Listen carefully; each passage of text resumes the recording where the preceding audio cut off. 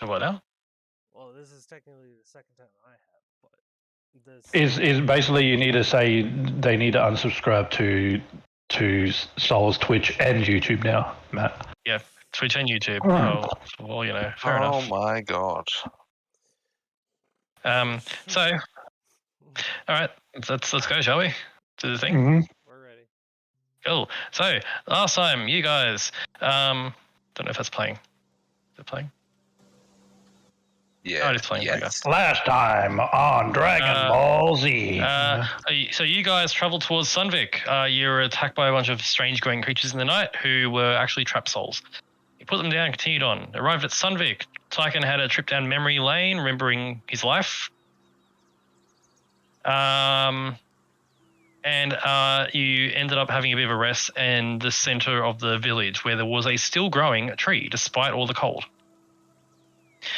Which was a tree grown from the tears of Tychon's mother when she left him in the village to grow with people rather than with the Celestials. You learned some information. Archie learned how to get to Akantea. Scarlet learned how her order had become werewolves, and you each had to go at pulling Tychon's sword from the stone. Scarlet was the closest before Tychon got it. Everyone actually moved it a little bit, other than Fenrir. Yeah. You guys met a trio of silver dragons, led by an adult silver dragon named Oban.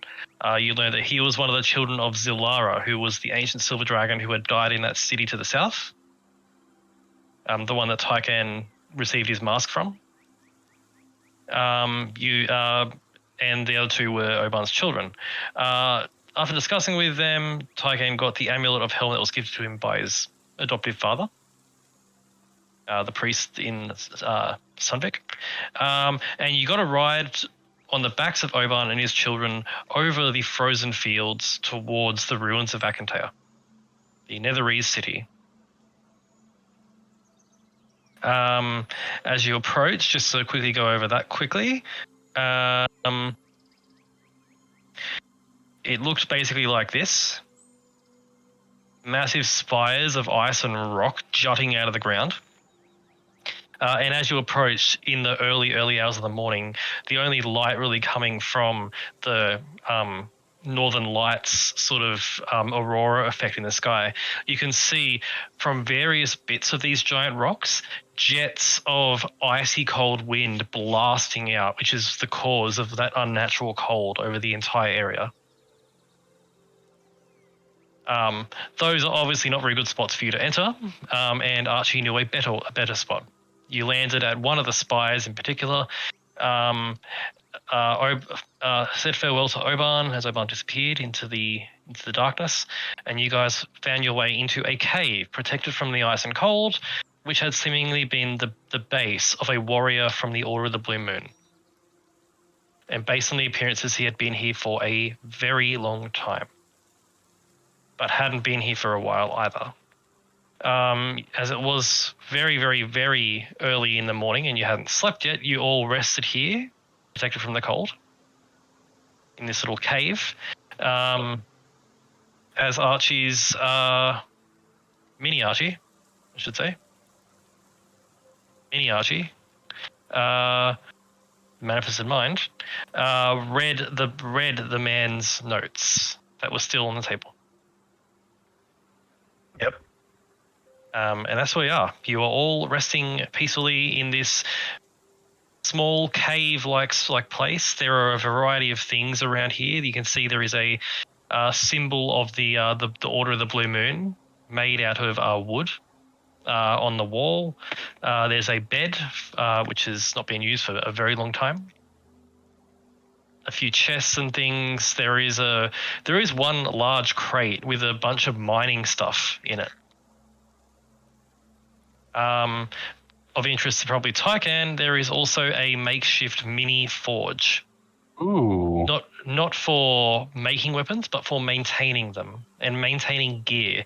It looks like he was maintaining mainly mining stuff, shovels and pickaxes. That's nice. The desk is covered in notes, like hand-drawn maps, letters, and other things. And at the back of the cave, covered by a tarp, is a hole which just descends down into the ice down below, just darkness down below. There is a rope ladder that descends into the darkness. And that's where you all are. First thing, retcon. The knight's name was not whatever I said it was. I found my notes. His last name was Towerfall.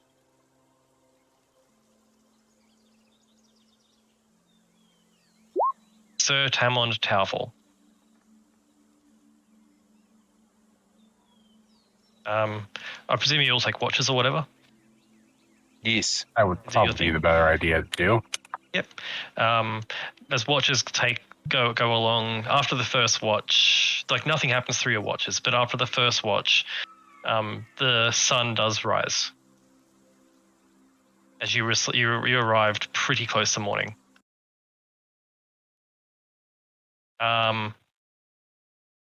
You arrived pretty close to morning, but as the rest of you rest through the day, or through the morning, Archie, you get the list of locations that I sent you.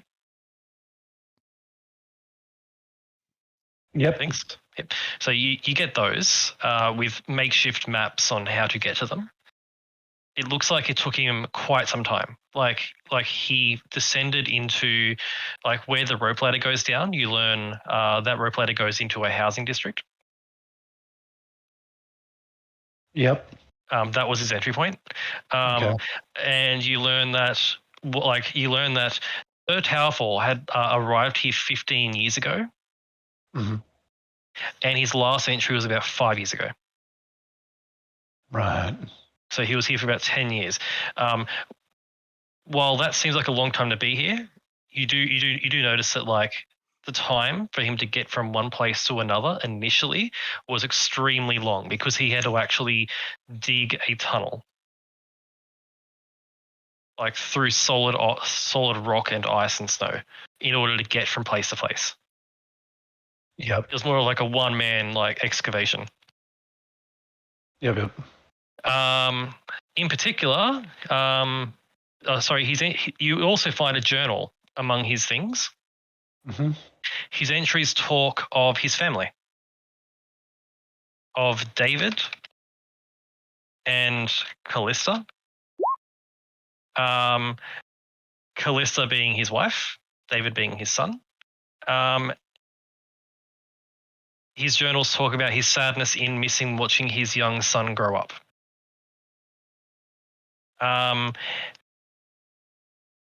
The journals also talk about what his mission was here. His mission was to look for a way to utterly destroy the dragons. Mm-hmm. And that he found a variety of items, including the what you found, including what you found in a variety of objects, in a variety of things, like in his little cave. You found this.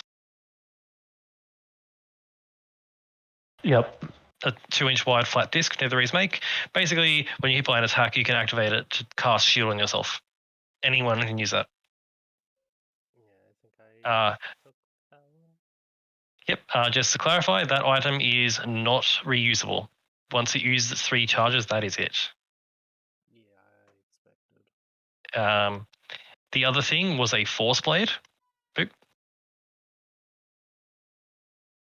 I'm gonna put the personal shield in Scarlet's folder because said you had it. The other one was a simple force weapon which does 4 damage, but it's a short sword. Someone could take that. And while Sir Towerfall found these items, he did not think these were enough, and he kept searching and searching until he finally came across a device which he referred to as cleansing fire, which sounded more like the sort of thing he was looking for. The last journal that Archie finds the last note in his journal that Archie finds is that he found the location of it. Yep. He knows how to get there. One of the maps you have does show it, where it is, and that he is going to go there, and that he's taken every bit of gear he can carry. He expects this place to be defended. And that's the last note that's been left. From what We might find his body somewhere. From what you can tell, based on the maps, Cleansing Fire is at the bottom of the city. If you think of Netherese City as like a floating city in the sky on a mound of rock, it would have been at the very, very bottom of it. And it is a winding path to get there. The path to get there goes through several of the research labs and other bits and pieces of the city. But yeah, you learn all that from reading his notes overnight, Archie. You also learn that the names that he's given to some of these places are the names that were on signage in the Netherese City. The journals do talk about how he had some sort of an orb that allowed him to read languages he didn't understand. Kind of like a little focus that you can sort of read foreign languages in, which Archie would know is a simple enchantment. Ooh. Presumably he took that with him because it's not here. Damn it. But you all awaken well rested. There is a simple cooking area that you can make food in and stuff, and it is quite cozy here. The day is yours. What do you all do? All right. Which one of us is best at cooking? Probably me. Please? I'll have you know, I suck at cooking, so probably Archie.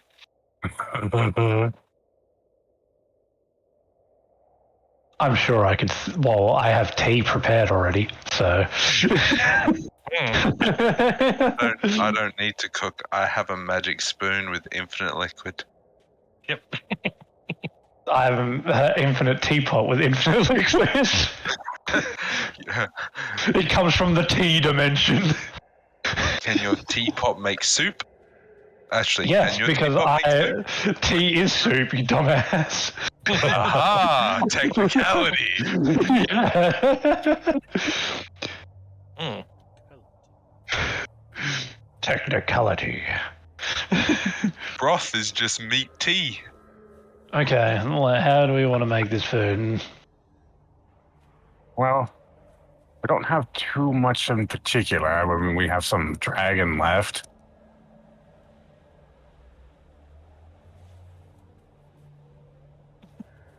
I'm going to look around this area because this dude probably had some sort of cooking area that would make food. Yeah. So he had a cooking area. Mm-hmm. While this area is absolutely barren and there's no trees visible from outside this little cave, you do find what looks to be a small circular stone, which looks to have been enchanted with something, sitting in the middle of what looks like a very old fire pit. Very cool.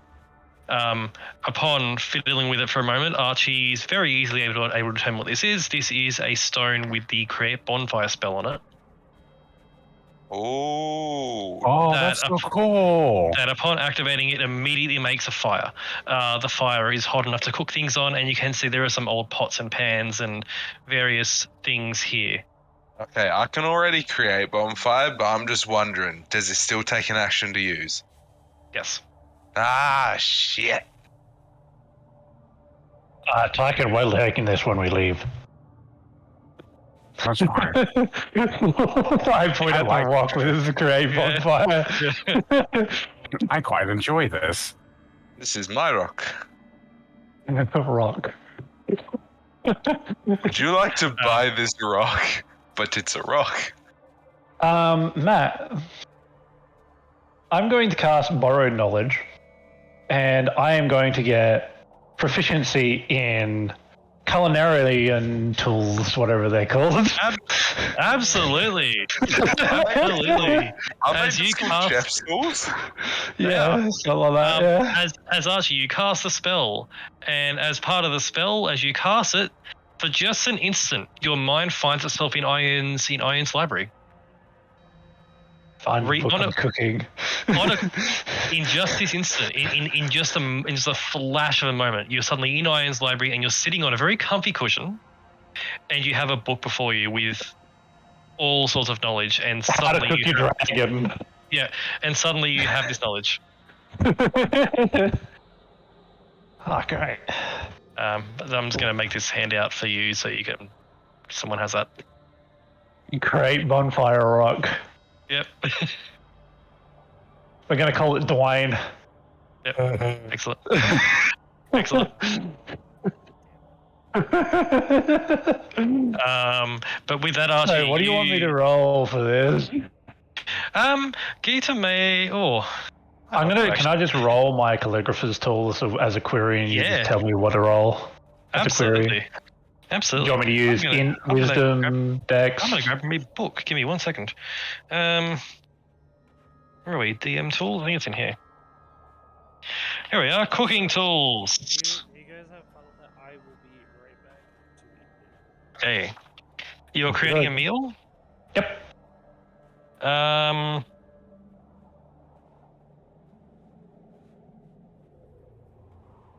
Ooh. I thought it'd be like wisdom or something, right? It'd be a wisdom check for sure, yeah. Mm-hmm. I'll do wisdom. Let's go. Yeah, wisdom. 20. Yeah. 20. Excellent. You make basically a gourmet meal. I make like a sort of like an outback roast type deal. You know, I Yeah. sear the dragon off and then I wrap it up in some sort of like stuff and put it in the fire, and you know. Yeah, yeah. But- Do we get a buff? You would if you were rolling hit dice. I was going to say you usually would if you had the feet. Yeah, yeah. So I'm looking at Xanathar's Guide to Everything, and it has a thing in here. If you roll Yeah. high enough, basically you can roll one extra hit. You get Yeah. extra hit points per hit die if you do this over a short or long rest. Yeah. Yep. Cooking over a short rest. That's actually Yeah. quite good. Yeah, It's actually quite good. It's very good. It's just like hearty meal, extra healing, which is Yep. honestly what usually happens in most D&Ds anyway. So We just happen to have an OP banner that gives us 10 hit points. true. In the process of making this meal, Archie, the reason it's so good is because in the process of this, you discover that a bit of frost and snow has made its way into the cave over the period of years since it's been abandoned. During the process of this cooking, you learn that it looks like he had some things buried outside, and upon going out there, you find there was some various spices and other ingredients that have been preserved extremely well Oh hell yeah! in a hole in the ground in this frozen like wasteland. Well, it is. It's cold. Preserving cold. things in the cold is pretty good. Cold, Who would have thought? Yeah. So you find various spices and things, and fish and other bits and pieces. As you make an amazing meal using the old equipment from this old knight. Very good. I'll serve it. Yep. It's meat. Like it's like we have no vegetables here. Thank you, Archie. It is quite delicious.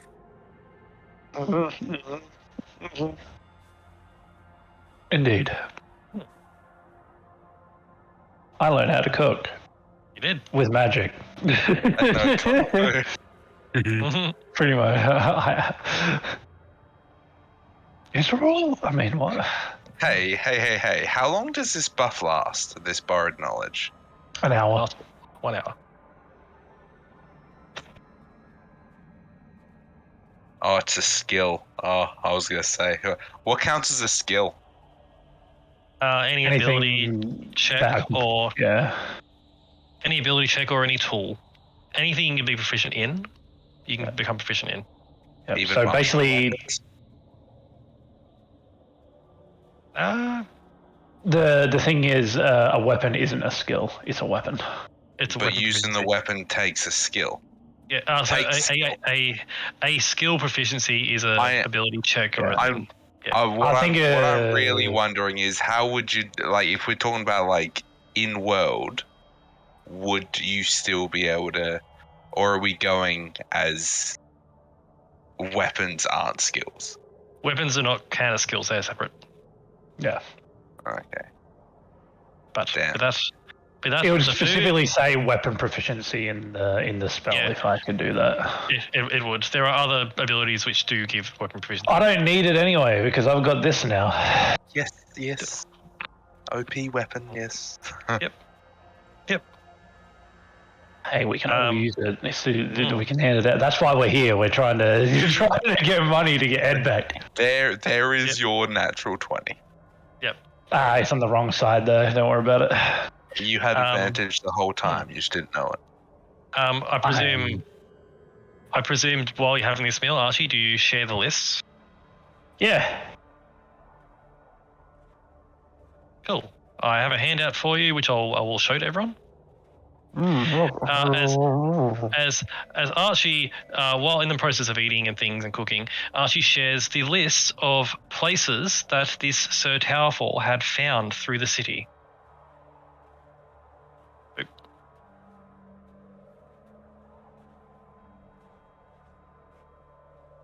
It should be in the magic items, I think. It is. Those are all locations within the city.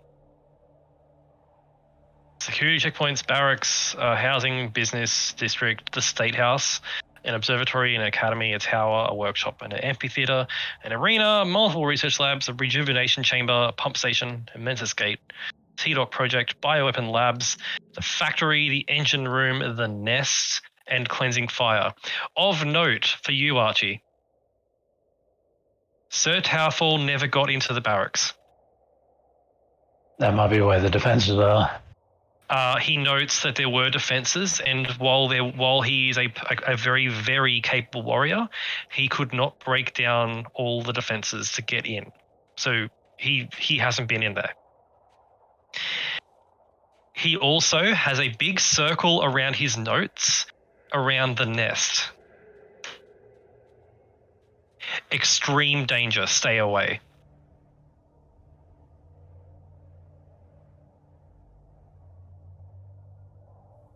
So, just so you know. You know what's also extreme danger to stay away? Dragons. Yep. It's like we're fucking blind. Yep.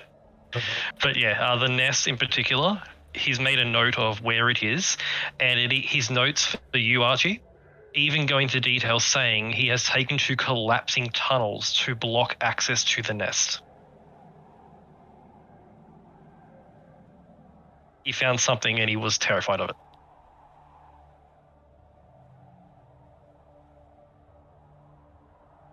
Which is odd because he didn't block access to the bioweapon labs.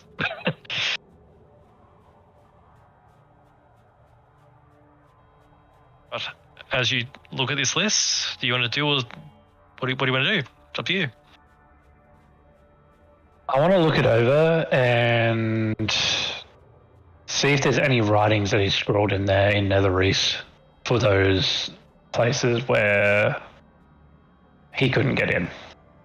Yep. So the notes are all in common.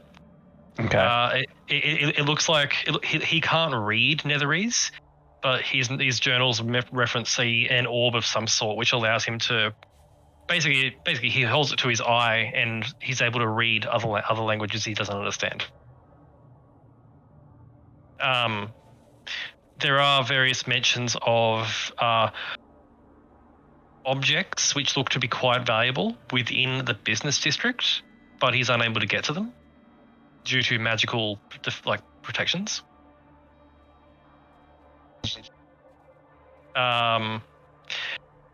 It does mention that there are active constructs within the ruins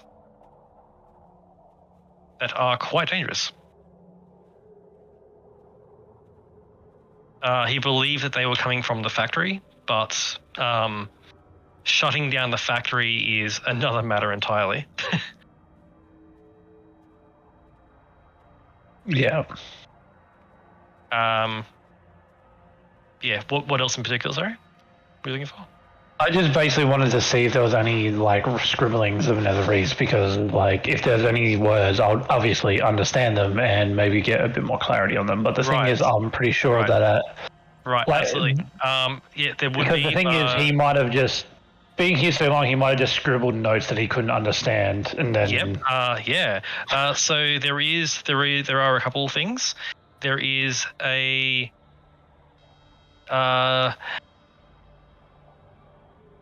There is a note on one of. He does note that one of the laboratory doors in one of the bioweapon labs. So in the bioweapon labs, there are three bioweapon laboratories within the labs. On one of the bioweapon labs, he was unable to make out what the notes specifically say. I can't tell what was in this chamber because the labeling has been scratched off and destroyed. But there is a glowing panel within, like on the front of this unnamed laboratory, which has particular words which he wrote down in Netherese, as in almost like a copying the letters. The words Archie translate to you because you can read Netherese, yes? correct. Lab breach. Lab breach. Yep.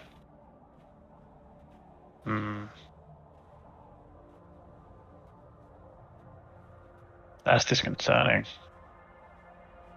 Um, I like that. I'm back. What did I miss? You had a great meal, and Archie is now going through this list of the locations which you should be able to see. Oh, I didn't miss much. These locations are basically places that Sir Towerfall found. But yeah, so Archie, lab breach is one. One of the other bioweapon labs has writings. Sir Towerfall's made note of writings talking about a containment breach for a particular lab called Contagions. Yeah. So there's a containment breach in a contagion lab. That doesn't sound fun.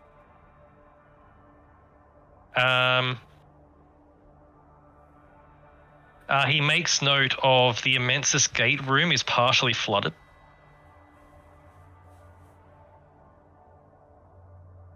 Actually flooded. Partially flooded with what he believes to be seawater. Interesting. He makes note of the workshop and that he wishes he knew how to forge, because if he did, that would be amazing. I know someone who knows Yay. how to forge. Based on that, you determine the workshop is most likely a forge station. Yeah.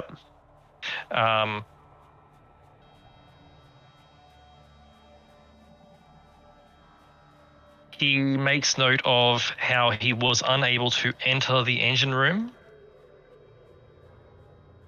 but he does believe that the engine room was the location from which all that cold air was blasting out.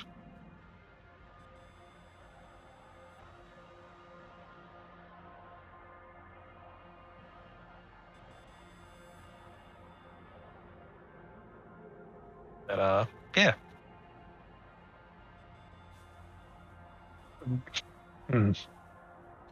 So the biggest thing out of all that is the breach.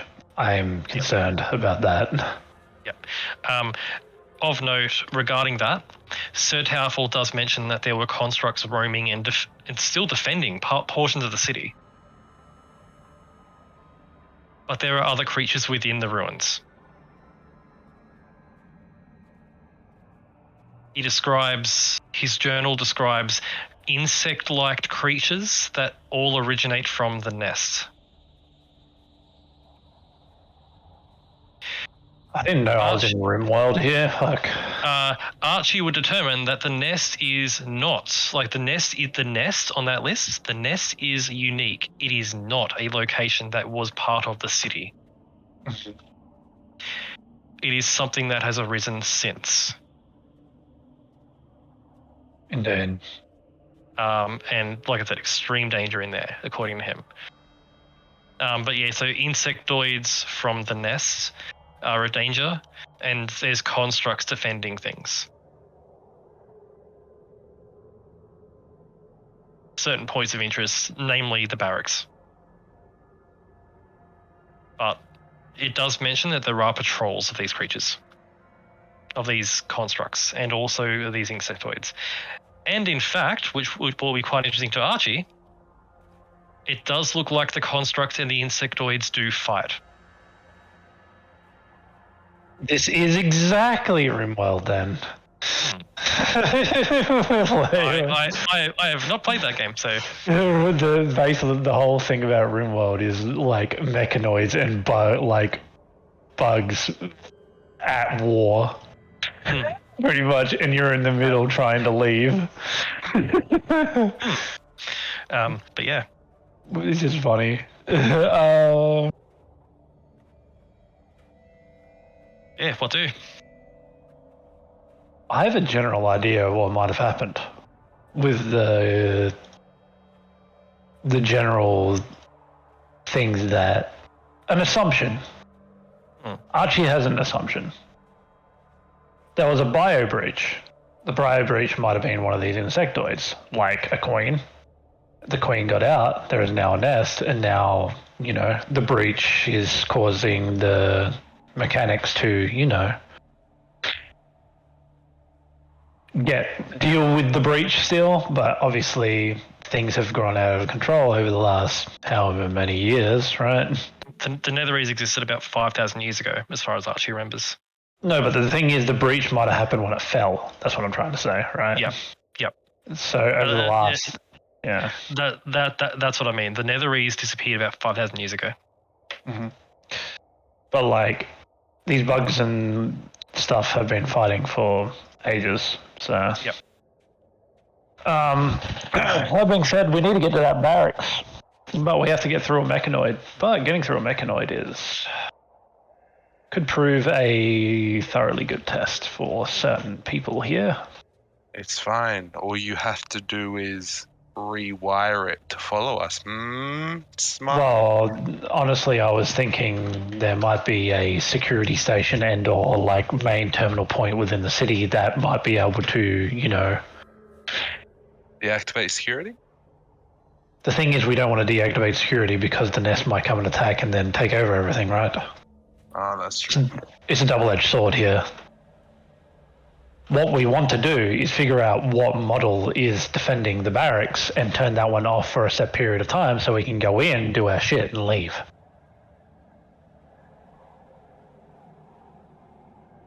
Correct?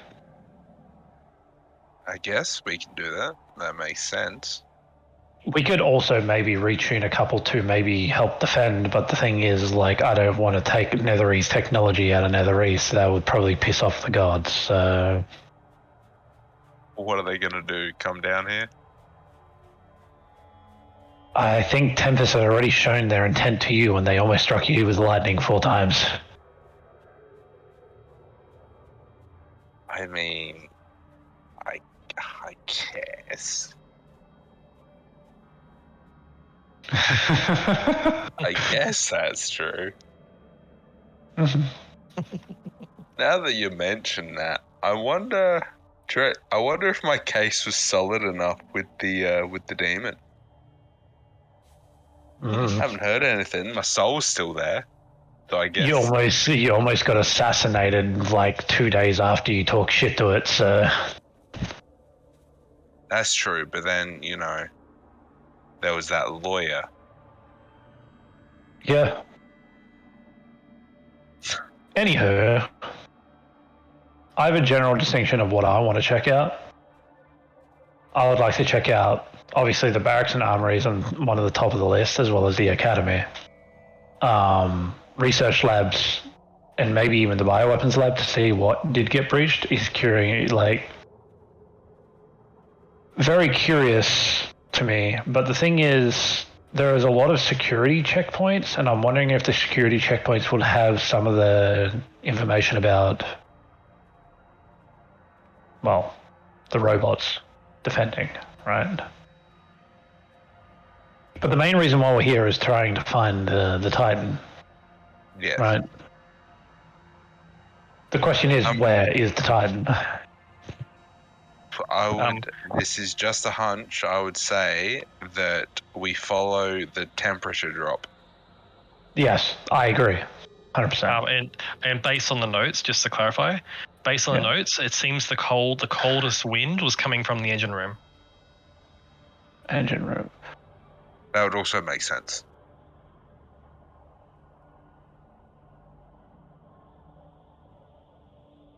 Because if you But, have if you have a Titan, Do you think the Netherese used the Titan to fuel I do. Akantea? I do, because if you have a Titan that perpetually creates something out of nothing and use it as a fuel source, you have unlimited energy. So, I would be very I would- angry if I was it, to be honest. well, the thing is, it's been 5,000 years, and it's been stuck here still anyway. So, That's.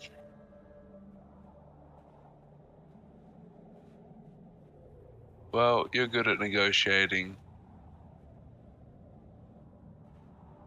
I mean, I should be too, but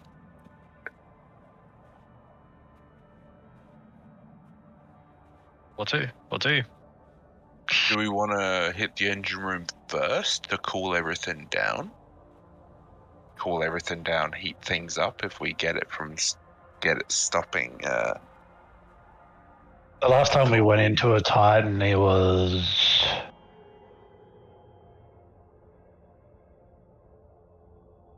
Not fun. Yeah. So do you want to do that last? I was thinking that we could go do the thing that we need to get done first and then go to the Titan in the middle and decide from there. I'll point out, just so you know, cleansing fire and the engine room are towards the bottom of the city. You will need to go through other places to get to those locations. And Archie put together a general roadmap to get down to the engine room and what we would have to go through. Yes, you can. It is a very windy path, consisting of tunnels carved by Sir Towerfall, going through various locations as he just sort of found new locations and burrowed his way down.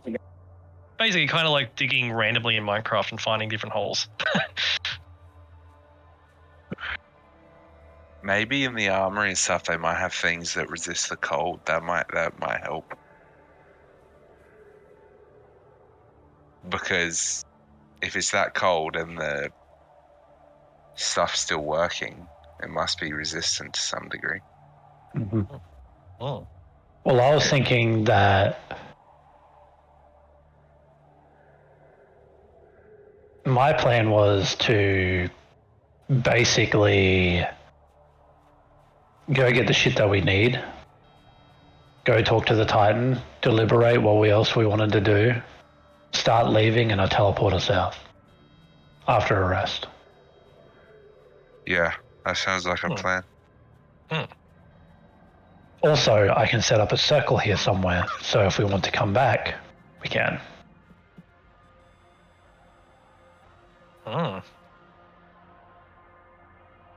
Actually, I don't need to do that. If we want to come back, I can literally go to the town that we first came to, because I have a circle there. In the church, so. They do.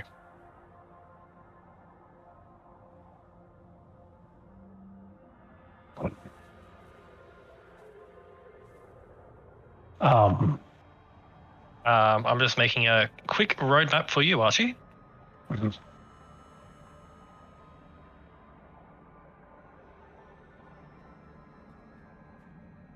Obviously I think the without the main point of view being the engine room, right? As well as cleansing fire, the points of interest as us as a party are probably going to be the barracks, the academy, the arena, the factory, and was it like the workshop or whatever it's called? The workshop.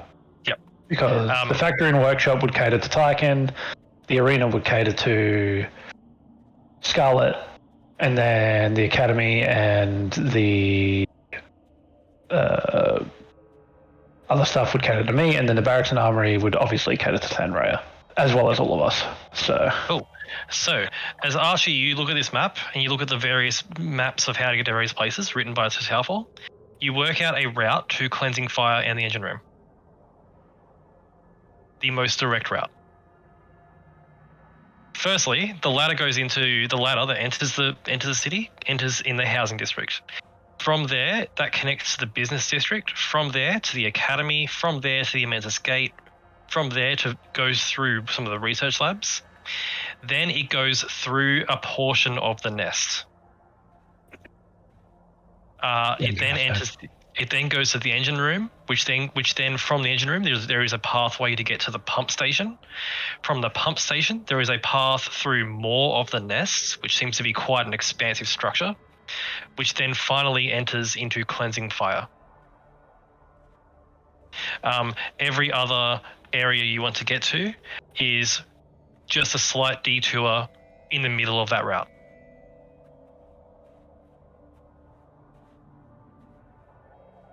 At various points.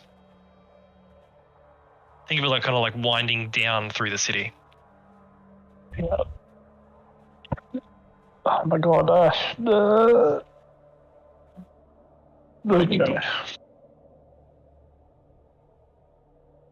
I didn't. What didn't I hear? I didn't hear like the barracks and the arena and stuff. They were not in that list, but those other places are offshoots from that path. They're like slight detours. They're not major detours. Okay. That route should get you pretty close to all locations, and if you take that route, you would be able to take a quick detour and go to the other places you want to go to. Okay. I wouldn't mention that to everyone.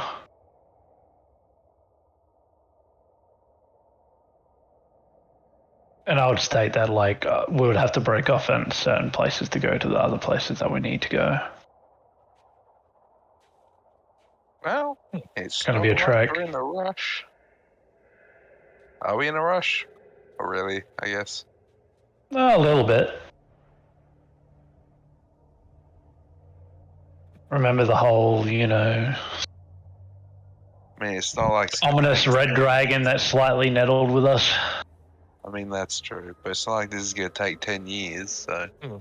Yeah, and I'll point out just for clarity, the 10 years this guy spent here, majority of the time was digging.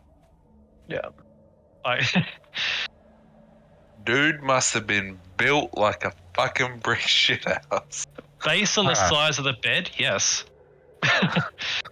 It is a bed that was made by hand and looks to be about the size to fit Tyken. God damn. Hell yeah. So yeah. Big boy.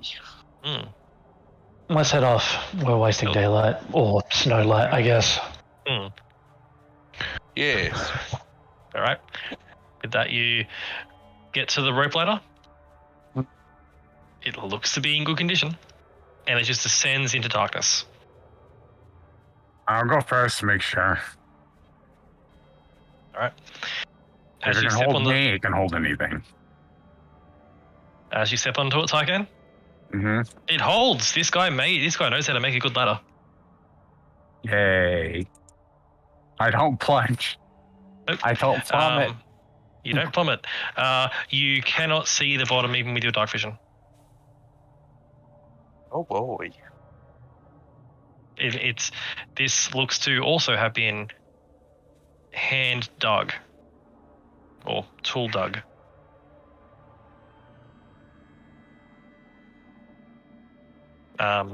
As Tyken descends first, and as he disappears into the darkness, the rope ladder does not break, and Tyken, you continue to climb down. Yes, sir. Do you all wait for Tyken to get to the bottom? Yep. Cool. Tyken, you climb and climb and climb and climb, and after getting a little bit more than halfway, you are able to see the bottom. It is about 150 feet down. I'll give that a little shout out to say that. Yep. Watch your step. It's about 150 feet drop. As Tyken is alone at the bottom, as the rest of you start to climb down. I drop a Yeah. rock down there. Tyken, do you remain at the bottom of the ladder, or do you spread out, or do you start looking I would around? step slightly in front of the ladder, but I wouldn't want to go too far without my groove. Cool. When I say So- rock, I don't mean like a head-sized rock. I mean like a stone. I'm not gonna try to- I got that. So Tyken, you find yourself standing down there first. It is pitch black, absolutely dark. You find yourself looking around in these. This is a ruined housing district, and not just little houses. I mean, estate level houses. Ooh. It looks like they were once, given what's left of the gardens and things, these were likely outdoors. Tyken whispers to himself, "It's free real estate." There are. It's a large cavern. Like, you can't see the walls of how big this cavern is. But it stretches off in each direction, but like the roof itself is just snow and ice and rock. Tyken, while it's completely dark, there are occasional blue lights that sort of briefly illuminate just various parts. Hmm. Very eerie. But it is silent. The rest of you climb down. Firstly, Tyken, you hear a conk as a rock hits the ground from behind you. That's a long drop. With that, what do you do? Do you climb down? Yep. Cool. One by one, you all climb down, and within short order, all of you are at the bottom. I slide down all tactical like. Cool. Can you make me a strength saving throw to not slip?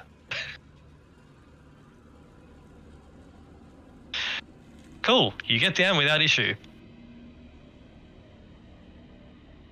I blow on my hands. So all of you have dark vision, yes, except for Scarlet, who has the lantern. Yeah. Pretty much. Cool. Well, Scarlet has the necklace, whatever it is. The necklace thingo. Yeah, cool. Yeah. So you can all see in the dark. You're all dark vision. Yeah. Around you, you see the scene described. I Ruined- have ruined 120 housing feet, district. so I don't know Cool. if that means anything. Cool. It does. Means you can see further. You see around you ruined luxury housing district. Most of the buildings have cracks in them from presumably the impact, as Archie would know, the Netherese series did fall from the sky.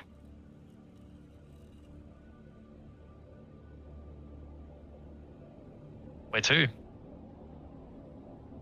Lead the way. To the first area on the list that I made. Hey, Yep. to the first area. So you're in the housing district now. You begin to make your way in the path generally towards where the business district is supposedly. Mm-hmm. As you make your way, walking through all these ruins, Archie, you all notice this because of the blinking, because it's light. You notice there is a pulsing blue light coming from the debris to the far right in one of the buildings. Sort of partially obscured by debris and a broken door, but you can see there's a pulsing blue light maybe about 100 feet from you. What's that? Blue light. You want me to go check it out? Oh, I think we should go together just to make sure. No. Me, I mean that. I point to me, but it's me, but mini me.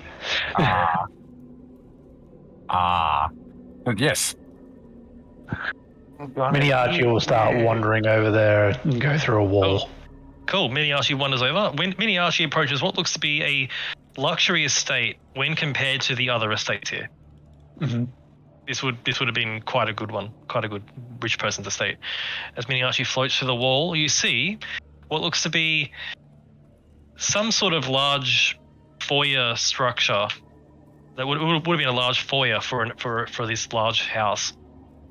Inside, you see what is the source of the glowing blue light. It's coming from an oval-shaped gem, about 3 or 4 inches long, which is pulsing with blue light. Attached to the gem via a series of wires is what looks like something very similar in design to a Warforged, only it's definitely Netherese in design. This creature is on its knees. The wire, there's a hole in its chest where this oval device would have been housed, and the wires fall out from its chest and are partially connected to this thing, but it looks like many are disconnected. This construct is wearing what's left of some sort of maid or butler attire. Yep. Behind the construct, you can see what's left of the bones of a Netherese child.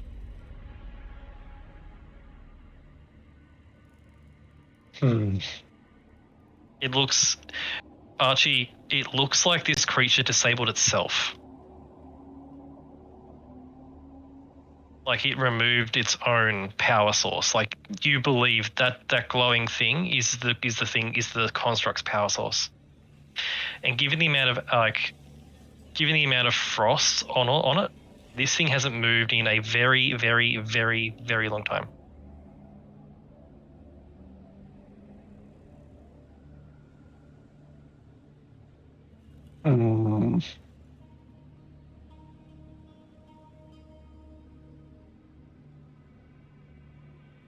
And the power source is still active?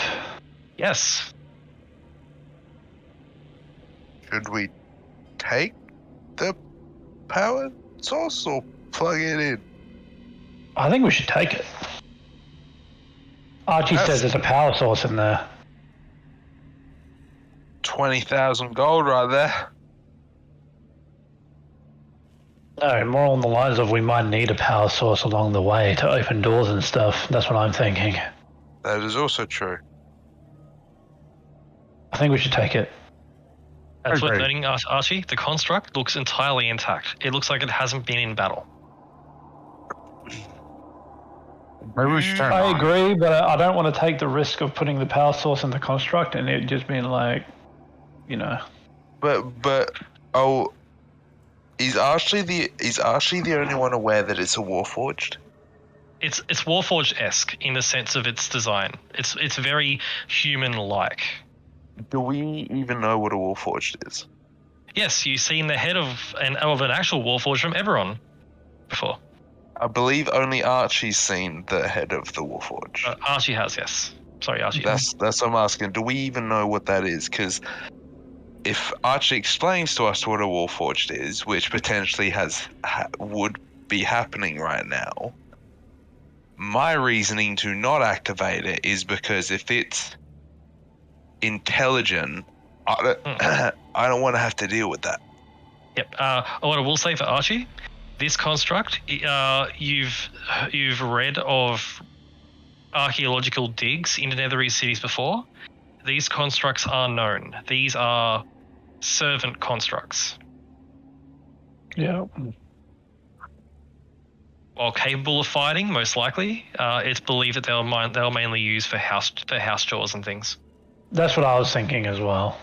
Is there a possibility that if we turn it on, it will even follow what we ask it? That's the risk I'm not willing to take.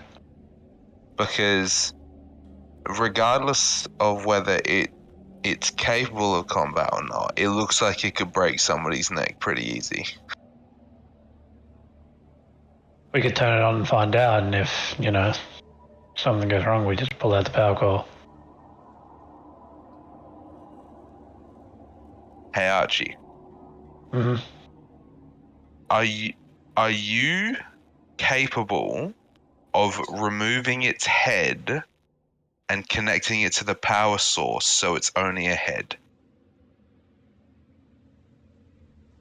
That'll take a while, probably. The power source connects in the chest, it looks like. Yeah. Yes, but if we and- can connect certain and- cables. And the wires are all there within the chest. You could probably do something, but it would be a pretty extensive process to untangle the wires from whatever internal structure there is to get the head out. Okay, how about this? We have a Tycan, right? We have labor right there. Alright. What if we cut its arms and legs off and have Tycan wear it as a backpack and we can use it like that?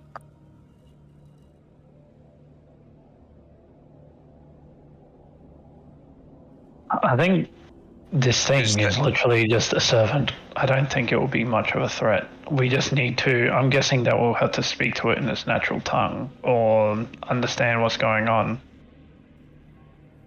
Or we could just take the power supply and leave.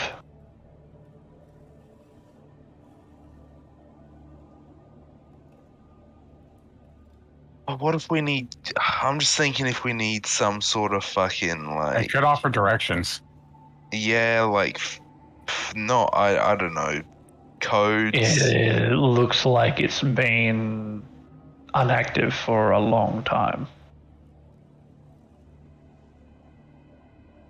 And I don't know if a servant will be really in the know of certain codes in layer flight further down.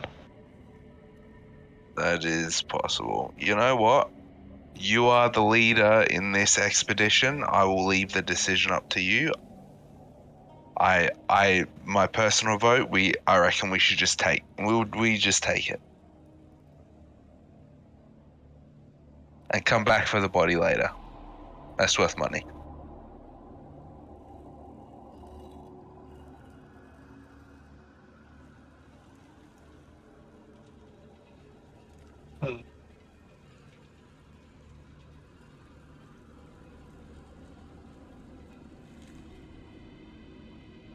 Yeah.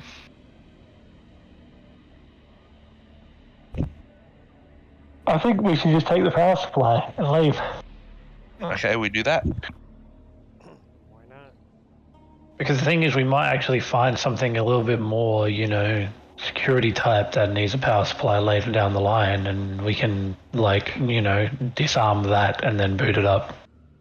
Yeah. It might not I be just- as friendly, but, I just think we should come back for the body. In fact, Tycan, you reckon you can lift that? Just wondering. More than likely. Looking at Because- it, yeah, absolutely you could. Because that, if we think about it, I think not only would we be able to get gold from that, but I reckon that magician wizard would probably be able to make some sort of magic power source to make it run for itself. if we don't use it, we can take it back and maybe get money for it. Yeah. The thing is, I love gold. this is Netherese technology, so a lot of people won't know how to use it. That is To be true. fair, there's only one person that probably knows how to use it. You? Oh, sorry, I do need to ask quickly, is Kalaya remaining up top? Yeah, Kalai's not coming in. Cool. I point at my Kalaya- nose. Yeah. That's fair. Hey, okay. Question. I literally just thought about that. The borrowed knowledge, right? Is that something that also allows access to how the fuck do you say it? Netherese? Netherese. Netherese. Yeah. Yep. does it have access to Netherese stuff? Because It if gets he you- gets access to crafting or blacksmithing stuff, and also gains the knowledge of Netherese stuff, he could potentially also create said power sources. What I will say for this, to answer that question with a different thing, Archie, Archie would know that you've read of these power sources before. This is what's called this is what's called a Netherese perpetual motion power source. Essentially, they are designed specifically for a construct and use magic to create a perpetual motion and an energy. Essentially, this power source will last until the end of time, but it will only work in the construct that it's built for. They're very made to purpose, if that makes sense. Yes, but what I'm asking is technically, can he gain the knowledge to make it? To make this object, Archie would know no. Whatever secrets revolve around how the Netherese made these devices has been lost. Okay. So we got ourselves a gold mine right there.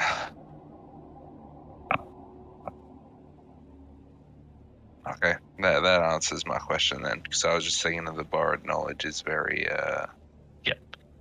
It's. I would argue if the knowledge is available, then sure. But this is very much lost knowledge. Yeah. Okay, that's fair. So what does Archie do?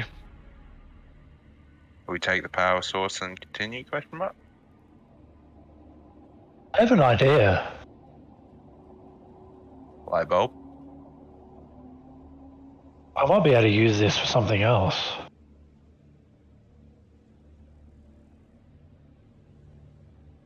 Is the power inside magically inclined, Matt? Yes. At a brief glance at it, Archie, it looks to be cycling through every school of magic. Like whatever source is within this like oval-shaped object, it cycles through evocation and then enchantment and then necromancy. It goes through all of them. Yeah.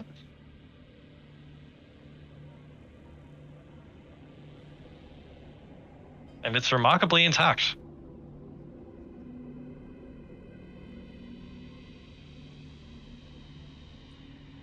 Maybe I can do something with a dragon ward with this.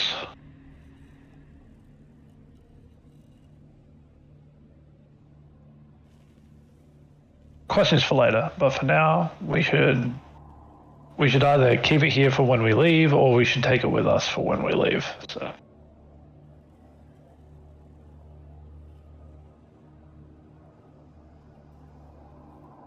You. Let's go. Let's take it and go. Cool. Are you disconnecting the power source? Mm-hmm. Cool. As you move up to the power source and disconnect it, each of the wires connect at a certain spot, and you begin the process of disconnecting them. As you disconnect them, there's for a brief moment a brief pulse of magical power into the construct. For just an instant, its eyes light up before going dim again, as the power is completely disconnected from it. The construct in this process, Archie, mutters 2 words in Netherese. Just very briefly, in those last instances of finally losing its connection to its power source, it says, in Netherese, I'm sorry. I think I know what happened here, but I don't want to go in on it. With that, the power source is disconnected.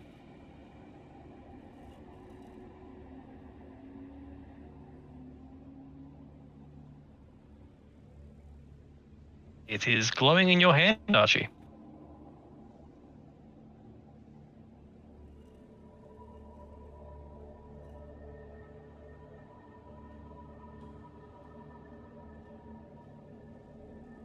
What do?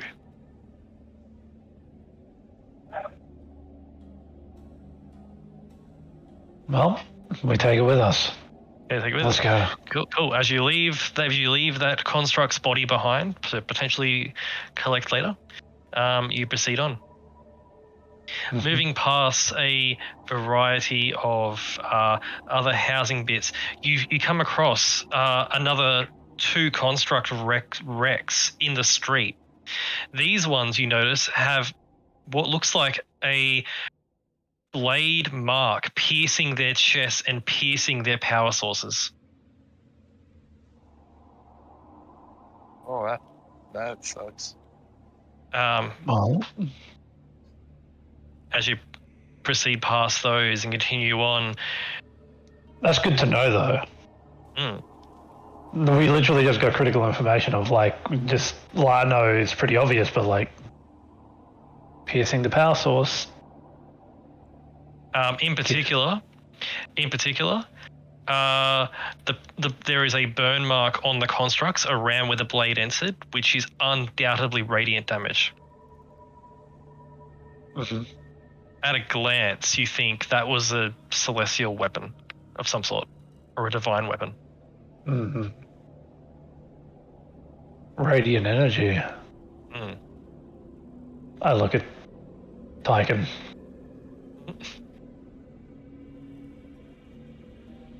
I would know it if I seen it, right? Yeah, that absolutely looks. It doesn't look like a divine smite. That looks like a celestial weapon. Has taken out these creatures, these constructs.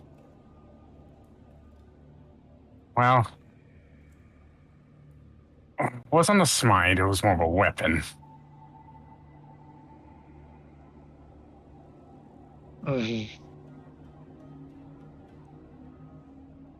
Good to know, though. What happened here? Everything becomes more curious the further we tread in. Indeed. Let's keep going. Cool. As you continue on, you approach what looks to be the end of the housing district. You see what's left of what would have been a nice park. There's a half-collapsed gazebo. Grass, which has just been frozen over and dead for ages. At the corner of the park, you see a large blue light. A dome of blue light. Within the dome, you can see humanoid forms illuminated by the light.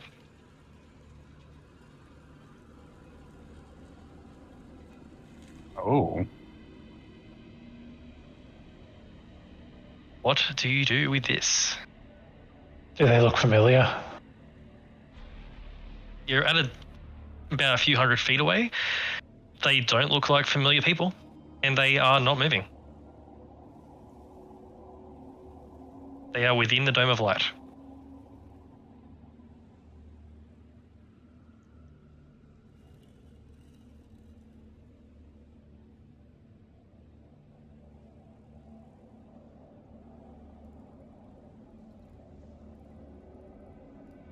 Within a dome of light?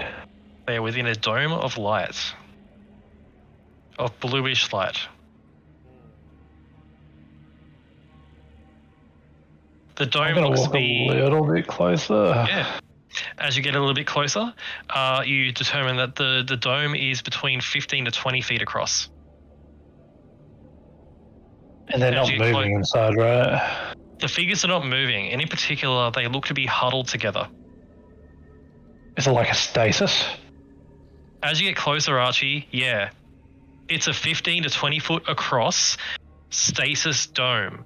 As you get a better view of it, they are wearing traditional Netherese outfits, noble looking outfits. There are women and children among them. There is a guard wearing some sort of Netherese designed full plate who's in the process of gesturing for people to get closer.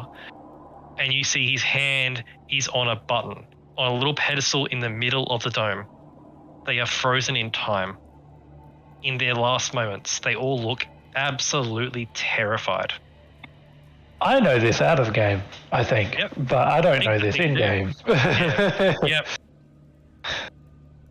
Archie walks up curious. Yep. Like thinking that there's no danger because they're all just in stasis. And they do not move. As you all approach, you all see these poor commoners.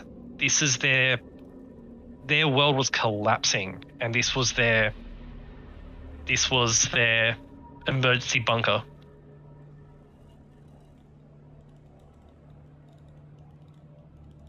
They do not react. As you get to the bubble, Archie, what do? I'm gonna poke it. It's cold. It's solid. Yeah. Weird. Also kind of creepy.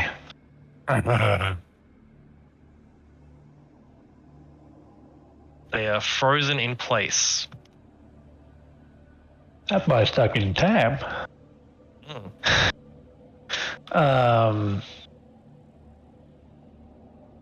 Magical inclined stasis.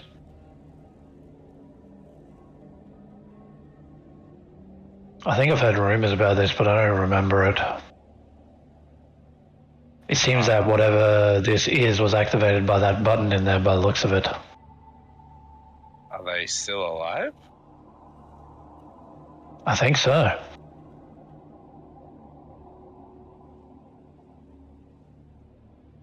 It looks like they're stuck in time, literally. Man, imagine waking up X amount of years later.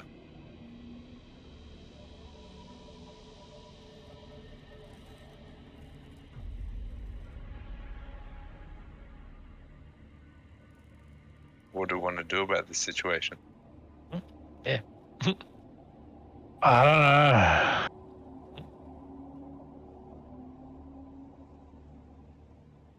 And we didn't see it? There is no visible means that you can see to disable this. I was just about to say, I don't think we can do anything. They are stuck and we can't do anything about that.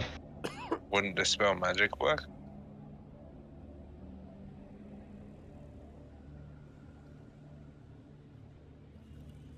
I don't think I have the means to do that. I think this is very powerful, and to be perfectly frank, I don't know what we're going to be unleashing if we get them out. That's true. So let's just pretend. The last thing that I want is a group of women and children panicking 5,000 years in the future. Speaking a language we probably don't understand. You won't understand. Oh, fucking. It just seems like a lot of work for me. Okay, let's ignore it then. All right. What do you do? Continue on? Yeah. I would say it's not the most just thing to do, but Hey, we can always come back once this fight is over and figure it out. Yeah. I don't know when it's going to change. Like, you know, this thing could stop any minute.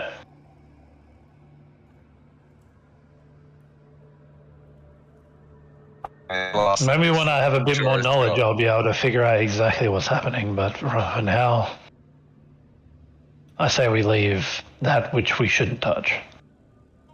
Fair enough. All right. You continue on. Mhm. As you continue on leaving that behind, you approach what looks to be a large archway type structure, which is partially collapsed. Which then just beyond it is a solid wall of ice and rock. There is a 5 foot wide, 8 foot tall tunnel that has been burrowed into this, which Archie, you would recognize this is the path to the business district.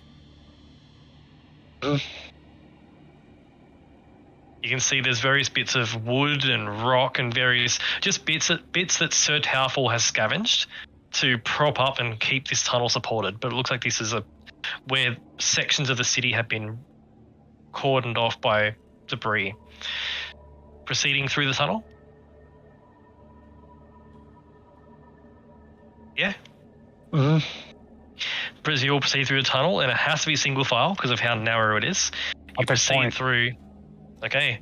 As Tycan proceeds through, taking point, the tunnel winds a bit before emerging into a different looking area.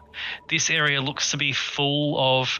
It looks to be like a shopping district, a large central plaza on either side of this a large walkway with seats in the center. On either side of this walkway, there are various stores. Some have been utterly crushed by debris. Others are completely intact. Various glowing signs illuminate the place, all in various words in Netherese, advertising various goods and services. This is a proper business district. Ooh. A shopping mall, if you will. You also see immediately, Tycan, as you're the first into this area, 3 more of those stasis bubbles are visible. Ooh. It looks like these were definitely a bunker type structure to keep people safe in cataclysmic events. Okay. But there are several stores intact.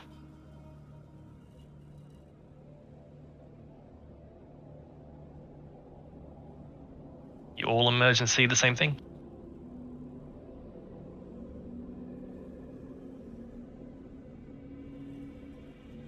What do you want I to do? spy with my little eye. Do I see I'm a bit of a fish out of treasure? water here, so I'm just really following Archie's lead, as this is all Archmage stuff that I'm not sure what to do about.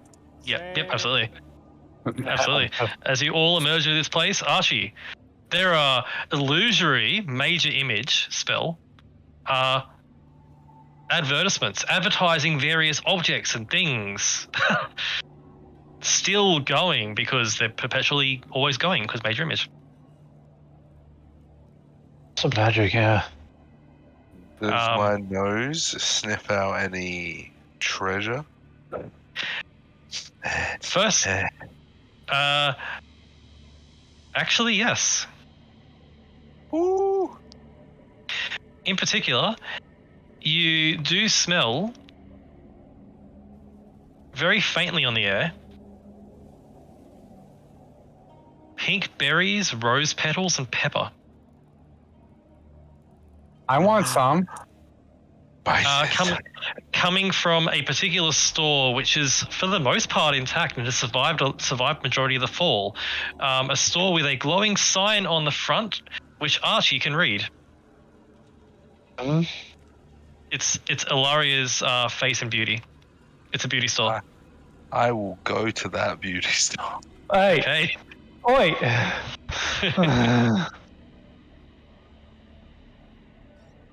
As you go into the beauty store? Yep. There's debris on the inside, as a lot of the stuff in here has been broken, but there are a few things that are still intact. All with writing on them in language you can't understand. A few of them smell very good. The one which does seem to have gotten your attention looks to be a particular perfume. Which looks to have... and put the rest in the bag of the holding. Okay, cool. There is one perfume which is extremely pungent and smelling amazing, which does have the perfume has little wisps of gold floating about in it. Ooh. That's the one that smells of the pink berries and stuff. There's another one which smells of jasmine and honeysuckle. There's another one which smells of black currant. There's a material which looks to be an eyeliner. I am just, yeah. And Sure. there is what looks to be a container containing some sort of a cream. I dare you to put it around your eyes. All of them have writing you can't understand. You pocket them all. I do pocket them all. Right. And the perfume that I specifically like, I will pocket. Cool. The one with the pink berries? Yes. And Cool. the gold through it. Yep, you have that one. Cool. Made note, you have all the things. As you pocketed all of that and the store, that's all that was left in this store from whatever happened. What are the rest of you doing in this place? Give me 1 second. I gotta take my dog out and I have to mute. But someone else can go first and then I'll go. Scarlet, looking around this place. Are you looking around? Sure. Cool. Scarlet, your attention is drawn towards one particular store, which if Archie will translate for you. Minara's Wine and Dine. Within the store, it's completely been destroyed as it was a wine and food store. So whatever was here has been destroyed. But you can see there is a particular cabinet at the back of the store which is glowing with a faint light, which has what you recognize to be a miniature stasis chamber, which contains 4 bottles of wine. Nice. 2 of those bottles have a symbol which you recognize to be the symbol of Selune, the goddess of the moon, like on the bottles. Interesting. There is a rather lengthy description engraved in Netherese above this wine, which you are unable to read. But if Archie is there, I am. would you like to read the note for Scarlet? Yes. Cool. As Archie, you interpret the note for Scarlet. It says, "This is Netherese moon wine. This exquisite wine is made of a secret variety of outer planar grapes, berries, and distilled moon essence. It is bottled in the Abbey of the Moon, found on the highest peak of the Abbey Mountains, a house of worship to Selune. The monks within have been producing these wines since nearly the founding of Netheril itself. The wine has an indescribable mix of sweet wine, an earthy undertone with a heady flavour. The wine itself is colourless, but when bought before moonlight, it glows with a pale radiance and acquires a stronger flavour. It is rumoured to have curative properties to those that worship the Lady of the Moon."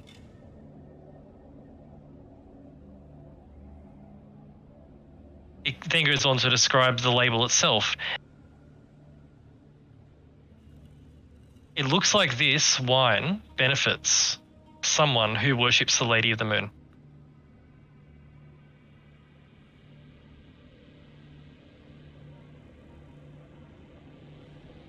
Archie, as you're there, the other wine bottle. There are 4 bottles of wine. 2 of them are this moon wine, and the other 2 seem to have a different label, which Archie you recognise. Yeah. You're able to read. It's called Deathhead's Black Wine. Black wine, also known as Deathhead's Folly, was born of a strange circumstance. He was an arcanist who turned into a lich at the age of 25. Oh. This wine was his own creation and seemed to be a component of the spell that turned him to undeath. Another archmage came along after the fact and found the recipe in his laboratory when he destroyed the lich. Oh. The making of the wine is a closely guarded secret of the family that now distributes these dark spirits. The wine is always chill, regardless of the environment. However, when exposed to direct sunlight, the wine turns sour. The wine has a really strange taste, which cannot be wholly described. However, its effects are different from those other wines in that it clears the mind, sharpening one's focus. Many scholars and arcanists are known to abuse this drink to aid in their work. Do I get a flashback now? No, you don't. But no, you don't, because you've never seen this wine before. But you do recognise that this wine is most likely very good for one of the intelligence inclined. I would just like to say, Yep. Do you guys have any idea how much this wine is worth? This is thousands of years old, and it's still good. Hey, Josh. 20,000 gold. This lich wine is literally just like liquefied mentats. Bruh. The wines are currently kept in a miniature stasis bubble, which you can see there's a little magical panel on the front which could be used to disable the bubble if you wish.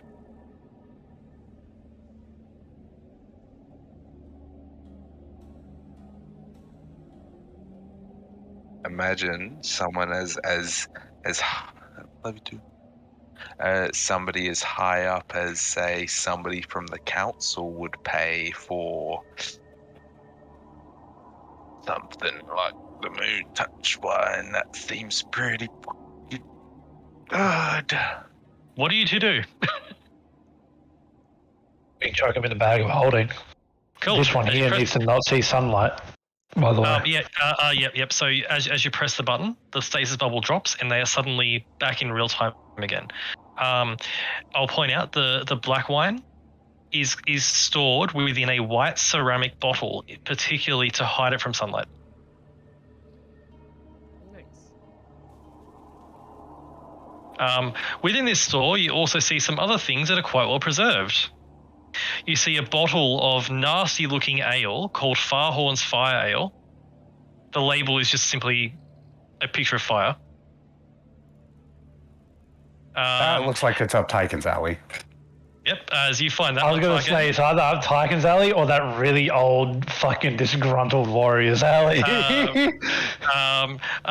Tyken, as Archie presumably interprets this for you, Farhorn's Fire Ale. Description is simple. This powerful liquor is a favorite of lumberjacks. It's best served in iron fireproof mugs, and it must be ignited prior to drinking. It sounds perfect for Tyken. There are 6 bottles. I am intrigued. I grab all 6 bottles and hand them Okay. to Tyken. Now, There is Have I been- also some preserved food in this store. mhm. You see a variety of what Archie would interpret as dragon jerky, Yep. candy melts, and 2 preserved fish. Yeah. If,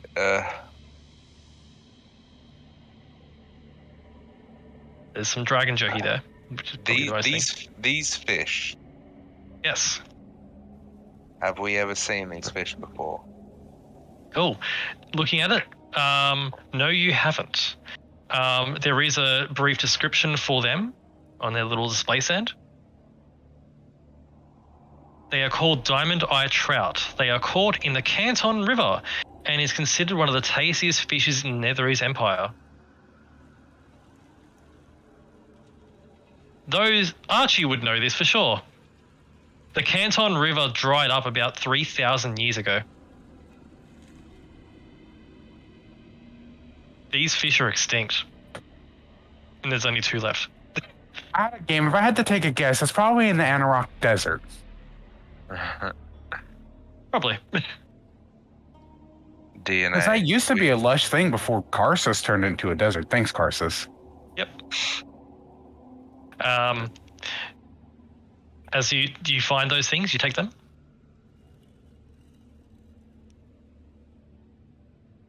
Yes? No? I want to put the fish in the bag of holding. Cool. You put the fish in the bag of holding. The fish was in its own little mini stasis thing, so you're able to press the button and extract the fish. Can the mini stasis thing be moved? No, it was more built into the store for them to keep perishables from not perishing. Does time move in a bag of holding? It does. Okay, good. I'll put him in the bag of holding then. Okay. As you get those things, does Scarlet have a taste of the wine now or no? Sure. Cool. As you drink a glass of this wine, Scarlet, you know your 1 a day bless and things. Yes. Okay. For the next day, you can cast it twice. Like until the next day? Yes. Basically, they give you 1 extra use per glass of your blue moon abilities. Oh.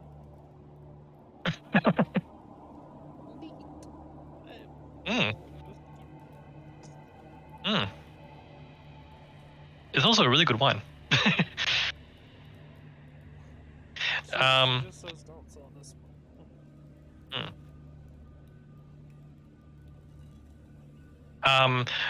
As you spend your time doing that, Tyken, your attention is drawn towards a different store, which presumably Archie also goes with you to, because this is labeled as Duthier's Magical and Alchemical Materials. Yes. Magic Oh. store. Definitely. Yes. Money. I like money. As you walk into this store, it's a wreck.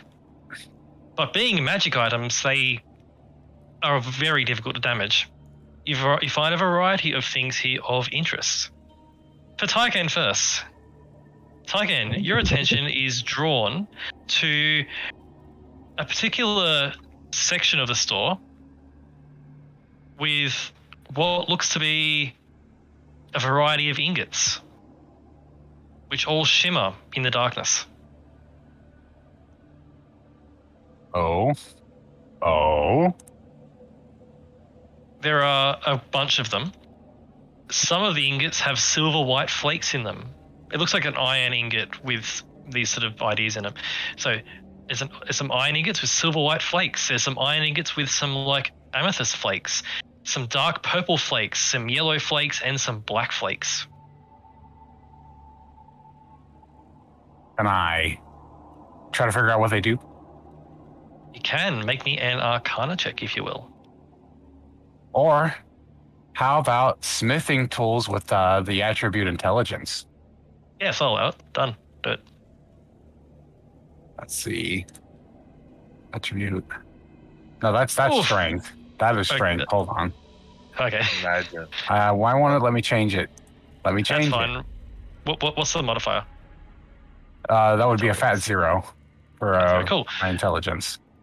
Cool, for a 13, but you're proficient with it, so that's like a bit... It'll be DC 15 for these. Cool. So Tyken, as you're fiddling with them, you learn that they each have their own unique abilities. The labeling has long since been destroyed, so you can't tell what would have been here. But as you play with these silver white flaked ingots, you notice for just a moment they pass through your hand. Oh. For just a second, the ingot passes through your hand. Hmm.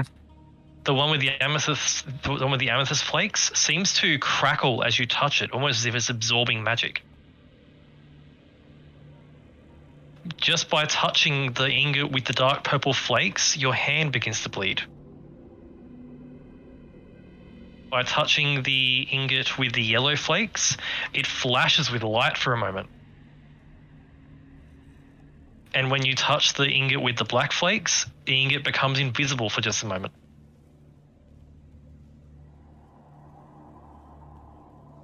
You believe that if you made an item out of these, they would confer some sort of abilities.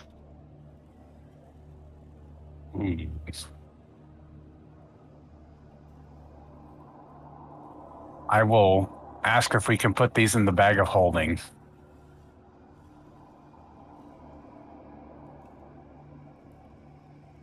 Sure. And he will also say, I need to figure out how to duplicate that before I use it. We need to write down some of these items to make sure they're I- all right. I'm making a list of what you have. Very good. Thank you, Mr. D. Archie, your attention is drawn to a large obsidian mirror. Mm. At a glance, it is very, very well made. But you determine, Archie, because you're all wizardy and stuff, you believe this would make an excellent focus for scrying. Oh, A scry-specific focus. Those are lovely. Out of game, because Archie will determine this quite quickly. If you use this obsidian mirror, and by the way, it's a 5 foot tall mirror, so it's quite big. So Oh, not God. only can he scry, he can also check and make sure his suit and stuff is on good. Yes. Good. In particular, Archie, this if you use scry with this mirror, it would incur a -6 on the save. oh God. Like when a creature goes a save against your scrying. It's Yeah. very difficult for them to do it. So you find that transporting it might be a challenge because it is a 5 foot tall mirror made of obsidian. Well, How wide is it? It's about a 2-3 feet wide. It's I think it's that's a full length. bit- It's like it's just short of a full length mirror. I think that's a bit too wide where we can just get stuff into a bag of holding. Yeah. Let's smash it a bit. Is it magical? Yes. Okay, that means it's going to be hard to break. So, Tyken. Wait. What I will say, if you'd like, because to escape from here, if you were to go back the way you came, you could leave things in a pile if you wanted to collect them later. Oh yeah, hell yes, let's do that. So you find that. Archie, you also find a display case which holds a series of magical scroll cases. Like for holding spell scrolls. Oh. And as you go and touch one, Archie, you notice they have little runes on the ends. Upon touching one of the runes, the scroll case goes from being a full-size scroll case to being an inch across as it shrinks. Oh. Small. Basically allowing you to carry many, many, many of them. And there's many, many, many scroll cases like this.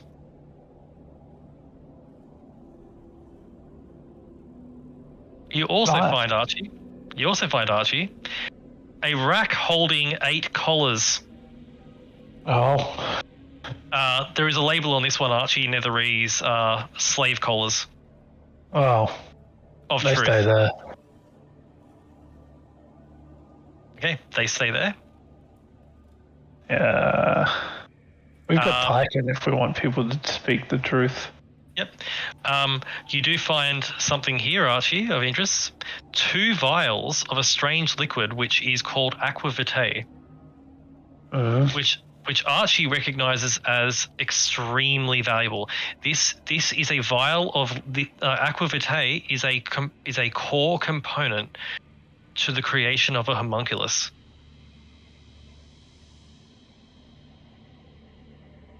A magical creation of a familiar type thing. So you find 2 vials of that, if you want to take those. Yeah. Okay, sure. Yeah. Archie, you find a box containing 7 gems. They are called Chardelaine gems, and you immediately recognize what these do, Archie. There's a modern version of these items.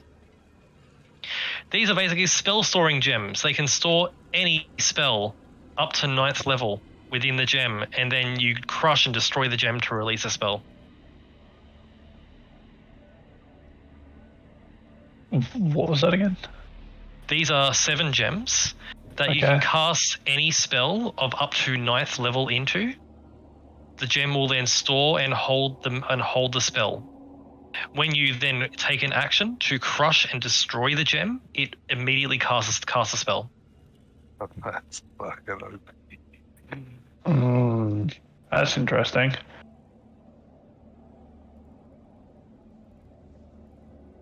Do you take them? Yes. You also find another variety of. You also find 1 gem, Archie. You find 1. You find 2 gems. One of them seems to be giving off heat, and the other one seems to be arcing with electricity. Upon fiddling with them, Archie, you learn that these gems slightly boost elemental damage from certain spells. Oh. Mechanically, they grant +1 damage for each damage dice in the elemental spell. So if you cast Fireball, that does 8d6 damage. It does an extra 8 damage. There's 1 for fire, 1 for lightning. Interesting. That's pretty good. As Archie's moving through all those things.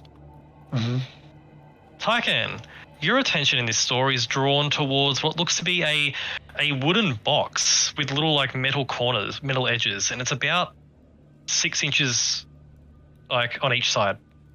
the cube. Okay.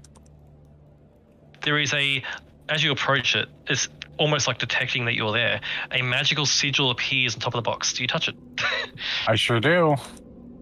As you touch it, you all hear this like immediately like unfolding as Tycan, that 6 inch or so across box suddenly unfolds into a small portable brewing station with its own self-contained magical flame.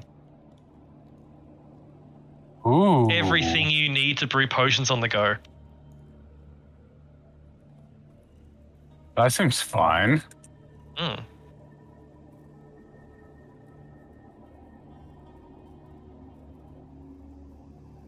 It even has little vials and things, and I would definitely call and be like, Archie, look at this. Okay. as you look at it, Archie, this device, you could brew potions with this Yeah. anywhere. Oh. I mean, Archie would remember that you in your laboratory before, you could have brewed potions in that. This is the same as your entire laboratory, but compacted into a box. Oh. Oh. This is insane. Isn't it? I don't even know what half of this stuff does. It does a lot of things. I will point out, it can't enchant. It's primarily for brewing, but you could make healing potions on the move if you had the materials. So would this Brewing count as works. like alchemist equipment supplies? Oh, would Yes, this it would. count as? 'Cause Yes, I'm- Yay. Yes, it absolutely would count as alchemist equipment supplies. So, What will be really funny for Archie is the label for this item. My first alchemicals set. This is for kids. well, now the reason it is.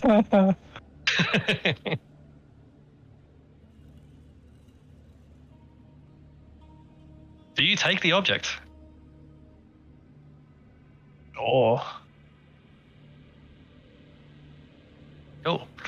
As you take that object and moving along looking for other things, whose character likes ships the most here out of the group? I know Tyken likes them quite a bit due to the fact that where he's from, he doesn't see them very often. Cool. So Tyken, your attention is drawn to a particular display cabinet with about a dozen miniature Netherese designed airships that all levitate on their own.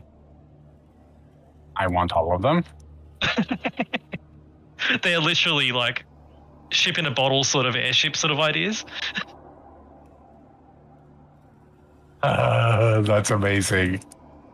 Yeah, Yeah, he's gonna levitate their own. definitely put those either in the bag of holding or in the pile that we're taking with us, or something along that lines. Yep. Excellent. As you grab the miniature airships, they're pretty lightweight. One of you, presumably Scarlet, as you know, Thanrea, you would notice this. Thanrea, you see this in the magic store. Yes. You see an eyedropper with a black inky liquid inside. That's mighty curious. If Archie is nearby, he can interpret what the label says. They are called night drops.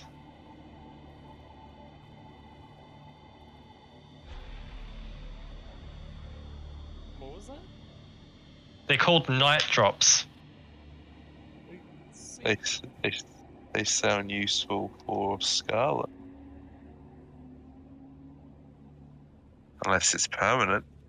Even if it's permanent, that's still good for Scarlet.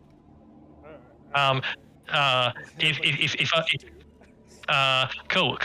There is a instructions on the back of the label. Oh, thank God. It says I'm so glad. it says in Netherese, but Archie probably need to interpret it. When dropped into the eyes, this will dilate the pupils and grant one dark vision for 4 hours. If dark vision persists for more than 4 hours, please see a doctor. Oh shit. Why wouldn't I keep it for more than 4 hours, though? It also has a warning of while under the effect of the night drops, please avoid bright lights. Oh, I see. Sunlight vulnerability, sensitivity. There we go. If you take that one, Sure, why not? cool. And finally, Archie, 2 objects get your interest. Thanks. Yeah. Firstly, you see a set of 3 magical stones which are giving off frost. The label for these is simply put these in your drink. It'd be really cool. Basically, they chill you. It'll be really cool. Literally. Yeah, literally. So you find those, which is pretty funny. But what would really get Archie's interest is a chess set. Mm. And as you step near the chess set, you feel something touch your mind for a second, Archie. Words speak to you saying, it is your move. I'll move over to the chess set. The pieces are all in position.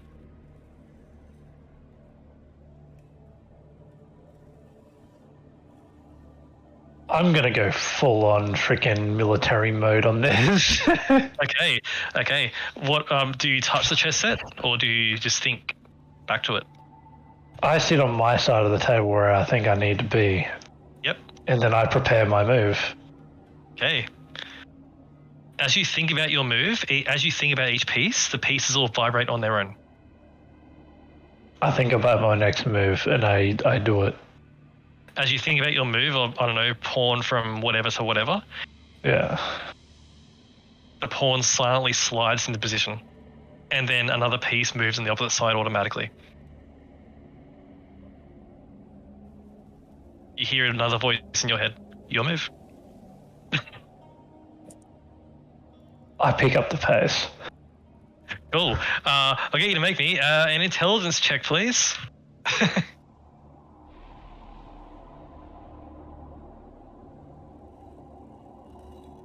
Nice.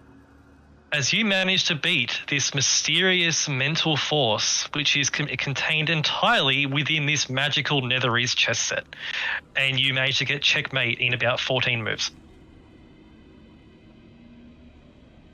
I look at the chessboard. Yep. I am triumphant against a sentient chessboard. Yep. Not a sentient chessboard, but a freaking Netherese chessboard. Yep. Do you take that with you? Yes. It does have a little storage box and things. Yes. Cool. You have a chess set. Upon picking it up, you do notice that there are actually like runes underneath it to configure it between versing the quote-unquote AI or actually playing another player. But the idea is you don't need to touch the chess set pieces. It's all telepathic. Yeah. With that, most of the magic store is clear. You continue to look around at other things. One thing in one of the other stores does pique your interest, Archie. Mm-hmm. You find an antique store. With perfectly preserved is a scroll from the Keltarian people. A people who were ancient when the Netherese were around. Oh. In particular, it is a Keltarian scroll poem from an estimated 6,000 to 8,000 years ago, perfectly preserved in a little item frame, in a little scroll frame. Probably worth a shitload. I walk up to it Yep. And I look at it. Yep. The poem itself is extremely simple, Mm-hmm. as would be expected from being that old, Yeah. but it is perfectly preserved.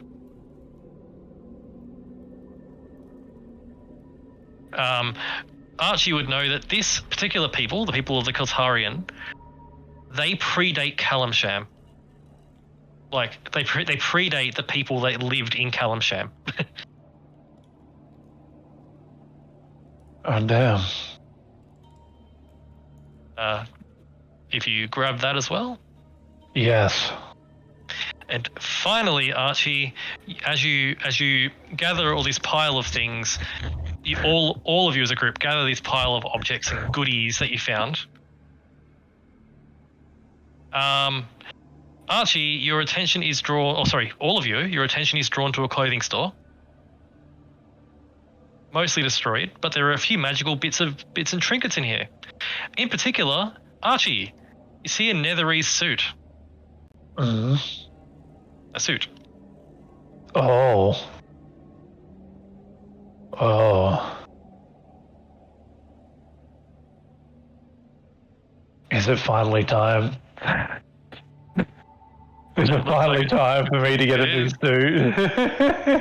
So it's in your size. It actually doesn't look like it's in his size. Mm. Oh, well. But there is a sign on the thing, Archie, which does say one size fits all.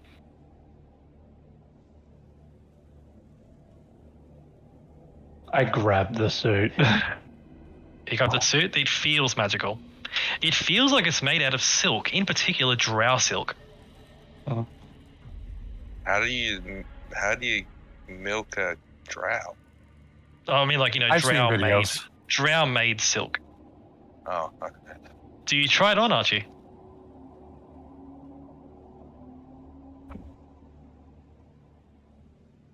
Yeah? Hello? Yes. Cool. As Archie, you put the suit on, it's a bit tight in some areas, it's a bit too long in others. It doesn't really quite fit. But as you put it on, Archie, you hear the sound of the fabric shifting. And within just a few moments, it perfectly fits you.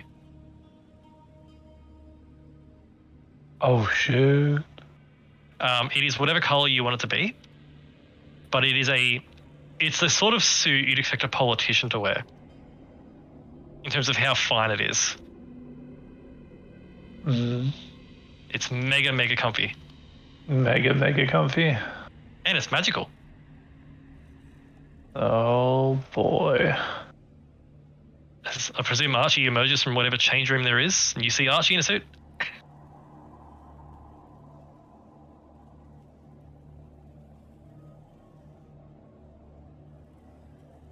It wasn't as small as it looked.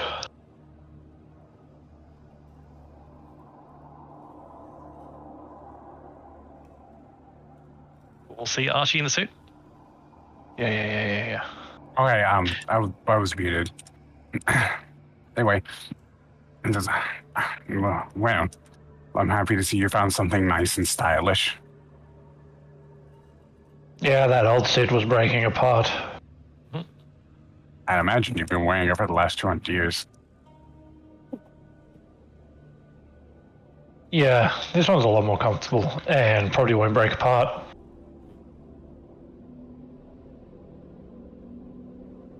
It's really nice. It feels really nice. Was a little bit tight at first, but you know. At a quick glance, there are some various other Netherese dresses and cloaks and other things in this store of various intrigue. But do you continue on? Mm-hmm. As you continue on, moving towards where were you wanting to go to the academy? Yes. Yes, cool. You would know that here is so the academy is the next bit. So you begin to make your way out of the business district.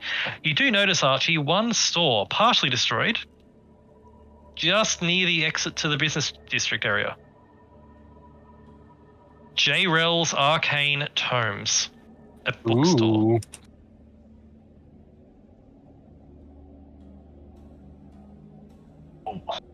Ho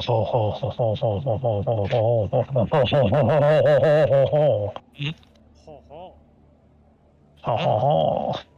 I want in. Archie begins visibly drooling and then runs over to the store. Yeah. There he goes. Yep. I want a Netherese picture book. As you step into the store, Archie, you're devastated to see that the debris in this store has destroyed almost every book in it. But then you notice at the back of the store there is a faint glow coming from various stasis chambers holding what would be the most valuable and precious of the books.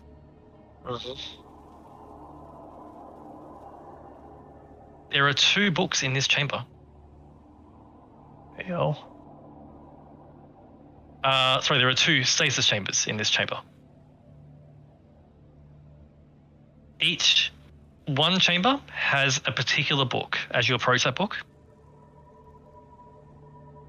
The book's label is written in Netherese. The book's label is Codex Magicus.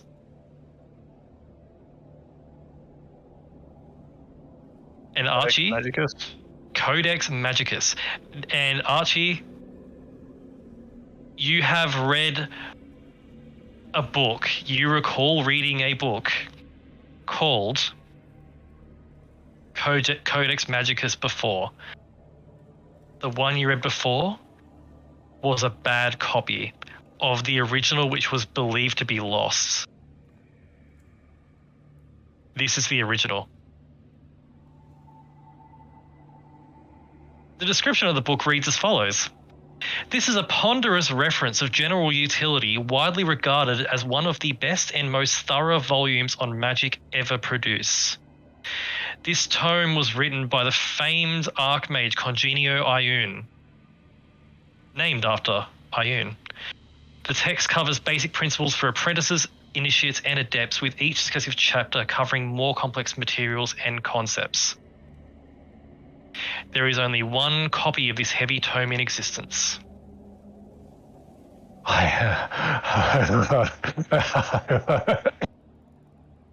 This is a Archmage's wet dream. This is like... He starts frothing at the mouth. I grabbed, like, you know when you get a new phone, but you don't have, like, the glass, like, protector or any protector for it? I pick it up like that. Yeah. Excellent. Excellent, as you pick up that. The other one, Archie, is probably more interesting. Well, There is only one book in this other one as well, but the title is Karsus's Theory of Magic and Anti-Magic.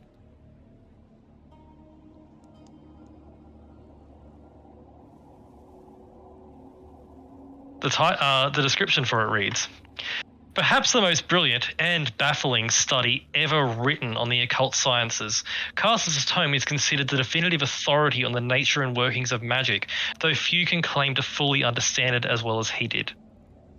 So incredibly complex is the text that they are nearly impossible to transcribe accurately, rendering this the only first printing to be useful. The author of this book is Karsus. God. you could hear freaking Sept bussing on the other side of the fucking mic.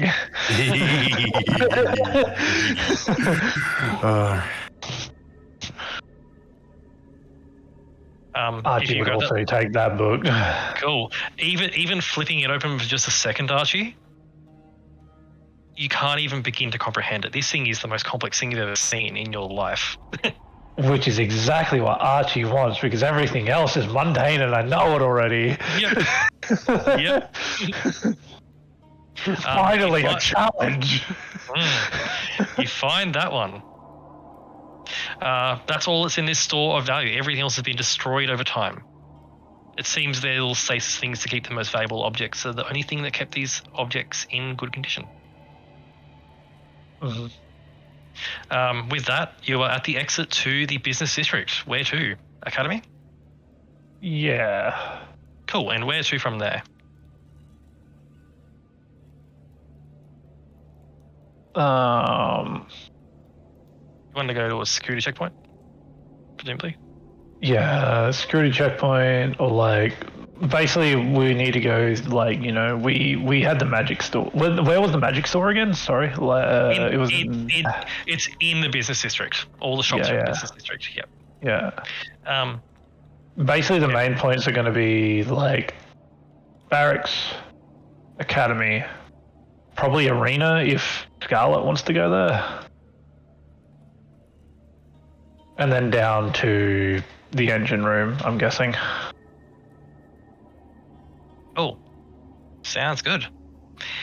So, as you all exit the business district, having found quite a good haul, you go through another bit of a tunnel that's been carved by Sir Taufor. And as you emerge at what looks to be what's left of a main gate. The gatehouse for a grand academy. Ooh. A university of sorts.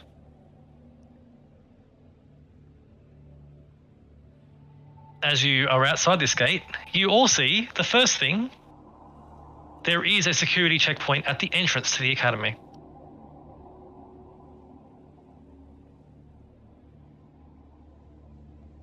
The large 30-foot tall iron gates. One's buckled slightly, but you can definitely make your way through if you wish to make your way into the security checkpoint. Yes. Cool. As you move through the gate to get to the inside, to get to the entrance of the security checkpoint, you see the grounds of what's left of this Netherese school utterly devastated. You can see there's remains scattered all over the place. You can see there are a few more of the stasis bubbles around. Going inside the security checkpoint. As you step inside, it's a simple guardhouse. Hmm. It's a simple guardhouse. There is debris and rubble around. There are a pair of terminals which are currently dark. Oh. There is a small locker. And there is a large metal frame type structure with enough room for a person to stand in. This is a security checkpoint, but it seems to be without power for now. What do you do?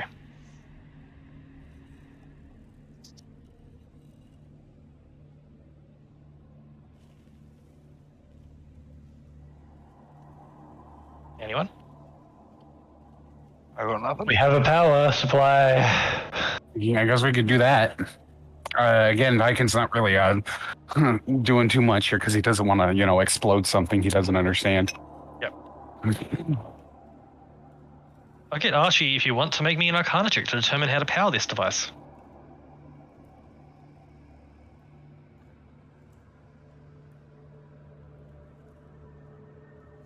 I need to roll an Arcana check, Do. which is this button. Cool. Archie, a quick look over the device, over the panels. You get a sense of something. You don't need this oval-shaped gem to power this device. There is a panel in this. There is a little touch bit in the center of the two screens that you believe if you just put any magic into that panel, it would power the device for a while.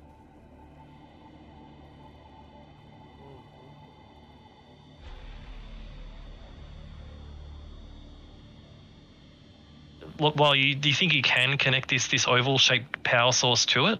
That would be a hefty process of wiring.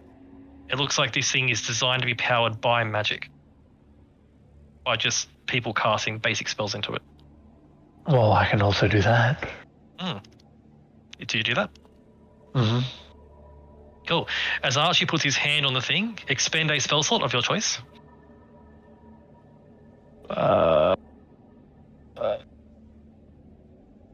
Level 1. Cool. As you focus on it, and suddenly both panels light up. Both screens light up. Firstly, Archie, you see a warning. 1 hour of charge remaining. So first spell slot is an hour. Yep. Multiple warnings begin appearing on the screen, all in language you don't understand, but Archie, you can interpret it. Firstly, it has a major warning. It says, warning, warning, connection to the domain not found.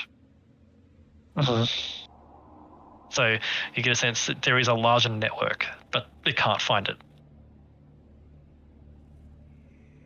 I look down at the probable keyboard that's there, or the touchscreen. It is a touchscreen.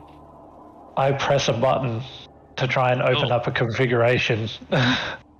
Cool. As you begin to, Archie's fingers begin to play on the screen. What are you trying to configure exactly? I'm trying to figure out if I can find out if there's a failsafe to try and reconfigure to the network. Icon says, try deleting system 32. Yep. As you continue to try to configure it, Archie, the same error persists. There is no domain to connect to. The domain is missing. The domain is not found.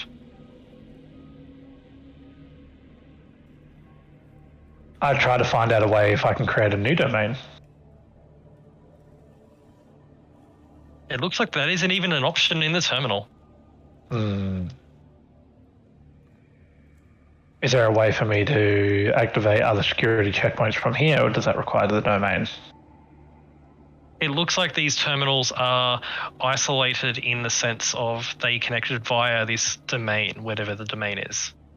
And the domain is not there. The domain is gone. Can I look up something within the computer to get a map of where the domain used to be within the semblance of the town? Yes, you can. As you look at it, as you look it up, the computer tells you that the domain was located at the State House. Okay. And you are able to pull up security footage from the State House, the last security footage to be transferred before the domain went down. I want to look at it. Cool. As Archie pulls up the display, you all see on the display a brilliant, think like a White House-esque government building with a large spire on top, which you would determine to be some sort of broadcast hub. Yeah. And suddenly there is a blinding flash of light, and in an instant, the entire government building is reduced to ash. There's nothing there anymore. Followed by static, and then feed ends. As you see this vision, Tycan,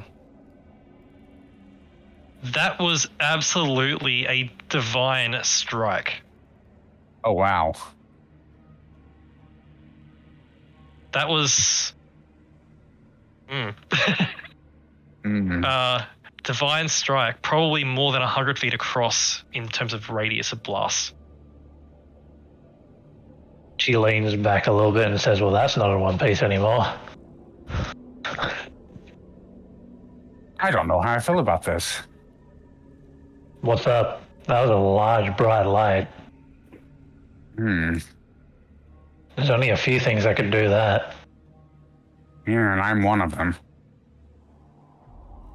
That big, though? This isn't even my final form. Okay. Calm down, Vegeta.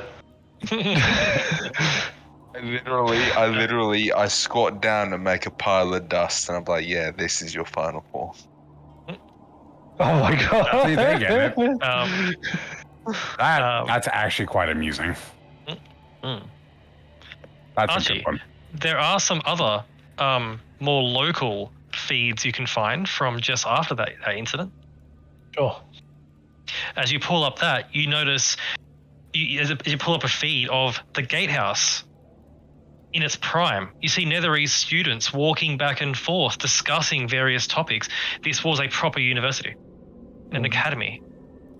When suddenly the ground shakes, people begin to panic, people begin to run to various save points. You see people pressing the button in the center of the thing and the stasis bubbles appearing.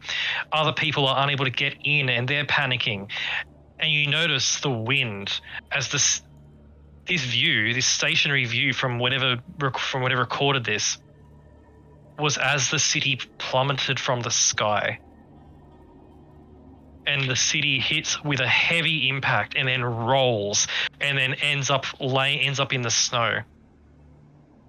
You notice a few mages manage to survive, floating to the ground via feather fall or surviving with an Autolux Resilient Sphere or something similar.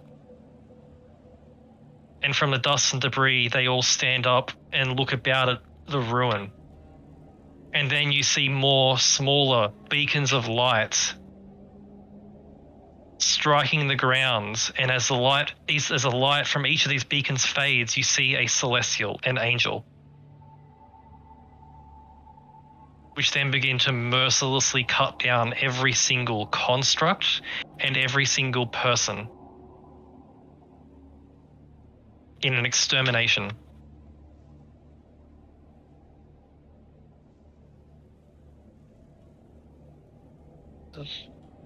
As you see that, and Halt! You have violated the law.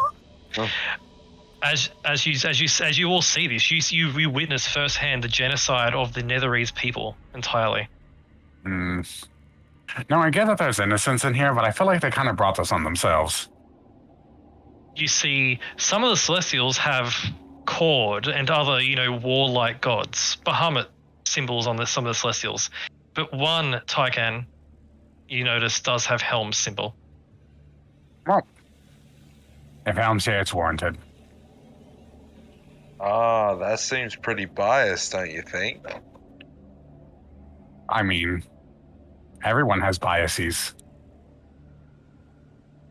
So the slaughter's fine as long as your god says it's fine. Well, I know him well enough to know that he wouldn't do it just because he finds it fun. The question here is, what was the underlying issue that made them do it? And what did they do to make them do it?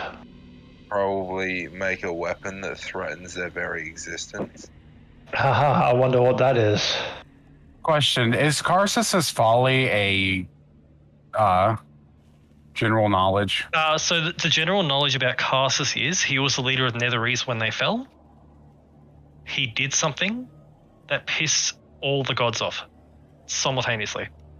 All of them at once. Yeah. I know this, but I chose to get rid of that information, so I can't say shit. No one knows. No one knows exactly yet. No one knows right now. I know, but I don't know. Well, in order to bring this amount of wrath from multiple deities, I'm pretty sure we can all safely say this is warranted. And besides, all of us here know that death is not an end, but a beginning. Oh my god. But Archie, the security... Just think of it as them sending them to the deities where they can have a better talking to. It's like they're getting sent to their room permanently. Even the Archie, gods get sent to their own room sometimes. Archie, the security footage continues to play. It's silent. And then you skip forward. It's still silent. You skip forward again.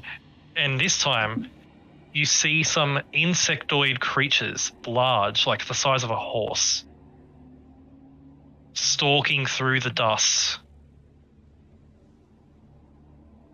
before they move on. But basically what happened is the Celestials came down, blew up the joint, and then the bio breach happened and the insectoids came out after they were Yeah. gone. Yeah. No, Mr. DM. I gotta find a thing. Because I have a question that's out of game. Continue. I just wanted to let that be known. Okay, cool. As Archie, part of the information you get from this terminal, however, is that an error message. Mm-hmm. Emergency stasis bubbles unable to be disabled due to lack of connection to the domain. Huh. That explains it.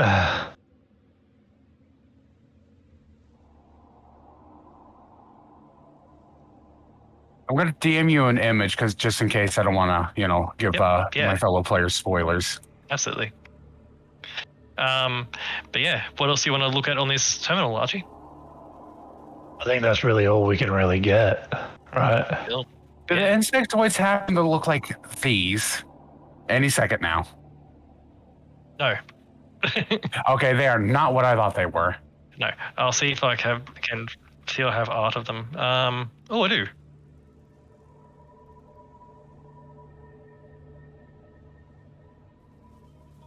Sorry, renaming them. There we go. They look like these. Ooh, I like this art. And it's worth noting, Archie, that the recording goes up to present day. Someone I don't want to sift through all those. It does skim through the bits where there's nothing happening. It's sort of motion detected. Mm-hmm. You do notice extremely recently. Sweet time lapse, though. You do. You get a sweet time lapse, which goes all the way through. You see quite recently a group of mind flayers moving through. Oh, and they didn't come back. You also see footage of a man wearing full plate armor and furs. Which way did he go? He went in. He went into the academy. I go on to the academy.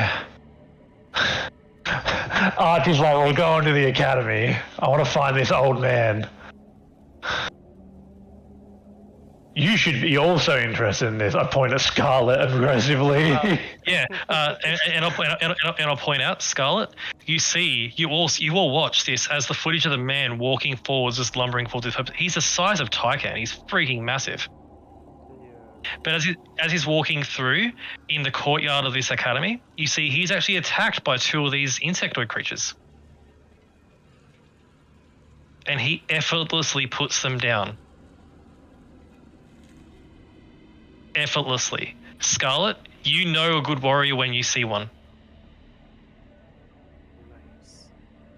This guy, to put it into perspective for you, is probably level 15. Just give me a few. Like, in terms of his skill, like, that's about where he's at. But he cuts down these insectoids effortlessly before moving on. And that's the last footage you see of him. We gotta go. Do you search the security station for objects? Yes, I'll search, but I want to get. I'm like chomping at the bit to get to the academy. There's one thing I want to do. With it being a security section, it just dawned on me. There's got to be an armory of some sort. Yes, there is actually there is a security locker within this security station.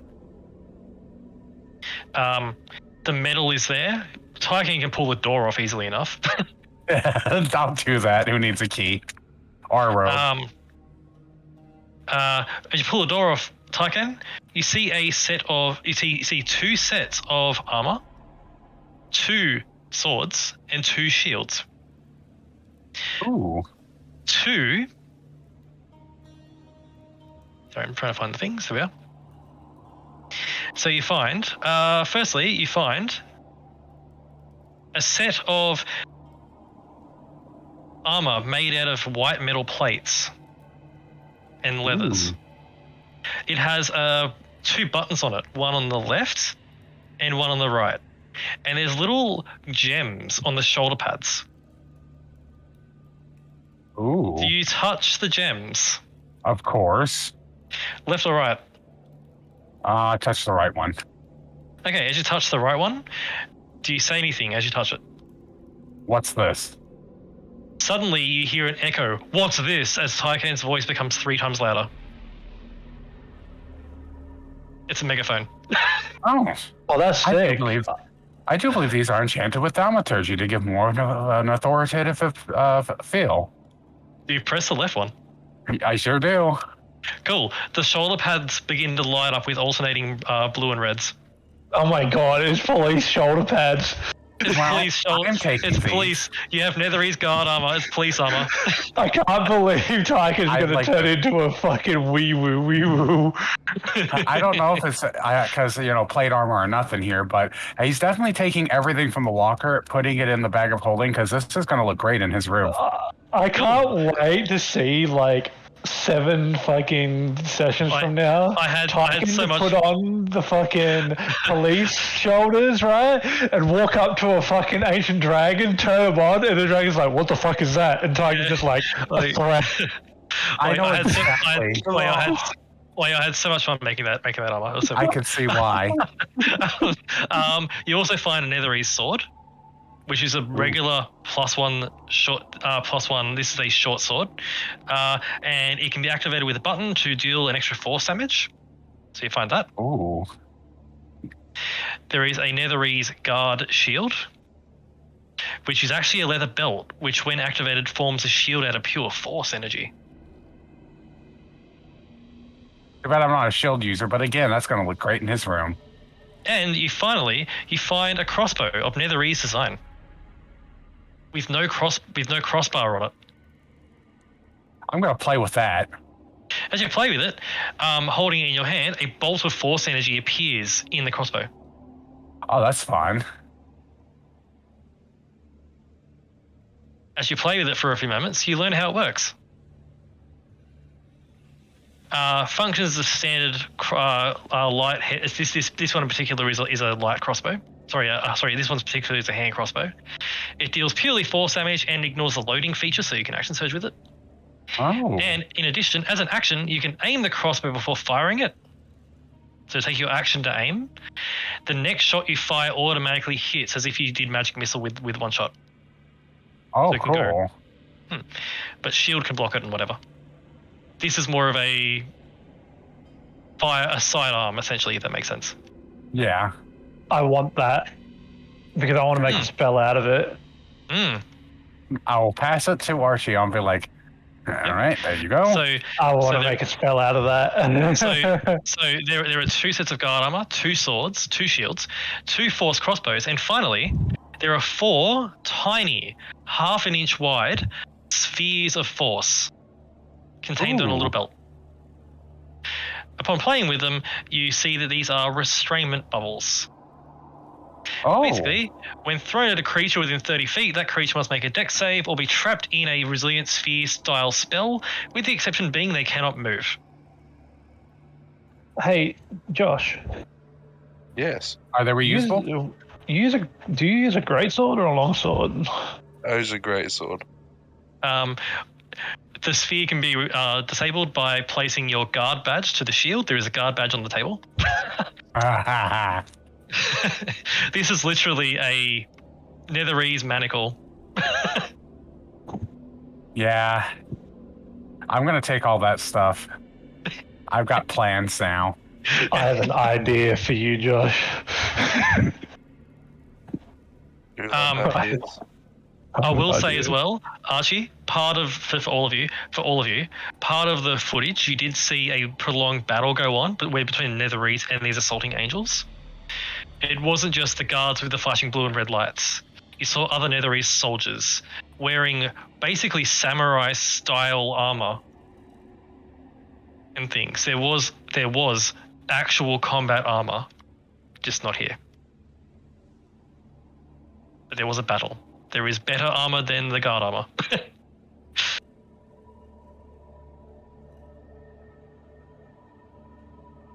Yeah. With that, what you will do?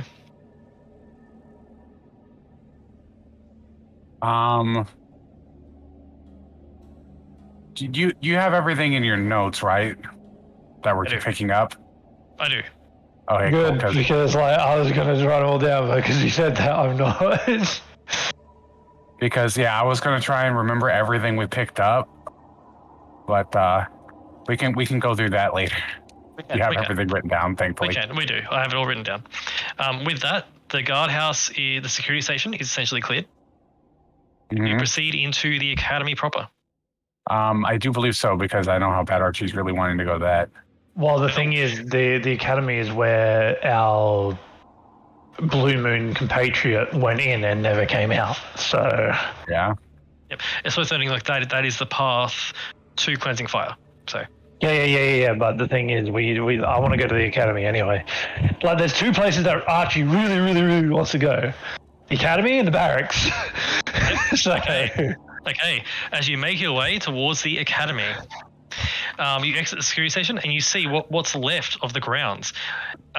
You can see signs of a long ago conflict, as you saw in the security station's footage. Wrecked Netherese armor, the remains of Netherese, the remains of Celestials. Ooh. Celestials? Yes. My kin. This was an actual battle and slaughter. There are also some Netherese constructs. Completely destroyed, but still here, visible. I wonder what Celestial tastes like. Hey, no that. I don't know. Why don't you taste yourself and find out?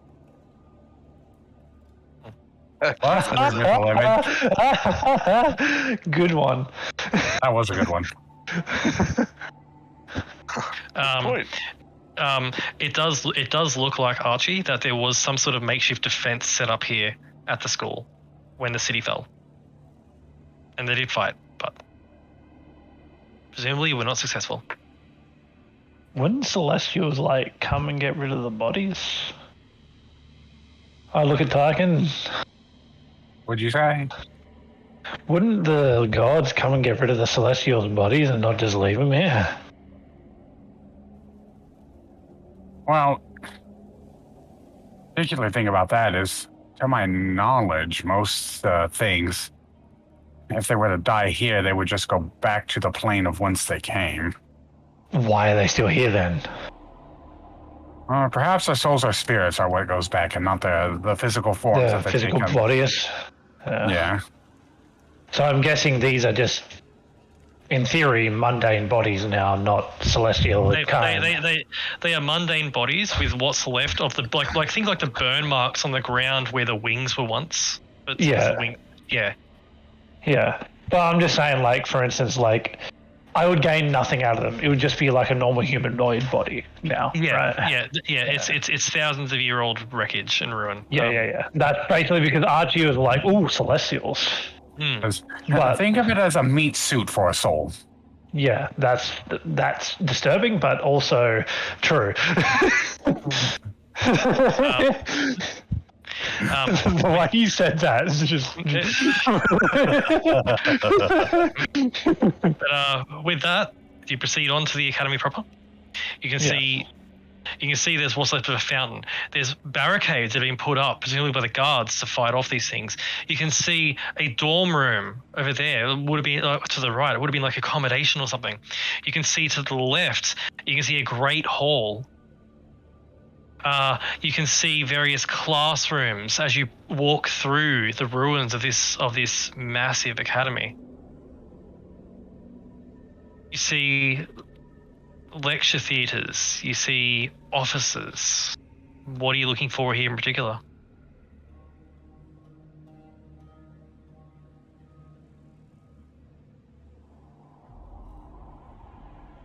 Anything particular, Dinks? Or anyone?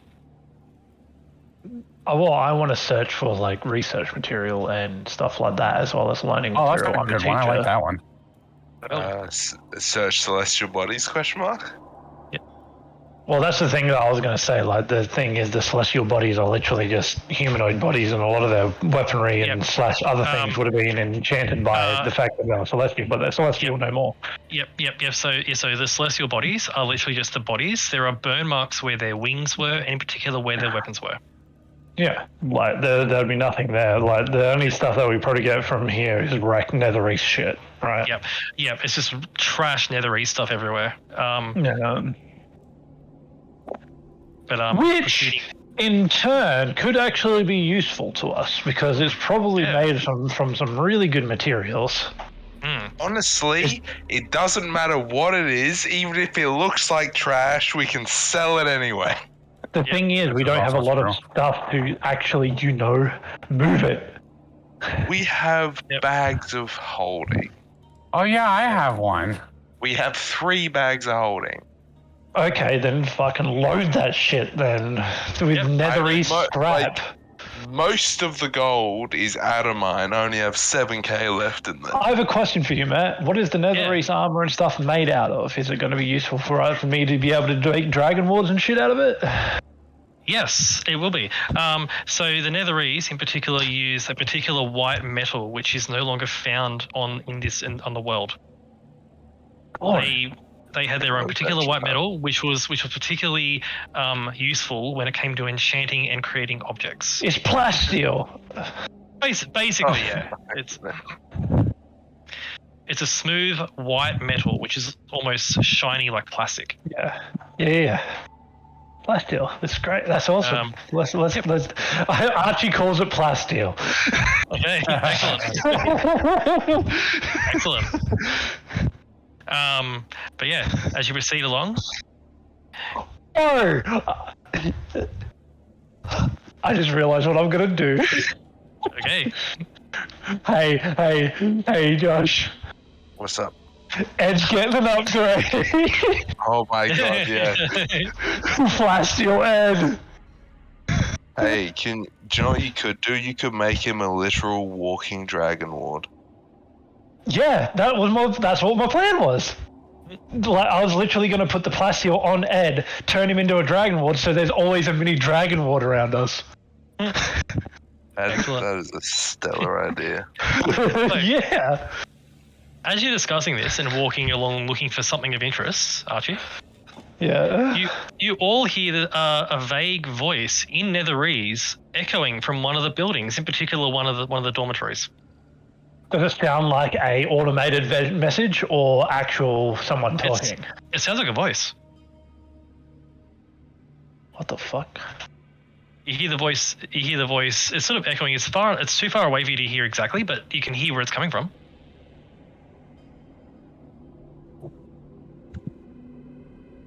I look over there.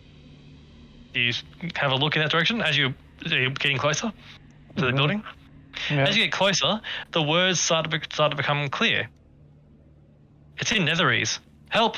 Help me! Please help! Please help! I seem to be stuck. I seem to have fallen off a cliff. Please help! Does it sound like a fucking robot? It sounds like a regular voice. It says, help! Please help me! Please someone help me! I seem to have been stuck on a cliff. Please help. Can I insight check the voice? Yeah, roll insight. Like, this sounds sus. Like, I too would like to insight check. Yeah, roll insight. It's hard to read the voice. They sound like they're in danger. They sound like they're in Archie, someone's in trouble. oh my god. Do you want to check this out? It's kind of sus. Yeah. Scarlet, it seems a bit odd. It seems like a bit odd. Very odd. This is odd. I don't like it.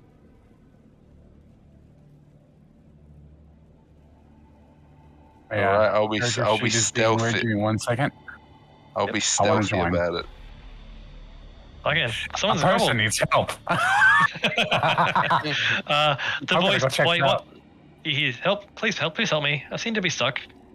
You only Archie can understand it. But it's speaking. I'm sure a voice in distress sounds the same no matter what language Yeah. you're speaking. Actually, no. For Tycan, without the lens of what it's saying, it sounds like something just muttering to itself. Oh, never mind then. It doesn't have that urgency that you'd expect someone to be.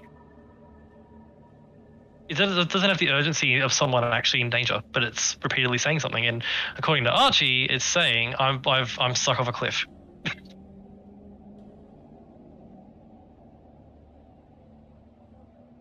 do you do? Are you getting closer? Should we go check it out? Cool. As you go up, there's a set of stairs which are mostly intact, and you make your way up to the second floor. And you see where the wood, as you get to the second floor of this building, you see a part of the floor has fallen away entirely, and there you see the source of the voice. Mm-hmm. About 8 inches across, circular in shape on little wheels, you see what is essentially a Netherese Roomba, which is which is currently hanging off the edge, and it's saying in Netherese, "Help! Help! Please help me! I seem to be stuck. I've fallen off a cliff." I'm gonna grab the Roomba. How long do you think this thing was doing that for? Oh my god. As you pick it up, it says, "Oh, thank you for picking me up." I say Netherese, so what's your job here? My job is to clean. Can you clean anywhere? Anywhere that is flat. I'm not designed for stairs. Makes sense. Please put me down. Please put me down. I need to start cleaning. I have not cleaned this place in 9. Cease function. Cease. It ceases. I would like you to power down for the next 24 hours, please. Your job is done for now. Very well. It turns off. I'm taking this back home. I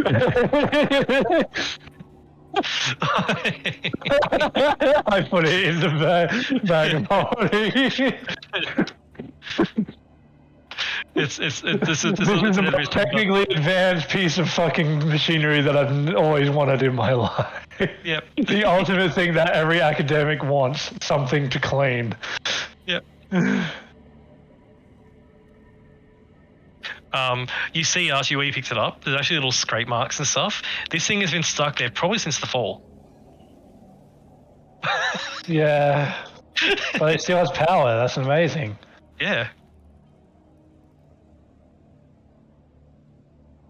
What do you do? Can I have a look around? Yeah, looking around, these are the ruins of what would have been students' living quarters. There's study things here. It's like study desks and things. Parts of the building have fallen away entirely. This is where Netherese students would have learned magic and other things. It looks like there aren't many remains here. You get a sense that based on the recording of when it happens, it was during the middle of the day. Presumably the students were in class. Anything like on the whiteboards or anything like that that is like, you know,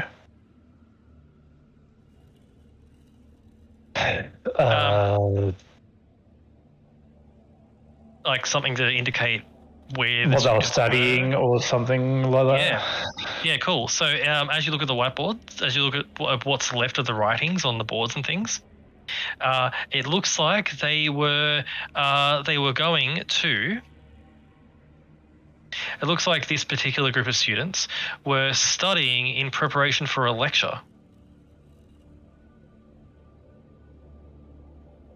In particular, they were going to study a lecture on enchantment. Oh, I want to read it quickly and take the notes. As in enchanting, not enchantment as in the school, as in enchanting items. Yes, that's why I want to take notes, because I want to do that too. So. Yep. Cool. As the notes are on, a teacher called Professor Elolam,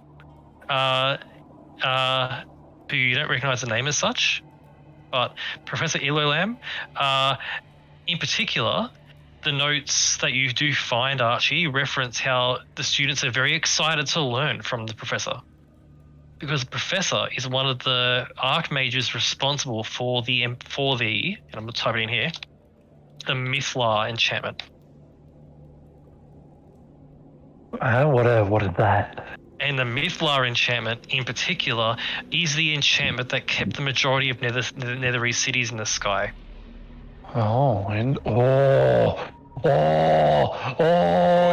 It is airship. that's exactly what I was thinking. The students, it seems, were studying and preparing for this lecture because they wanted to be prepared for what they were looking forward to for months.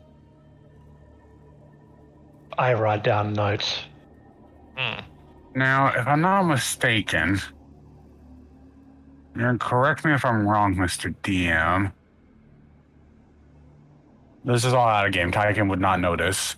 Normally, in another cities were done by what the archmages would do is they would cast Proctiv's Move Mountain, and they would flip They would flip a mountain upside down and make it float, and build a city on that. Right? Yes.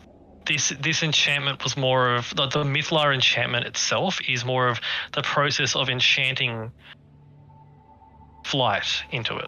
Oh, I know. That's a completely separate thing from the actual thing. I was just making sure I remembered correctly because, I think that's right. Yeah. Just because I wanted to point out that Archie would also have a fun time reading about like the 10th and level spells, like the Move Mountain spell or Bonfire of Insanity. Yep. Yeah, but yeah, Archie, they were enchanting basic stuff here, just to prepare and stuff. But most of what you find are the students were excited for the chance to receive a lecture from this great professor of enchantment. And you learn what lecture theatre they were in.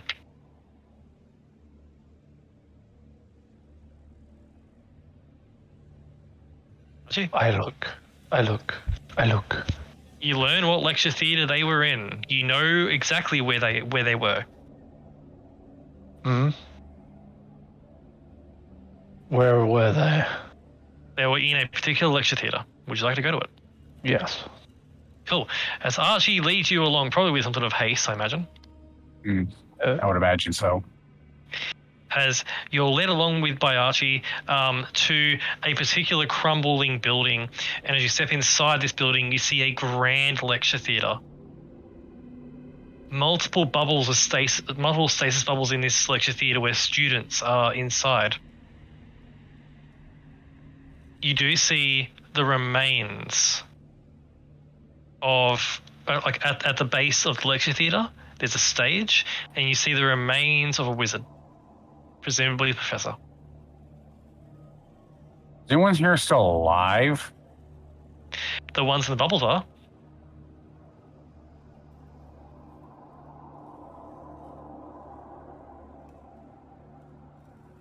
Tyken draws a sword and said, "Should I finish what the deity started?" I'm kidding. That's a joke. He's still intact. It's wrecked. His mage outfit is in good condition. Oh. I'll have a look at it. As you go down to the base of the lecture theatre, and you can see this would have been a grand lecture. Like this lecture theatre puts what was in Neverwinter to shame. I love it, but I also hate it. As Archie says that, as Archie says that, it echoes across multiple points in the lecture theatre as there was a magical means of microphone to speak to the massive theatre.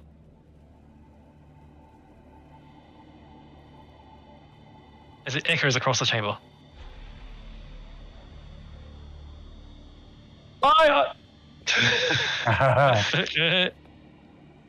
As it echoes across the chamber, Archie, you realise it's still active. It's still ready for lecturing. It echoes like across the room. There is a book on a stand, which looks like the professor was reading from. Still in good condition.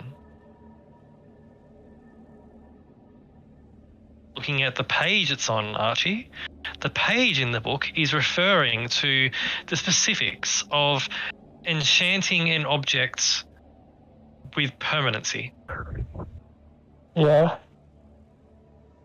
On the board behind you, for the room to see, there are illusory texts on the board, which were being used to display things. Like rather than using blackboards or whiteboards, they use illusory boards. Okay. Describing how the professor was instrumental in the enchanting of a containment device for the very being beneath Akantea. There's details here on how they entrapped a primordial. Oh. How they entrapped what? How they Primordial. entrapped the Titan beneath the city. Oh.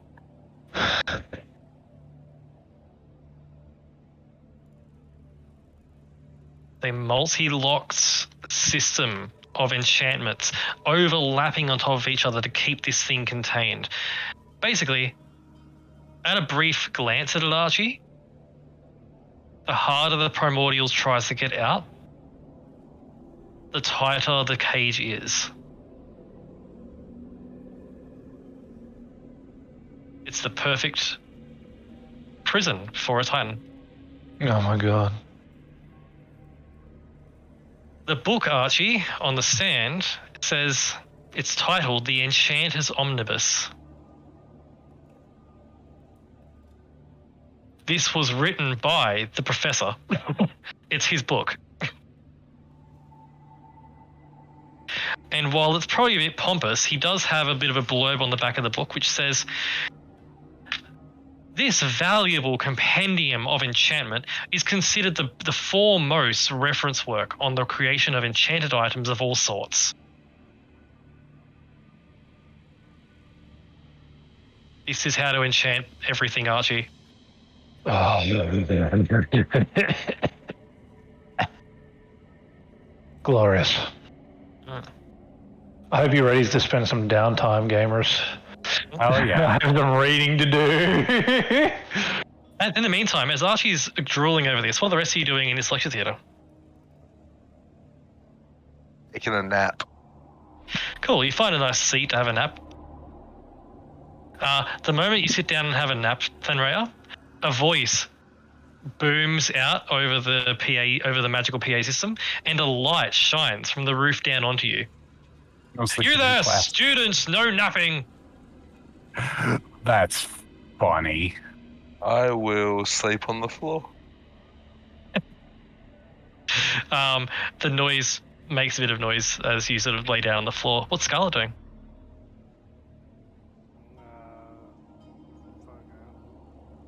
Don't you love the fact that all Josh heard was Yeah. You don't know what it said. It was in Netherese, but like, if Archie understands, you know napping. Probably a good idea for Archie to Archie probably thinking about that now. I would assume it probably has something to do with the seat, though I got off the seat. Yep. Scarlet just patrolling about, I imagine. Yeah, sure. And Tyken patrolling about, or what is he doing? Tyken, what Tyken is going to do is we're inside. I was going to say maybe he would try to give a proper burial to the professor, but I can't really bury him because there's nothing to bury him under. It's all smooth stone for the most part. Yeah. He's going to contemplate whether or not the student should be freed from their stasis at some point or not. Yep. And so you're contemplating that, Tyken? Scarlet's patrolling about, Thanray's laying down, and Archie's drooling over this book. Sounds alright. Thanraya, while you lay your head on the ground, on the stone floor, you hear something, Thanraya. The echoes of scratching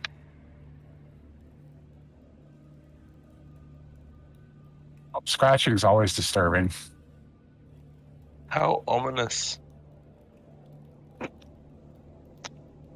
I will say, just so you guys know, I can hear scratching. Good night.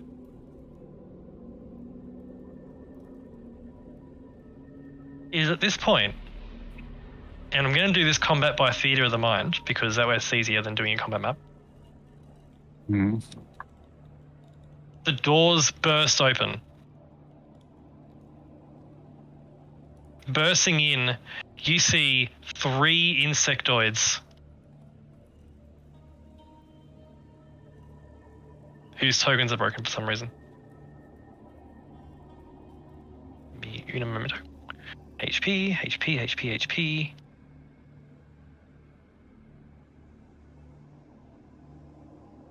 There we go.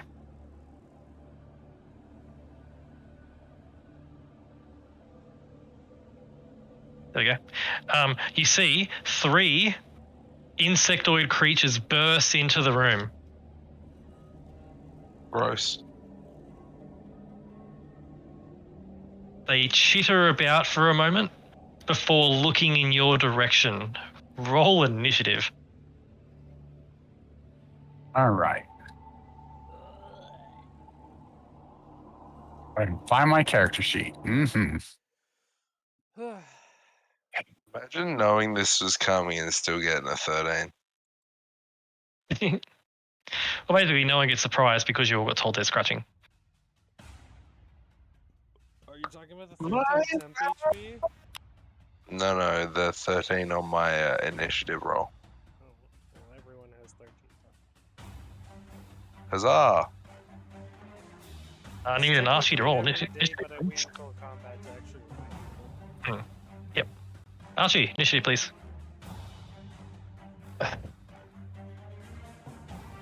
I need to click my token. That's what I need to do. You do. That's what I was doing wrong. There we are. As these insects burst in, and as they burst in, it seems they are attracted to the noise and the magic.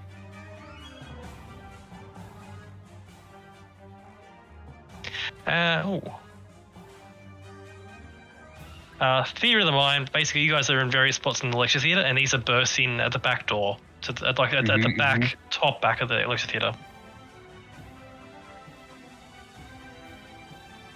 Scarlet, you see these insects. Oh wow, Mm. bless me typing Fenrir. There's the one. There's the one extra use. There's the extra. Yep. Ooh, blessed. As you cast this spell, Scarlet, all 3 of these insectoids immediately look in your direction and watch the flow of magic go from you to them. Interesting.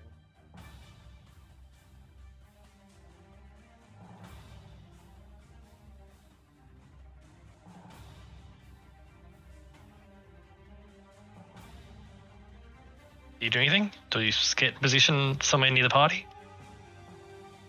The only person who won't get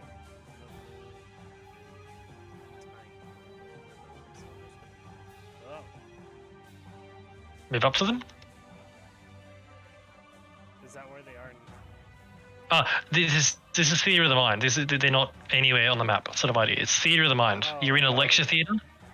You're in a lecture theater. Do you move up to them? Are they split up or next to each other? One's burst in the door, and the other 2 have come on either side of it. They're all standing next to each other at the top back of the lecture theater. Yeah, I'll go up to them. Sure. Cool. Yep. So to make it simple, lecture theaters like this, right? That's the room, right? There's a little stage with like a little blackboard thing, a little standy bit here, and then there's like a slow incline with little like seats all the way up to a back door at the top. These have ended up here. You guys are in various spots down here. You run up the steps between all the seats, Scarlet. Up to them. Yeah. You get up to them if you wish. Yeah. Cool. Cool. As you get up to them, Thanraya, you see these 3 insectoids. Cool.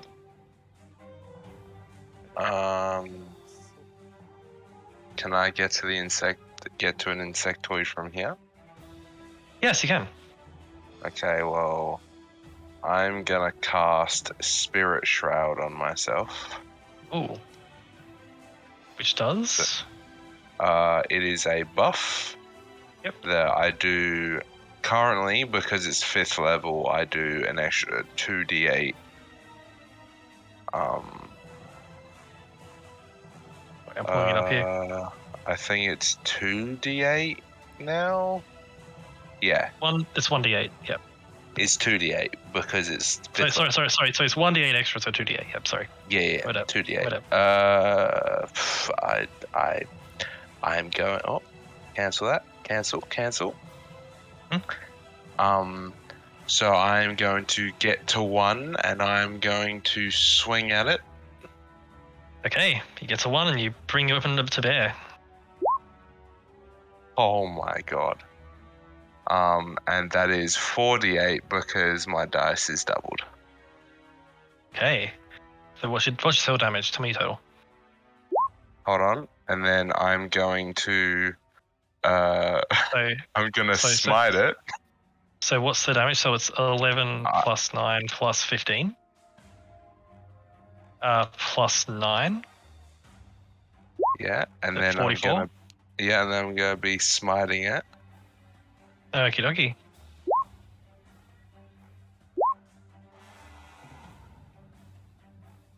And if it's that's an extra 50 damage, so 94 damage in total. Cool.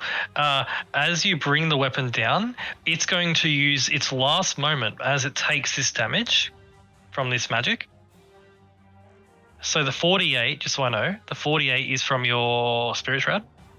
Yes. And that will be radiant. Cool. So so the 15 and the rest of that smite is also magical. Yes. Oh, that's rough. Oh, Cool. that's rough. Cool. So as you hit this creature, doing all that damage, it is not resistant to lightning, you learn. The creature is cleaved in two immediately, but as the blade hits and the magic arcs through its form, it shrieks, and all these little tendrils on the back of its neck and the back of its head stand upright. And it seems to consume part of the damage. While it does destroy the creature, you do immediately get blasted with blowback of radiant and lightning. Yeah. You take 32. You take 7 points of radiant because you're resistant. 7 points. You're resistant to lightning as well, right? Hold on a second.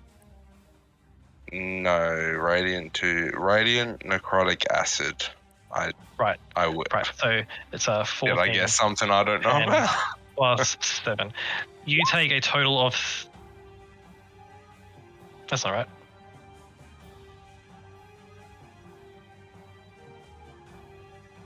That's not right.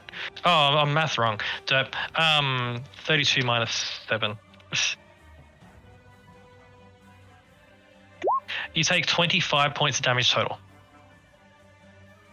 As it deflects your magic damage to an extent.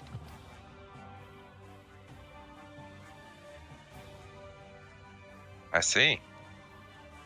You guys watch as this creature as a reaction just gives Thanraya some backblast of her own magic. But then the creature crumples in a heap.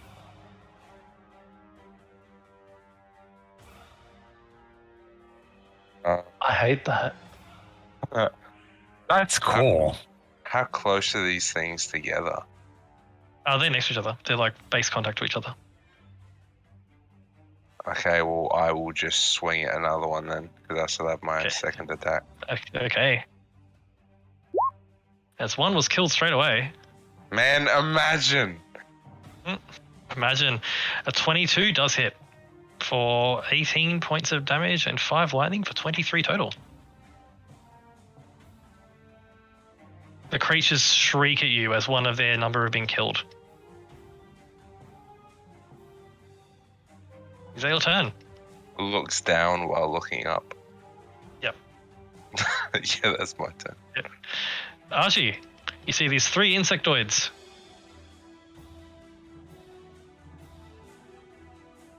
Archie wants to test something. Hmm. Mini Archie moves away from us, Okay. and Mini Archie is going to cast a spell. Okay. How far away is Mini Archie? As far as he can go, like 30 feet plus. So Cool. If he goes to the top corner of the room, for example, he'll be away from the creatures. He'll be more than 60 feet away from the creatures yeah, if he wants to be. Yeah. Yep. yeah. Cool. What does he cast? I'm gonna shoot a fireball. Cool. Aiming sort of out the door to hit just the creatures. Yes. Cool. As you aim at the fireball, the 2 remaining ones look and see Mini Archie and you see their singular pupil on the center of their skull light up as they seem to recognize that there is a spell coming. And with incredible reflexes, they both track the fireball like line. And as it lands, you watch as they both open their mouths. And will use these 2 use their reactions to consume it. Roll your damage, please.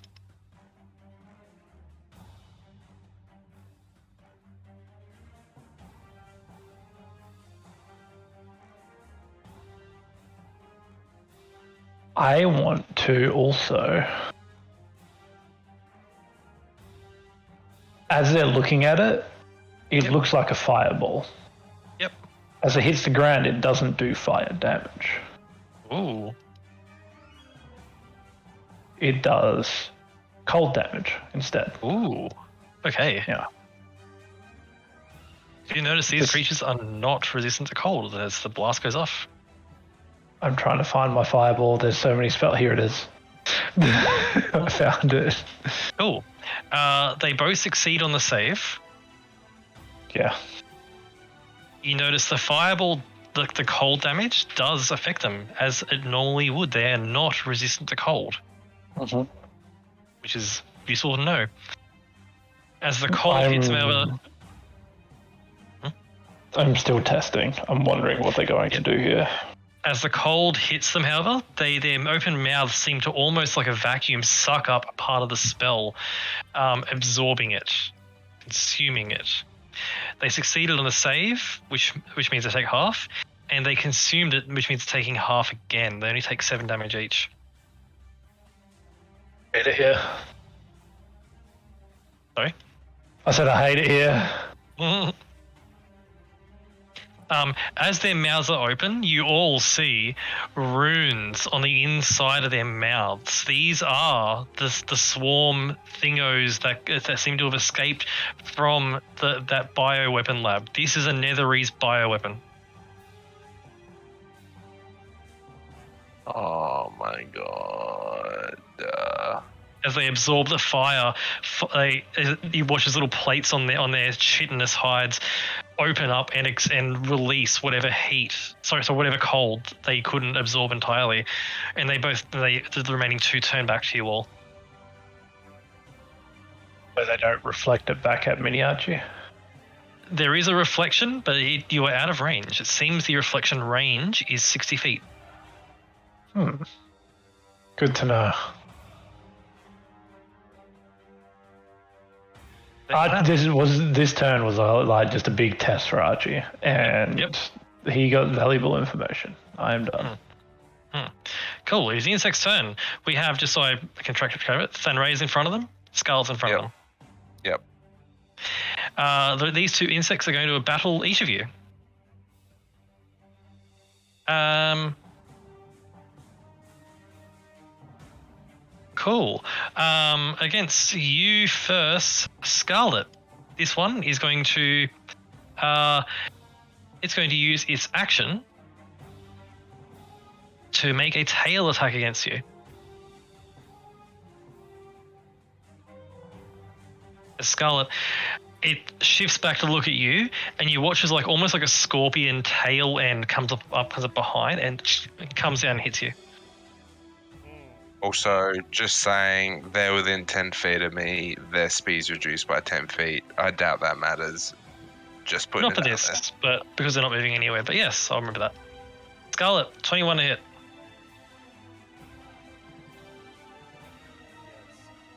Presume that hits you. Holy Jesus. 25 points of damage.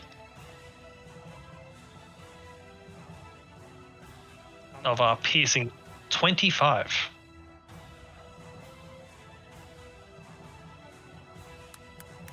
Of piercing. Let me know when you got that. Yep. As the tail spike pierces you and sticks in you, like in your shoulder, straight through, and little barbs pop out and then actually lodge in place. As the barbs lodge in place, you feel almost stuck. You are grappled and restrained. And I Yes. use my... Hold on. What does... Can I... yeah. My creature to take is subtract 10 attack. It's spent while leaving. Increasing 580 of main attack against not targeting you. Gives the reaction to make another attack. Yeah, can I just make a melee attack against it? Yeah, With absolutely. my reaction. Yep. 29 for 14. That hits. That hits. Excellent. Wow, that's a 19 to hit. Oh, As you hit this creature really hard, the tail doesn't let go. It's still stuck in Scarlet. The other one is going to attack you, Thenra, bring it on! and it's going to make 2 claw attacks against you. But One is a 17 to hit, yep, that hits me. and the other one is way higher. Okay, they both hit me.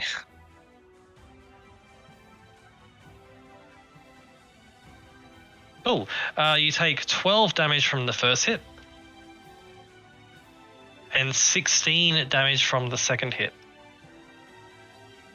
This is slashing damage. They're just sort of slashing at you with claws.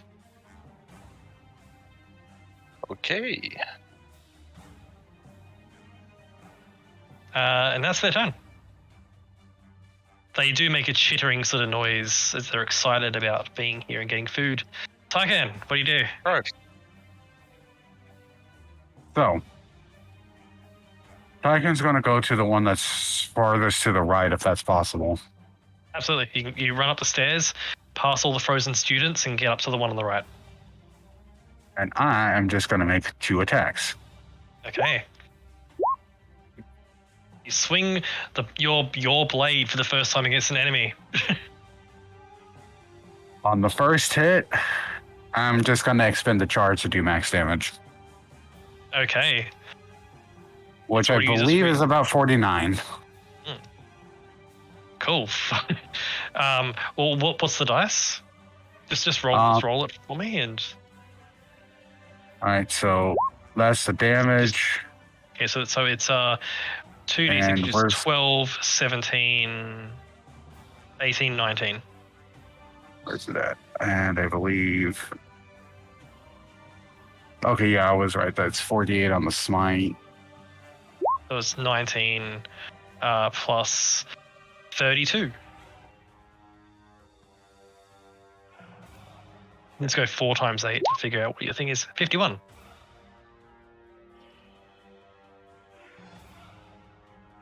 I was only off by a couple. As So you I'm bring just the gonna blade down, Do that. the blade hits.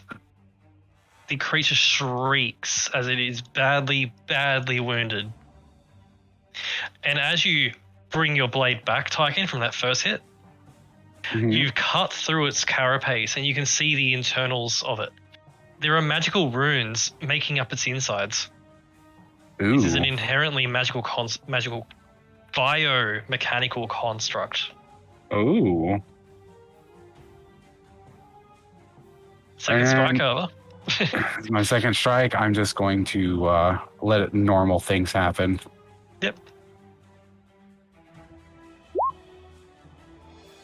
That will absolutely crush it. With that, you see it's magically created, and bang, you put the creature down. Scarlet, the tail comes free. We're no longer restrained. Woo. And that's me. That's you. Just in time for Scarlet.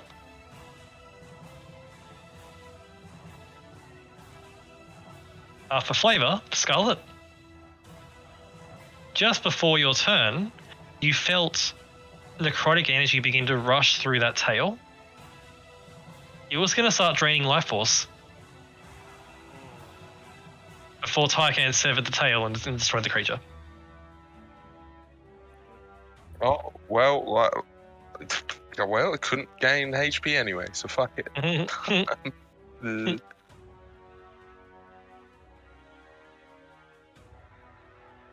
What do you do, Scarlet? You have one left in front of you.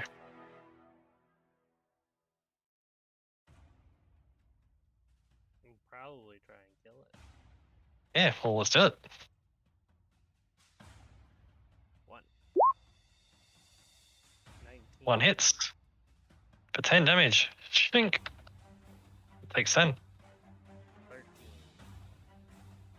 13. 13 as you hit solid carapace armor. 20 for 5. Hey, as you pierce it with your Knight Standard. Book. It shrieks as you stab it. It is now bloodied. Is that your turn? Yes. You swing at the creature. Tanraya.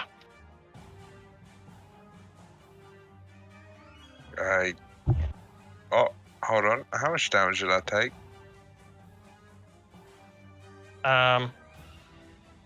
Before it was 22, 28 28 with 2 separate attacks, right? with the two claws. Yes. Did it, So that's fine, and that's fine. Yeah. I have advantage, so yeah, good. Okay, so I will swing at the fucking dude that's left. Yep. For That hits. 28 18. Ooh. plus 2d8. Ooh. He's badly injured. I will attack again. Excellent. 16 That will hit. plus- How would you like to kill it? Oh, I'm just gonna slice it down the middle again. Just Excellent. its head in half. As you split its head in half, it lets out one final shriek before it falls apart. It's literally splitting in two. As it splits in two, you see magical runes lining its insides before they all fade. Danger seemingly gone. For now. For now. What you will do? These creatures before you. These things don't seem very good for cane things. I hate them. I don't like them. They're bad.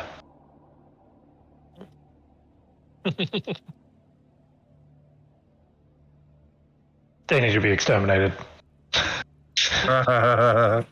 Oh, you know where they're from. Mate. Well, you know where they're from, Archie. They need to perish. We need to find whatever that queen is and needs to die.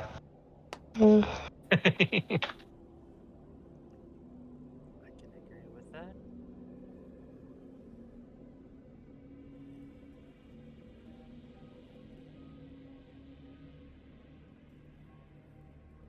A few moments of silence pass before there's suddenly from the one of the ones that absorbed Archie's magic. There's suddenly a plume of cold magic that comes from its body.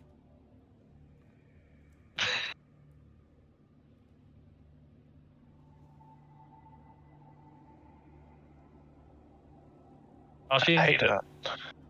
Archie, you've no doubt these are the creatures that came out of that lab. Mm-hmm. And I hate them. Mm. I mean, they're cool, but I hate them. But be that. What do you all do? I'm gonna. I assume we should probably continue moving forward, as I'm willing to bet that there are several more of these things on their way, as we made quite a bit of noise. I guess Let's I'm go. just gonna prop myself with 9 hit points. Absolutely. You guys Only proceed on. 9. I can do 52. Oh, good Um, for you!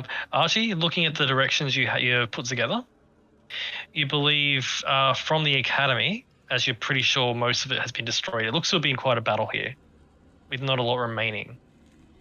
The Archmage's robes, I'll point out, were just enchanted to be colourful. The eye test sparkle.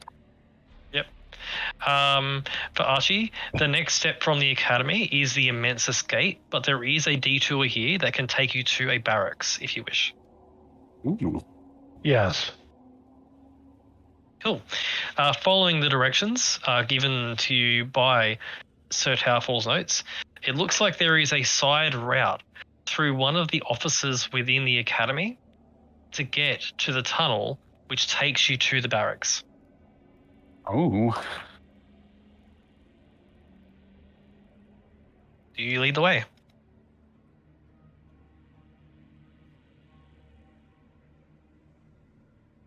Yeah? Yeah. Cool.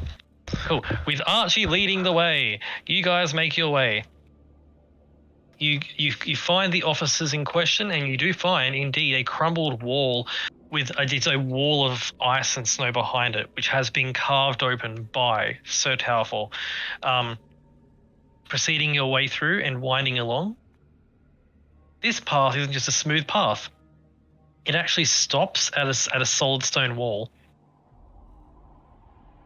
with a rope ladder going down. Proceeding down the rope ladder, you find more tunnel, which then emerges into what looks to be more of a street of sorts. More signs of battle here and things. But up ahead, you can see a large wall, secure, a large gate. And at the front of the gate, you can see a dozen or so constructs patrolling about in the darkness. You see these. Show me.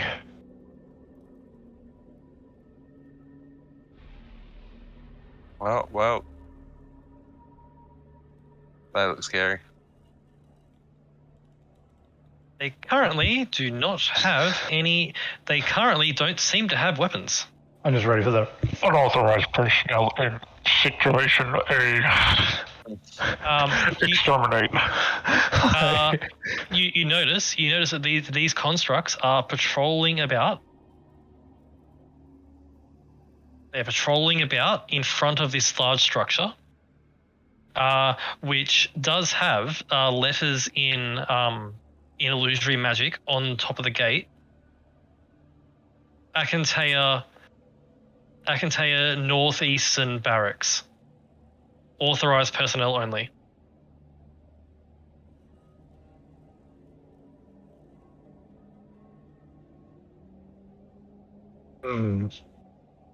These constructs are patrolling about. They don't seem to have any weapons out or any defenses. They're just wandering about as you see them there. Are they saying anything or doing anything? It is eerily silent aside from the slow footfalls of them patrolling about. Hmm. There are 12 of them. It's worth noting in Towerfall's notes, he does mention he tried to get in here and he couldn't get past the defenses, as there were too many. Mm-hmm.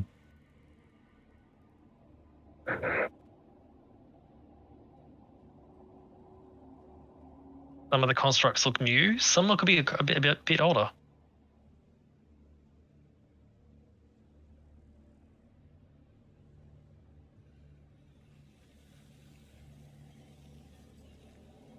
What do? Do you want to watch for a bit, or? I want to watch for a little bit. Cool. You find a good position in the rubble to watch. As you watch them patrol about, they patrol back and forth. You notice there's no speech between them.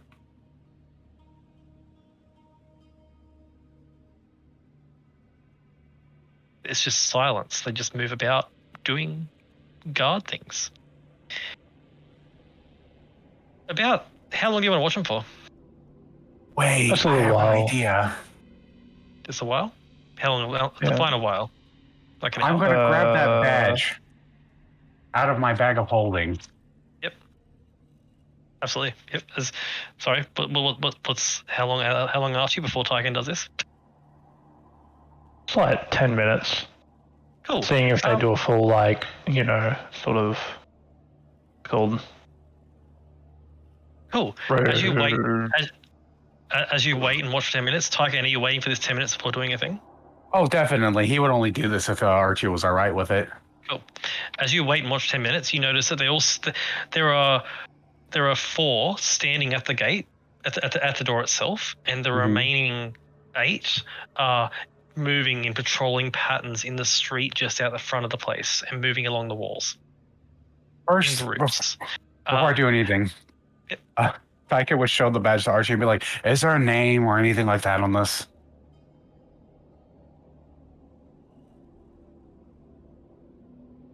Looking at it, Archie, do you answer him? What was that? Tyken asks you if there's a name on the badge. Or anything like that. Is there? There is. Okay. It has a name on there, has a name on the badge. It says, "Hello, citizen. I am." It says that.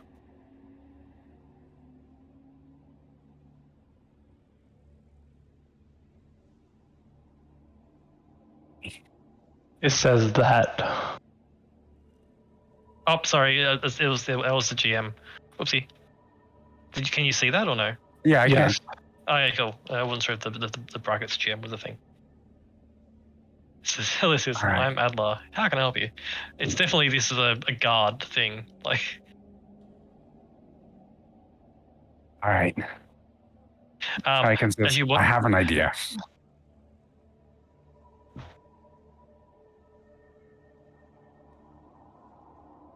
May I? Sure. Right. in these 10 minutes, you do notice that these constructs, they just patrol about, but there is one point about 9 minutes into watching where one of the constructs that was on patrol stops, looks about, moves over to a particular point next to the wall, and it puts a hand on the wall, and without uttering a single word, but instead runes lighting up along its arm, it casts a spell on the wall. Ooh, I get that's asked you to make an interesting. Arcana check.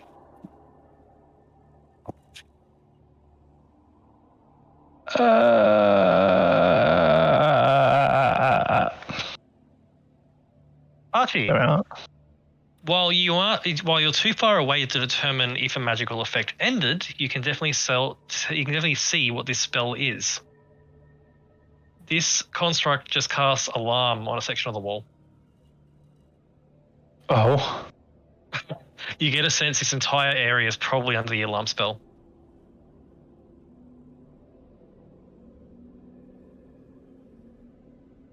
And I will point out, you can see the wreckage, like the remains of some of those insectoids here. Is there a rock? There is. I eat a rock. Oh, sort of towards the center of the door, or somewhere a bit off center. Off center. Cool. You throw the rock. Tunk, tunk, tunk, tunk, tunk. Doesn't set off anything. I throw a You rock at the know. door. As you throw the rock closer to the thing, the rock lands, and all the constructs look at it. It doesn't set off an alarm, because you would know how the alarm spell works. So, like, you can set it to certain things to set it off. The constructs look at the rock, and look up, and in silence they begin to patrol in a general position towards you guys. I got the badge on me. Yep.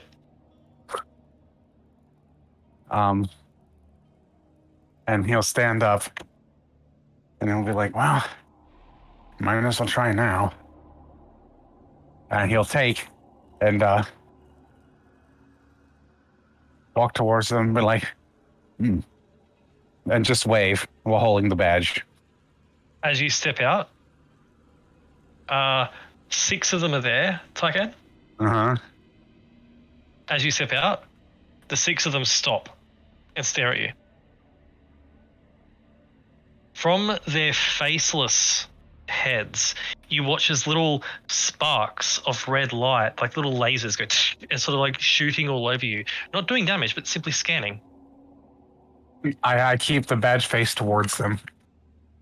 The lasers focused on the badge.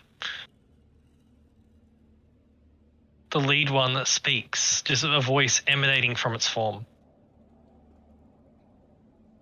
In a voice you don't understand, Tycan, but Archie, you do.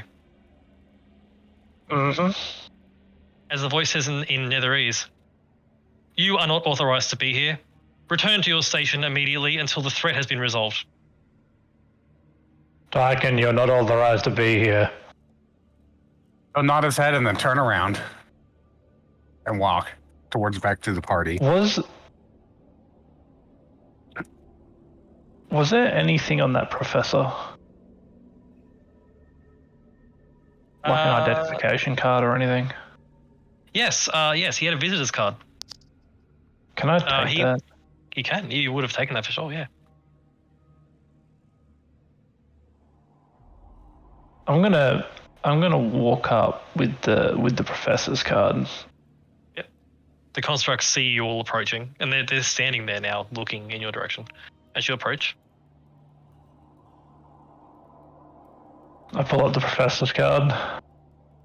The constructs scans it quickly with little lasers. It says, I've lost the name. Boo.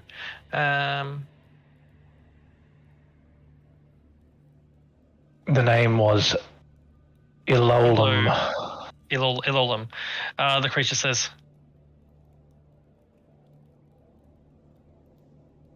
"Professor Ilolum, you are not permitted here.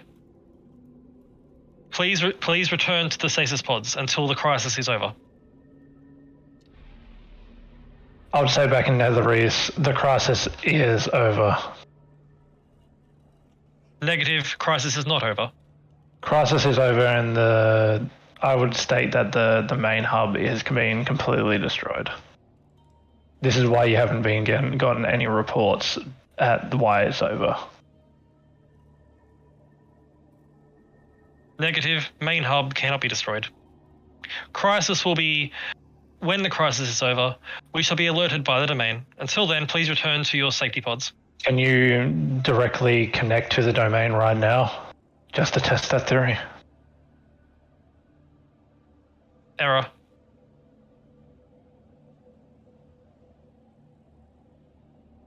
The main will be online when the crisis is averted.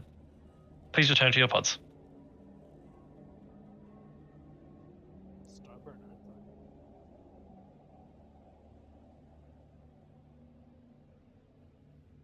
thought. As you say that, Skull. While I'm up close, Yep. I am going to see if there's any like weakness or like things that can be pressed to shut them down or anything like that.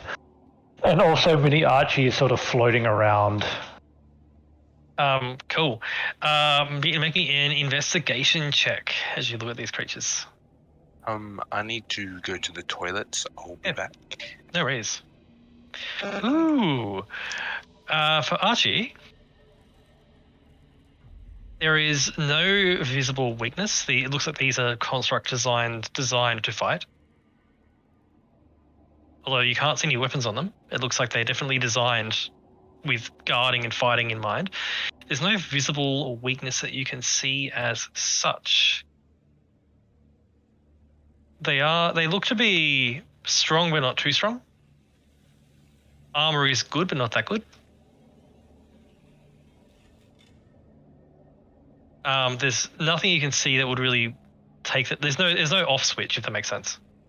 Mm-hmm. It looks like it looks like they're more of an all-purpose guard unit.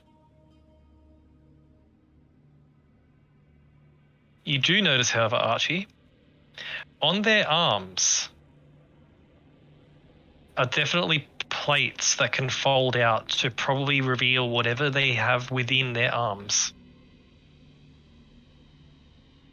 While they don't look to be armed with weapons as such, it looks like they have things hidden within their sleek bodies. And we have to go through this gate, right? Yes. Mm. It looks like the walls are very solid. It looks like the gate will be the way through. The construct, Scarlet, as Scarlet said that thing before, one of the constructs calls out, You were not alone? Companions of the Professor, show yourself.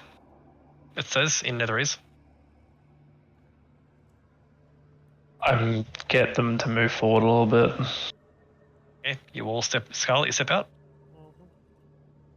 As you step out before these creatures, the construct says, "This one carries no identification." New students to the academy. Identification?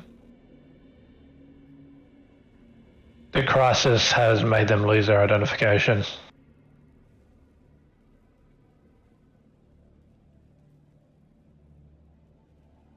you say that? Yep.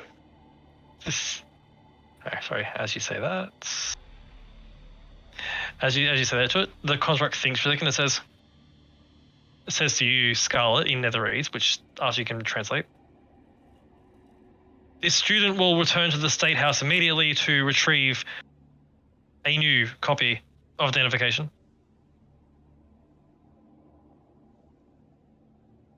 I have a question. Construct looks at you. What level of personnel is allowed past this gate? Authorized military personnel only.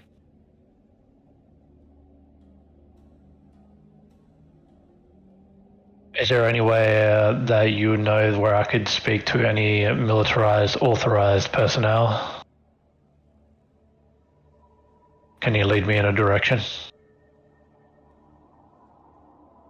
Last reports of authorized military personnel were fighting the enemy. Was there a central hub for any military personnel to recuperate or to gather? Error. No connection. Connection lost to military personnel since City fell.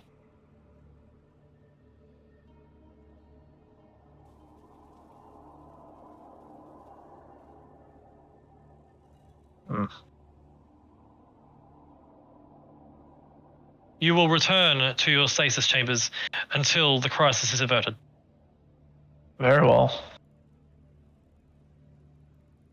I start to usher everyone away for a little bit. Yep. Right. I have no idea what's being said, so I'm just going to go with it. As you I move everyone out of, away. Yep. As you move out Out of their zone of control, because that would be like a zone of the control where they track us, right? Yeah, you can see that as you've left, they do leave 2 that are sort of patrolling near where you guys left, but the rest return to what they were doing. Mhm.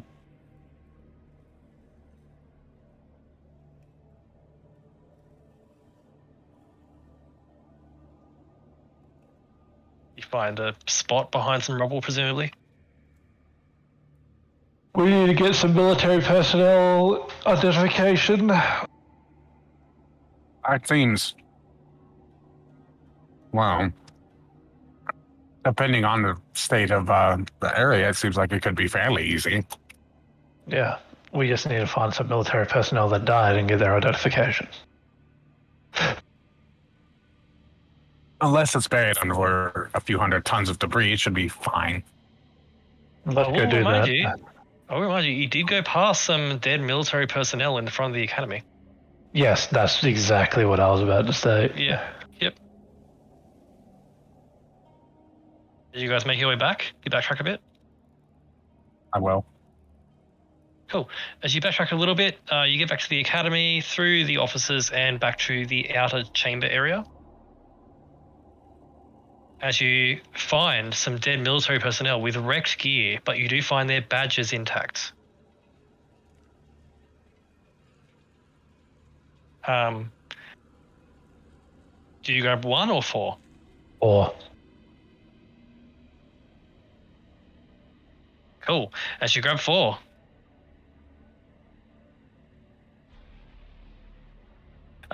Easy enough to do. You grab 4. You have 4 identification marks. It looks like 3 are more of private class, like soldier class, and 1 looks to be a leader. I'll take the leader one. Okay. All are the best, as you're the only one that speaks Netherese. Mm-hmm. Cool. You take the leader one. The leader one, Archie, is Sergeant Letya Coyle. Mhm. Who looks to have fallen in combat. But with that, you make your way back to the constructs. Yep. As you get back to the constructs see you approach. Yep. The constructs approach and say, "Halt! Show your identification." I show my identification. The construct looks at it. Says, "Sergeant Letya Coyle. It's good to see you." Me and some of my squadron need to be let in. Right away. At which point the construct turns, and without a noise, the other constructs at the gate turn and open the door for you. Mm-hmm. Easy. Glorious. LOGG easy. You get a sense these constructs are very simple. Yep. And that's what I was thinking as well. You all move past these units, these combat units, and step through, and the door is closed behind you. As you notice, they do keep an eye on the perimeter. You guys are now in a barracks of sorts. There is a training yard within here. There are racks after racks of Netherese weapons, mostly empty, but a handful still about. You see a series of dimly lit blue chambers on one edge of this barracks and armory. Writing on labeling on them in Netherese says equipment chambers. What chambers? Equipment chambers. Ooh. I want to look. There might be some good armor or something in there. Oh, the chambers are literally an arch type structure that one would stand under. It's not a doorway. Oh. I would try something. I'll try something. Okay, what do you do? I'll take off the armor I'm wearing for a minute. Yep. And I'll go stand. You guys watch as Tyken doffs his armor. I want to stand in the archway to see if it does what exactly me and him are thinking it does. As you stand in the archway, you hear an automated voice, a female voice, as it speaks. Please select armor full, half, or light. Cool. Only Archie can understand it. Oh, that was out of the game. Is that a game? Archie, you hear that? I say Nether East full. Confirmed. In a flash, a set of Nether East full plate teleports onto Tycan.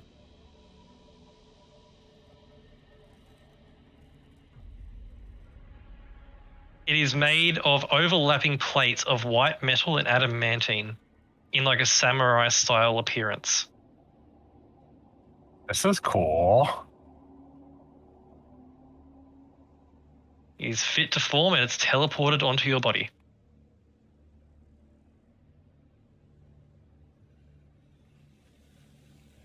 This Tycan is now in Nether East full plate. And Tycan, on the armor, on the chest piece is a little dial which can be turned.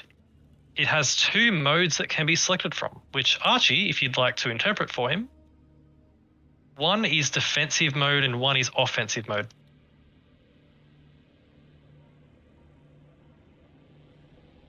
Defensive mode. Or defensive mode? Defensive and offensive. Hmm.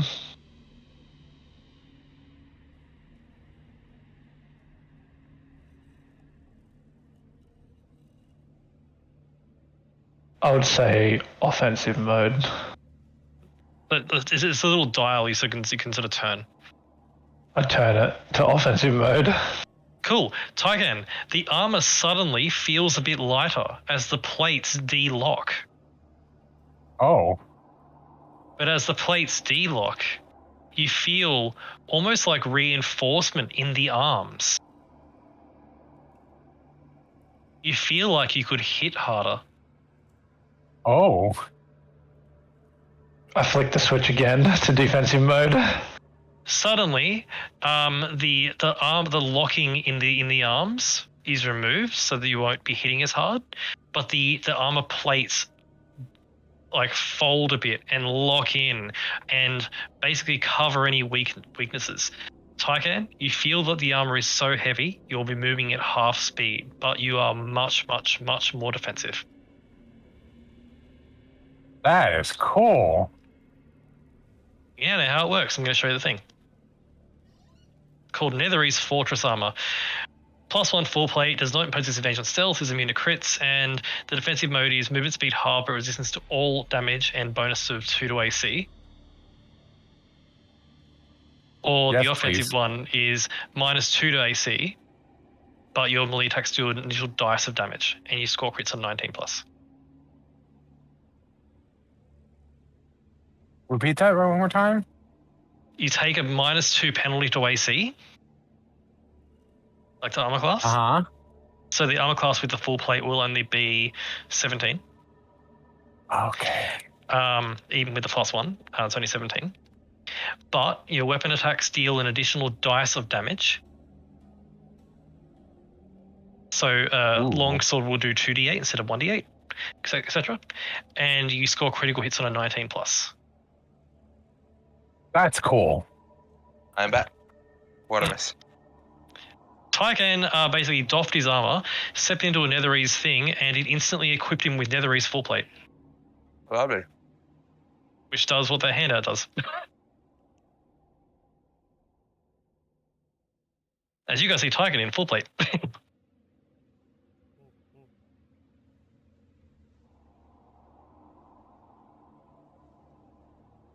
I don't realize I quite like this. Said there was an option for medium armor? It apparently, yes.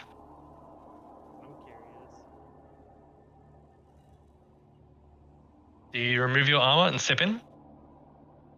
Yeah, sure, why not? Cool. As you step into, you remove your armor and step into the arch. You hear the same thing. Select armor type. Does Archie say medium? Medium. In an instant, Scarlet, suddenly a set of Netherese medium armor is teleported onto you. It is made of plates of white metal lined with mithril, and it seems to be a good balance between defensive and offensive. Firstly, it doesn't make any noise, so it's not half plate armor that makes noise. And it has a pair of and it has the same knob on the chest to turn it between defensive mode and offensive mode.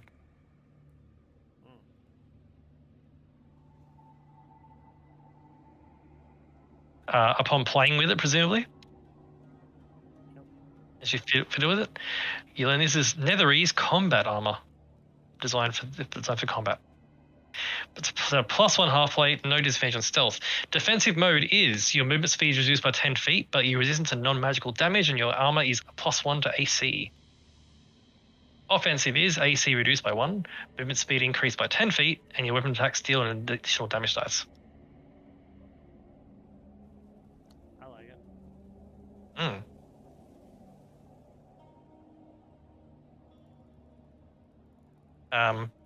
Does anyone else want to play with the other option? Because there was an option for light armor. I mean, might as well. We'll just push Archie into it. Hey. I don't wear armor. What do you mean? Oi. Curiosity's getting the better of me. You can take it off, probably. Reassuring.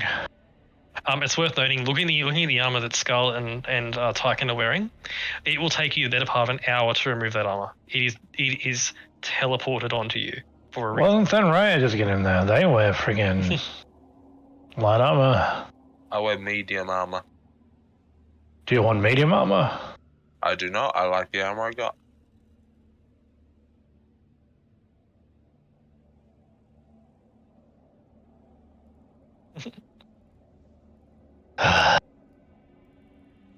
That Fine. does not outstrip the one that I'm wearing. I walk into the Into the archway thing. mhm. Select your armor.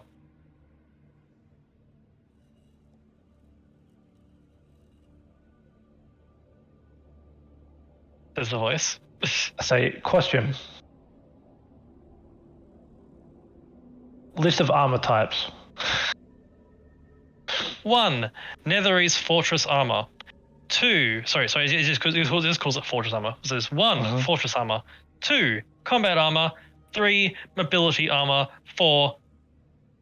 Police Suit. Oh, Did it say fleece suit? Police Suit. police suit. Oh my god. Yeah. Which is that set of armor you found in the guard in the security checkpoint, which was the flashing lights and the thing. Fine. Light armor. Mobility armor selected. And in an instant, suddenly flashed onto Archie, you see what is probably going to be ridiculous. Ultra thin plates of white metal and lined with mithril on an inner suit of entirely leathers. You're wearing scout armor, Archie. Glorious. In particular, there are a set of special goggles on your head, Archie. Oh, thick. Here's how it works, there is a knob on this one. Although the knob on this one is different to the others. It doesn't have defensive and offensive. The options are, Archie, stealth and mobility. That's what I was thinking. It was probably going to be stealth and mobility raise. So firstly, it counts as a set of +1 studded leather for the purpose of things. The goggles seem to grant dark vision 60 feet and advantage on perception checks. Yep. And the armor's 2 modes are as follows. Stealth mode. You get advantage on stealth checks, can hide while lightly obscured, your movements are completely silent, and you can hide as a bonus action. There you go. Movement speed. The mobility one is your movement speed is doubled and you can walk on surfaces as if spider climbing. And you can dash as a bonus action. Are you sure you don't want this armor? The one that I have gives me +1 and Misty Step. Or I think resistance. Can you the do this? mobility I armor start is walking better. up the wall. You guys I would pass think up as the allied armor walls. is much better than Misty Step. I have no need for that. This armor is I don't get the disadvantage on stealth. Is +1, gives Misty Step, and I'm resistant to acid. So It's fine. I'm just joking around. Yep. Archie is literally standing on this wall sideways looking at Thanraya. oh, I will Standing admit that does look useful. What, what about the last one? I heard that there was a fourth option, Archie. We already have that. Do you want to Stu. look? Do you want to look like a basic police officer? Yeah, Sol, you found one of these in the guardhouse. I see. That was the one with the flashing lights on the shoulders. Gotcha. Yeah, that's coming home with Tyken. He likes that one. I'm so happy with that one. Archie's going to start taking off the armor. Cool. Archie, you notice it doesn't have any zips or anything. I'm going to say Netherese disengage. Or Doth. A voice from the armor speaks in a male voice. Nope. Doffing is permitted in the equipment chambers. God damn. How does one doth without the equipment chambers?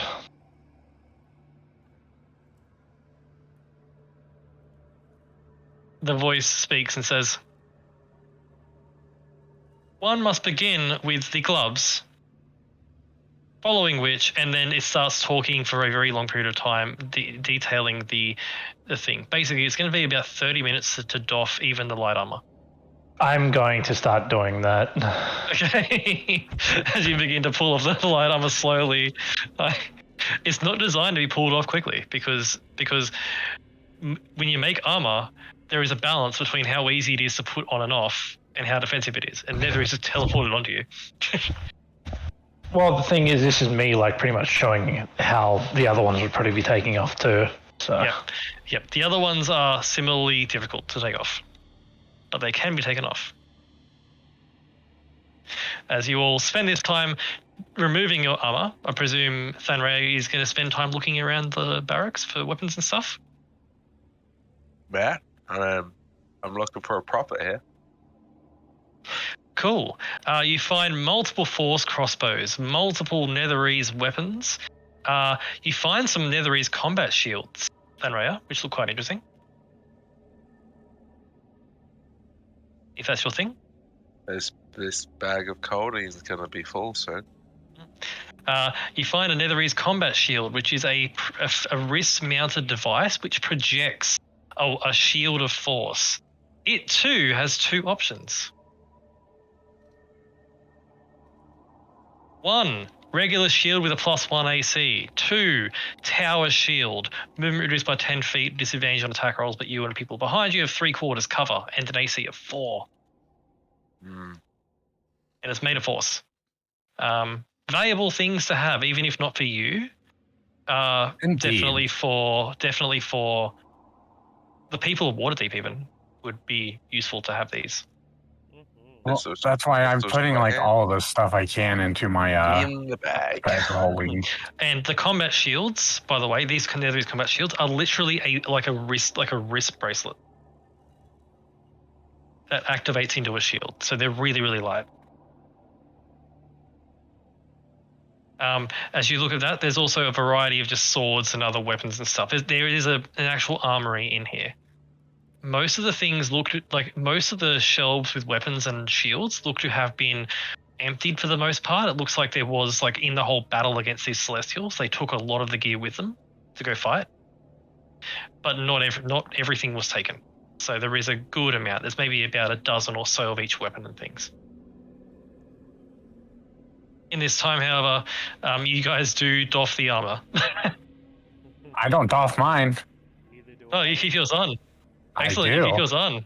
Excellent. This is actually just an upgrade. I don't. Excellent. Have any magical armor or any- No, one thing I will do though is my dragon wing cape I transfer over. Excellent. You can certainly do that. Yeah, my normal armor is just half plates. So this is just automatic upgrade. Excellent. Skull is now wearing really, really good half plate. Yeah, until we find her actual half plate. Yeah. Yep. No kidding. It's good temporary. As you find this armor, you have found the barracks. It looks like, upon looking about, Thanraya will definitely notice this. There is a service corridor which goes to an underground storage room, which does have several racks with more armor there. And what looks to be a teleportation mechanism to teleport armor from the racks to the person, and vice versa.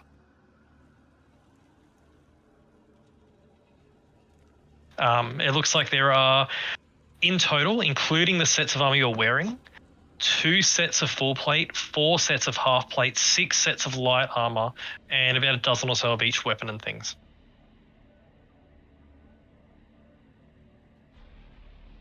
If Can I get that in Yeah. writing? yes, I will write it down in my list of what you looted. Thank you. I love bags of holding. It's worth noting the bag of holding is probably nearly full at this point. Which one? Which one? One of the 3? I'll say one of them is full at this point. If you want to put all this all the full plate in there and stuff, Mm-hmm. it will definitely be full at this point. That is 100% fair because we have a lot of equipment on us. As you're in the middle, as you guys finish your doffing of armor and things and looting this place of what you can, you hear the sound of muffled fighting outside the door. Oh wow. Oh well, don't want to get caught in that. You hear the sound of pulses of magic missiles being launched and chittering of insects going and battling ensuing. What do you all do? Do we help the, I'm assuming, constructs? Or do we let them handle it?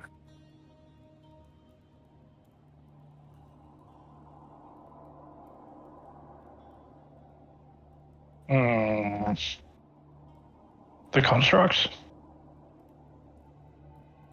Mm-hmm. How do we I'm deal with assuming them? they're constructs. No, You- they're you- fighting you the can- more you- bugs. You can hear the bugs outside and the constructs fighting them. I'm just saying, but I am. Fading? I'm not good right now. Yeah. My health bar looks like it's full, but my actual health is not full. I don't know why it's not changing. Same. I don't know, maybe the tokens are up. On my screen, your health bar has changed. Really? Is Maybe it hard? maybe it's the tokens aren't updating because they're weird. These are quite old tokens that have not updated for a while. Not upgrading for for Yeah. ourselves, but for everyone else. There's 2 of me. Oh,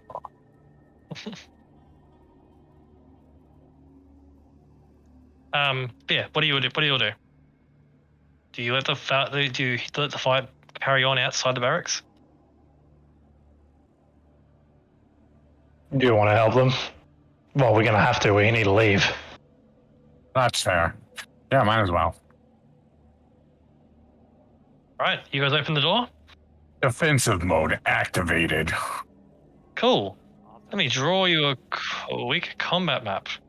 behind Tycoon mode activated as I have one hand on the back of his arm, and I'm just right there. Also, just to make sure we're out of combat, we can make exit. So there's your doorway to the barracks. You guys will be coming out of here.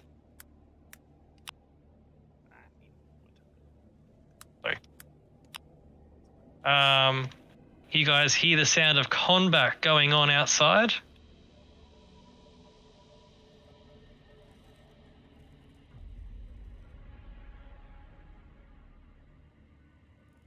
Battle map. Woo!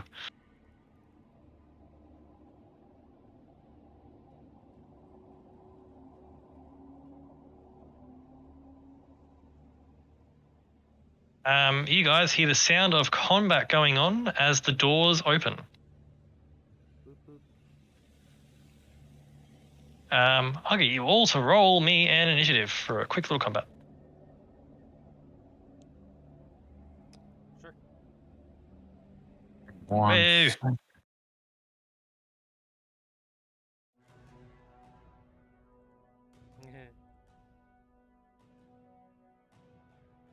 I don't wanna.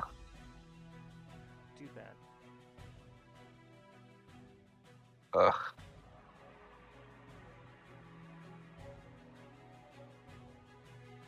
I was like, I'm gonna roll an Arcana check. That's my initiative. That's where my mind's at the moment. As the doors open, you hear immediately the blaring of an alarm noise as Archie, the alarm spell's been set off by the bugs. Yeah. Cool.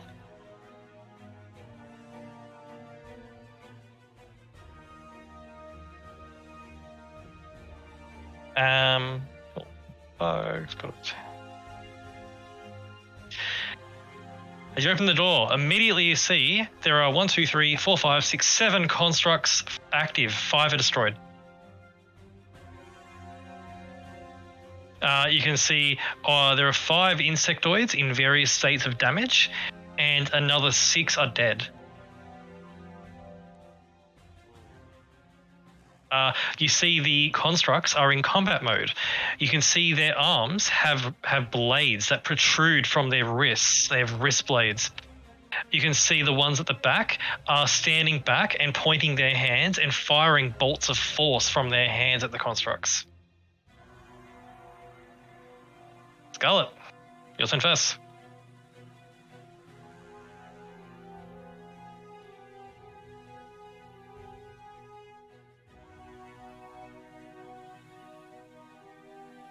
Scarlet, hello.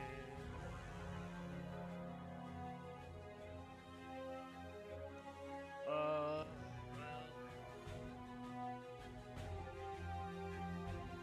40 feet.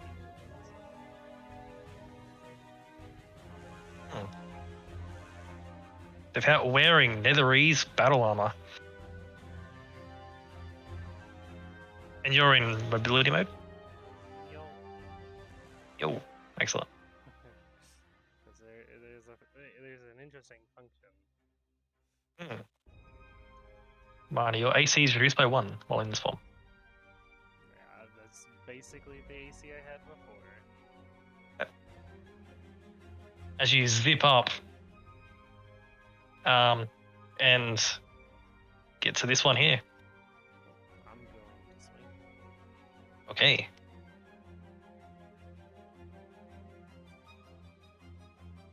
50. A 15 does hit these creatures. Please roll an extra D8 for me. Excellent. It's 21, 22.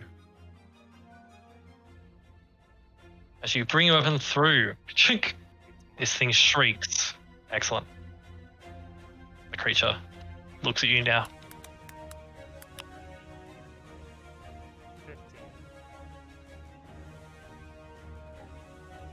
15 damage. Excellent.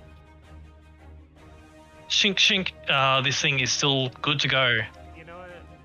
No, that was a mistake. Do you want to keep the 16 though? It's up to you. Is that a mistake? I rolled the wrong weapon. Oh, okay. Oh, that's fine. I'll keep the 16. That's all right. I'll just roll the major damage. Yep. 2d6 plus 4. Great weapon. Yep. Great sword damage. Excellent. So 15 damage. Excellent. As you bring as the armor helps you hit even harder, this thing is now bloodied. Cool. I use my interaction to switch it to defensive. Okay. The armor locks down and the movement speed is slower. That's okay. I'm already in combat. Yep. Excellent. That is now Archie's turn. You've seen these constructs before. So you've seen these insects before.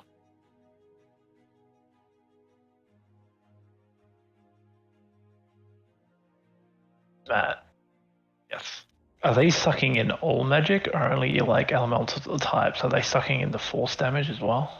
All magic. You notice as you step out, these constructs back here have just cast magic missiles, and these insects have absorbed it.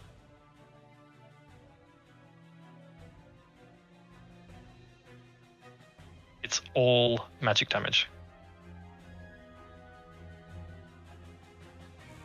I hate it here. It is worth noting, Archie, that at a glance, you reckon, given the flurry of magic missiles that have been fired, probably all of these insects have used their reactions so far. Yeah. Oh, Matt, is it an action or a bonus action to change this mode of the armor? It is an interaction. Oh, okay, cool. Reminder, you only get one interaction, and interactions are also used to draw weapons. I mean, we're going through a ruin. Mine's always drawn. Yep. Mine was drawn at the very start. Yep. I can just legitimately, like, walks around with his out and about whenever he's in a place like this. Yep. What does Archie do? I'm deliberating that. I think the thing that Archie's deliberating is /FF at 15. Yes. What?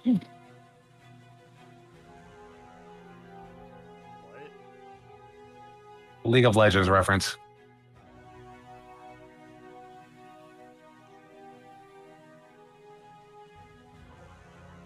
Slightly in that X. He's slightly in that X. I'll allow it. Like, that'll get all but this guy over here, yeah? Archie moves up. Oh, okay. I would be actually like, what is it, like here?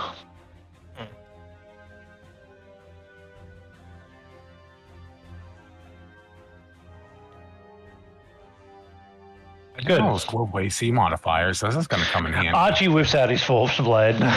Okay.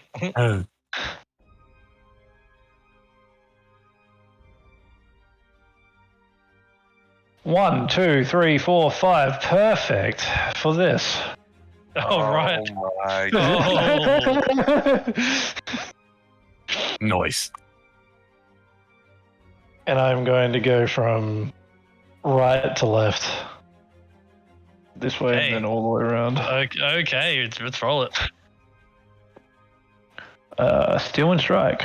1, 2, 3, 4, 5. 1, 2 is an 18 on this guy. This one dies. As you just slice through. 3, 25 damage. 4 is not a crit, unfortunately. But that's enormous damage. This one is bloodied. And this one over here, and 11 does miss. And this one over here. Oh, sorry, no, the 14 over here misses as well. Whoops. Yeah. Unfortunately, even though I'm using the +2 blade, it doesn't work with a spell, so. Does it As not? you. Ooh. It does not. What's that? You make a spell attack, not a melee attack. It's a spell attack, not a melee attack. Ah, okay. But Yeah. Archie, you cast a spell and shing, and you zip through. What's scary to you, Archie, is these creatures, despite you moving that fast with this spell, they know where you are. They can sense my magic. They sense the magic. They sense the weave, really. Yes. But it's a melee spell attack. I don't understand. Where do you end up? Back where you were? Yeah. Within 5 feet of one of the targets you hit or miss. I am going to be here. Okay. As you I hit appear, this one and it's dead. as you appear next to that. As you appear next to that one, Archie, you notice that this construct next to you says, Sergeant, let your coil. Allow this unit to protect you. And it puts a shield next to you.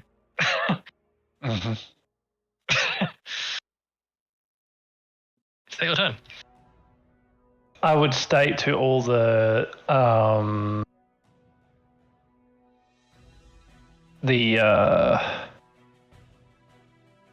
robots to avoid using magical combat.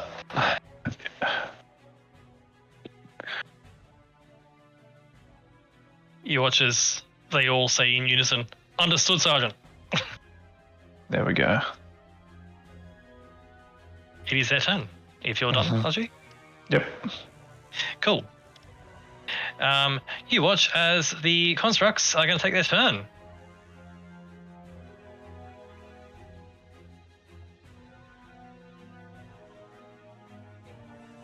I'm just going to roll a general dice for them just to make it simple and quick. Cool. This construct is now bloodied. Sorry, this insect is now bloodied. This insect is now bloodied.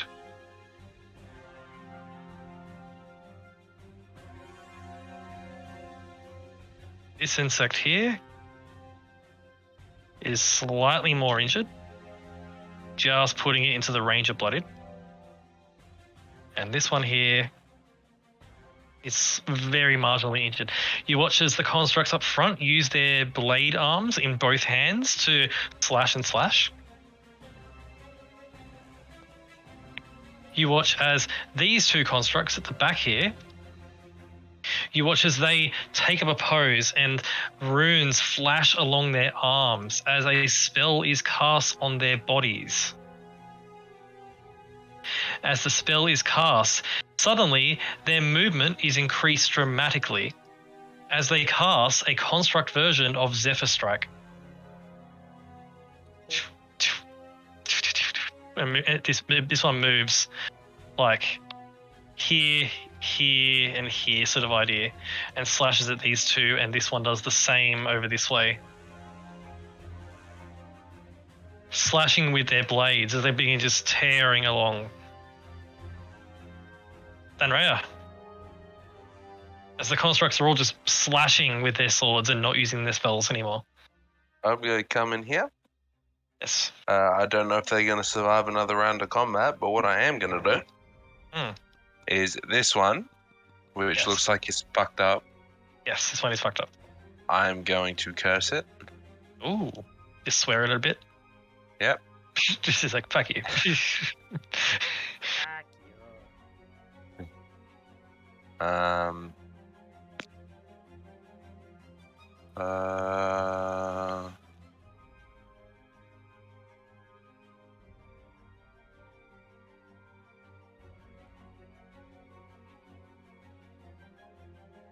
I will. What does this do? Is it immune to poison? You do not know. Oh, you learn. You do learn. Sorry, yeah, you're correct, you do. It is not immune to poison. It is biological in every sense of the word.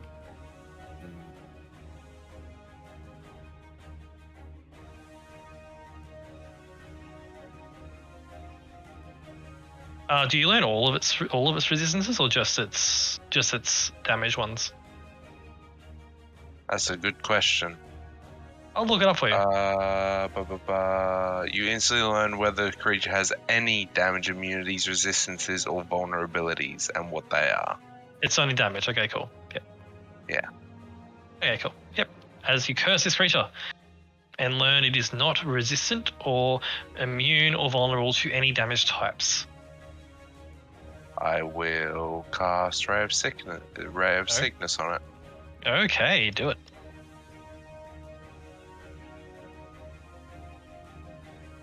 That hits. 3 points of damage, and it needs to make a con save, which is a fail. Oh dear.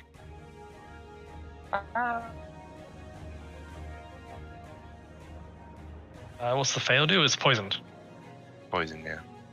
Which is the creature seems to be blasted and feel a bit unwell from that.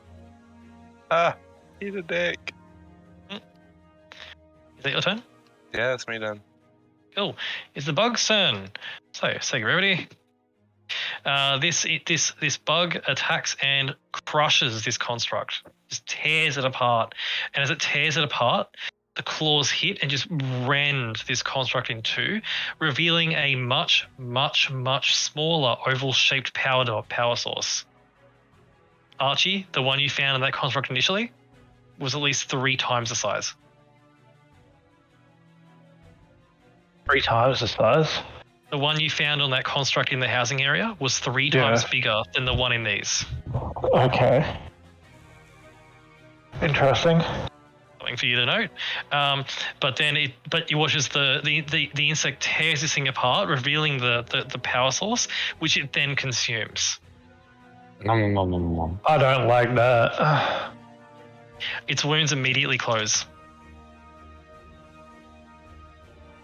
How much though? Not a lot, Yeah. but it goes from being bloodied to not bloodied. This one here is going to attempt to kill this one, critically injures this construct to the point where it starts audibly saying, "Alert, alert, critical danger, critical damage," as this one is badly injured. This one is mildly injured. This one here is badly wounded as well. This one here is undamaged. The one next to you, Archie, it's going to attack. Sorry, that one's dead. Is it over here? This one. This creature is going to attack this one. As the insectoid attempts and fails to hurt this creature. By the way, these constructs are casting shield on themselves as well. And things. They have some magic about them. As the guard constructs are being more and more damaged. Tyken. What Tyken's gonna do is let's see. Tyken's gonna go over to here. Then he's gonna go to here with an action of dash. Here, I guess. I'm then going to switch to defense mode. The armor plate's locked down. And my bonus action, I'm going to cast Shield of Faith. Okay. Over yourself. For an AC of 25. Excellent. Tanky. Yes. And that's your turn? Yes. Scarlet. Tyken has that area covered. He does. How close is this one? 5 feet away. That's not what I meant. Oh, you mean how close to dead? Yes. It is just below half. It's just been made bloodied by the Zephyr Strikes.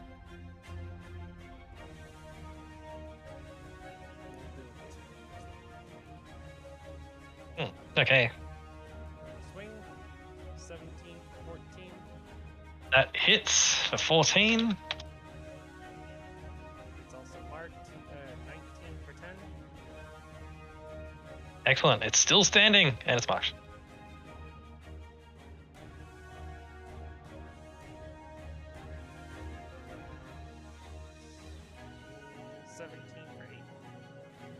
Okay.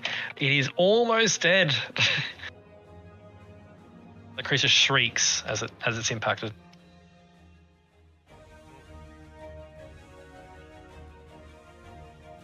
Is that your turn? Yep. Cool. Archie. That's me.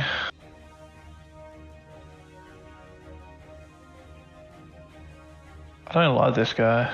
I don't like this guy. I don't like this guy. And who would have guessed? I also don't like this guy.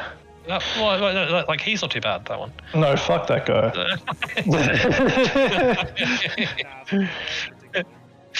particular. You didn't know his life. Like, Yeah. What the fuck, man? sorry, that one there is bloodied. Only this one that's not bloodied. Know what I wish I had? I wish I had Tensor's transformation right about now, but I do not. Too bad. Yeah. Yeah. Fine. I'm just gonna move up to here, and I'm gonna slash at this one. Okay, you bring your weapon to bear. For the first time ever in this campaign, Archie's making a melee attack. Come on. Oh Nicholas, do it. my god. Hey, wait, there was one time I think you tried to hit someone with your book. Excellent, different. Archie. You swing the force blade down, and as it hits, it cuts into the thing's face. How do you kill it? I'm gonna stab it in the magical eyeball. Excellent. The magical eyeball focuses on the blade of force, seemingly attracted to it. This is exactly right. Get attracted to my blade, dummy. As it dies from the impact. It just like shrieks and then hits the ground. Very good. Your turn. Yeah. Excellent. It's the construct's turn. They are going to begin slashing away these two constructs first. Begin to cut away, and they almost surgically just like slash, and just eviscerate this creature and kill it. Aha! I regained HP! My plan do. worked all along. Now how much is it? I can't remember. This construct moves around you, Tyken, stands in front of you in terms of, and this construct moves in front of you, Tyken, stands here and says to you in Netherese, which you don't understand, but Archie does, get back, Private. Which one's the private? Tyken, he's wearing, he's got the badge. The rest of you have private badges. Funny that. Needs to move up here. This one here turns and is going to move this way. Up here. And this one turns and moves up this way. Actually, no. This one, seeing that the others have it, this one moves to the middle and seems to, runes along its arm, run up to its head to a central rune where its eyes should be. And it begins to scan around as it casts a spell on itself. The constructs begin to slash away, and they off this one effortlessly. And that's their turn. And yeah, there's one left.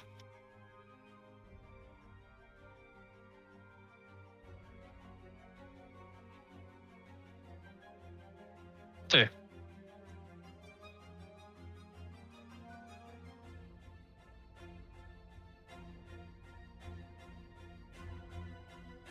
Lightning bolt. Alrighty, it's going to use its reaction to absorb this. Actually, sorry. No, I'm not gonna lightning bolt. I was looking at my options and I missed one. I'm actually going to Misty Step 30 feet closer and then move in within melee range. Okay. As you bamf and appear right next to it. Slash. Slash, that hits. 16 damage slash. Excellent. It's bloodied. 20 for 13.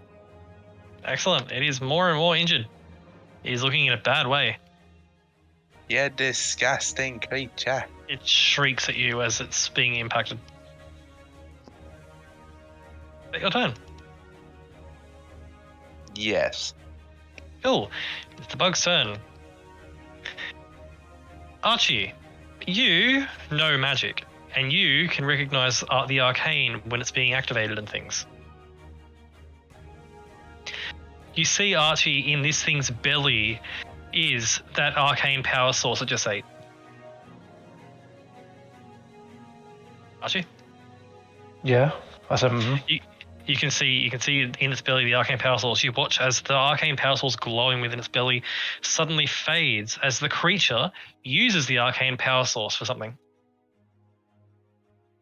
Boy. It shitters at all of you, and then the arcane power source fades from within its belly as its form becomes invisible.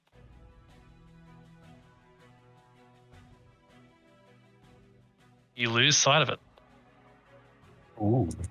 I can smell you.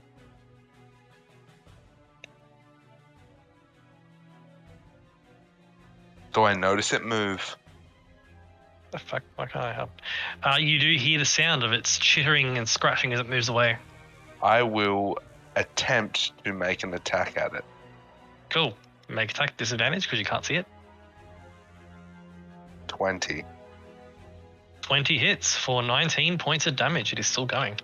And it is in front of me because it cannot move. Excellent. As you slash at its form, it lets out a shriek as you have kept it remaining in place. Well done. You're mine. Tyken, Yes. your turn. I had to zoom out. Where was it last spotted? Right Right next to me, here. right? Right next to Thenraya. Do you want me to move you next to where it was? Yes, please. Oh, there you Because go. I was a little too zoomed in and I didn't realize it. I'm going to, I guess, try to make some attacks at disadvantage, assuming that's where it was Yep. at last. Yeah, you can see a spray of blood from where it was. So All right. ooh, Well, How fucking unlucky.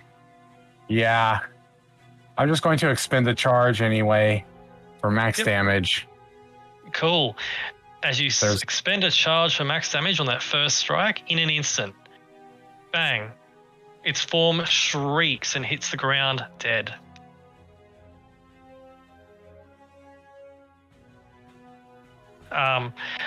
As its form hits the ground dead, Archie, you notice this construct over here, the one that was scouting, Mm-hmm.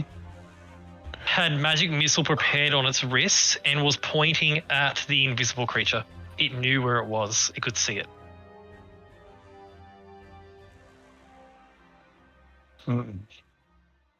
With that, Otaiken, one massive swing to bring this creature back into being visible. The combat is done. Ah. Boy. Um, Not even close, baby. As you, there it is. As with the combat subsided, all the conflict, all the remaining constructs begin scouting around. The ones that are injured all begin to gather. What do you all do?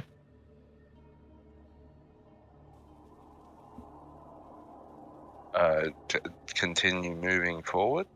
Question mark? Think what the group Yeah, is. that sounds about like the only thing we can really do. I mean, I assume the contracts are going to circle jerk themselves to repair each other, but don't really have anything to do with us.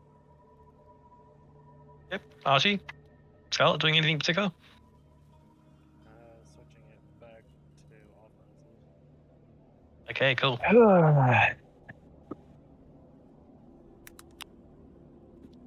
Archie doing anything? I'm gonna inspect the insect. Yeah. as you look at the remains of this insect, you can see the runes that seem to be a part of its very being are fading, but they are there. What in particular are you looking for? Weaknesses, things that I can, abuse. If it's still like all the runes are like actually like a part of their like genetic signature, or actually just like. Firstly, it looks like the runes are part of their genetic signature. You do notice, not on this one, but on the other ones that still have their eyes intact. Archie, those eyes don't see. You recognize in the other one's eyes detect magic. They only see with their eyes the weave. Oh. You see on the side of its head are a variety of like antennae and other bits. These things are blind sight and only see magic.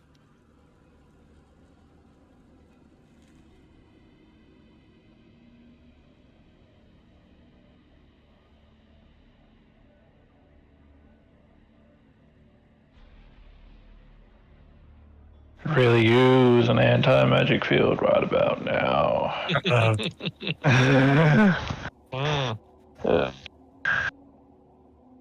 I hate it. What's interesting for you, Archie, on the one you destroyed, the magical circles that are within its form are a part of its form. It's just how it is. It's been here for thousands of years. Like its species have been here for thousands of years. This one, you estimate, is probably no more than 6 months old. In particular, you get a sense, Archie, that the magical circles and runes on the inside of its form that hold it together have subtly evolved over time. You get a sense their ability to consume magical things wasn't initially a thing. This is something they've evolved. This is an experiment. They've evolved because the experiments, as well as, we gotta go. Let's go. Okay. With that, the constructs begin as you begin to leave. The constructs, you notice, the damaged ones begin to make their way in a different direction, leaving the guardhouse.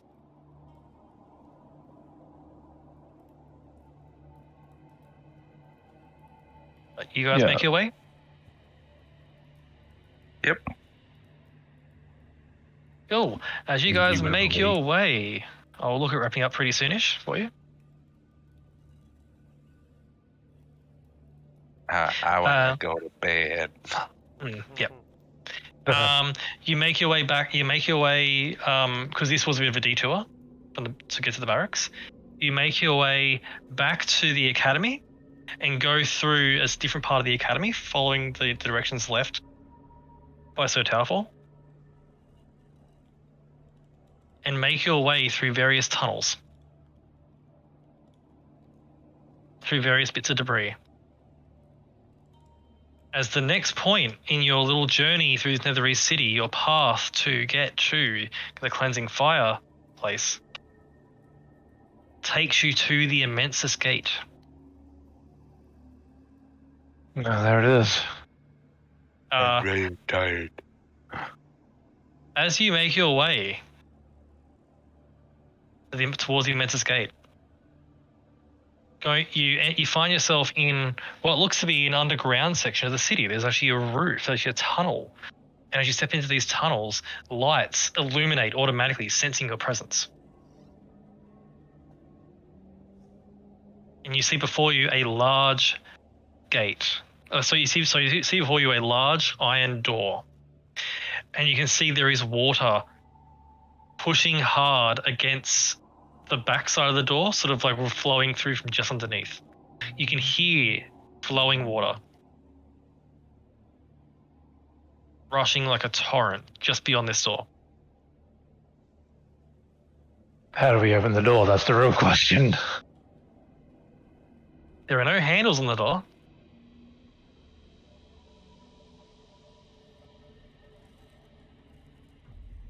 Any markings or stand- sigils or anything? I stand in front of it and say, "Open sesame." As Thanray steps in front of the door and begins to say "Open sesame," the door's open. Oh my god. Thanray, make me a dex save as a torrent of water slams into you. I was about to say, I'm going to move out of the way. Yeah. Dex save 19. Cool. You manage to not be bowled over entirely and sort of you just get drenched head to toe. Ooh. But as the doors open, a burst of water comes out and just rushes down the hall, like rushing past all your feet. Before you, you see the chamber. It is extremely large, a room about 80 feet across, a domed roof. In the center are a set of stairs going to a center point.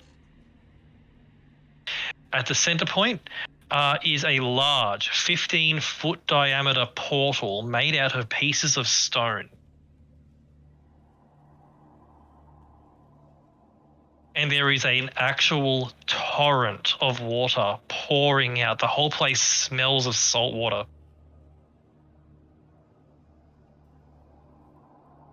The whole chamber itself is at a slight angle, and one corner of the chamber is entirely flooded. And you can see that there is a crack in the stone floor where the water is flowing to somewhere deeper down.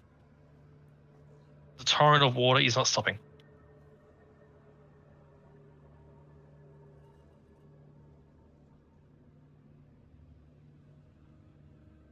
There is a door on the far side of the chamber that continues on.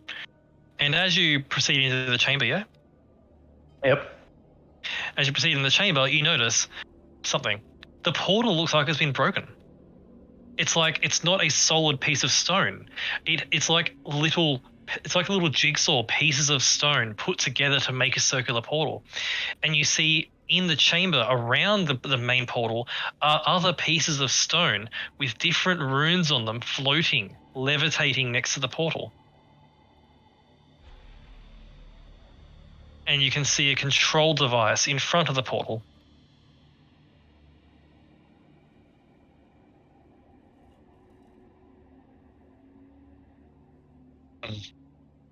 You will do.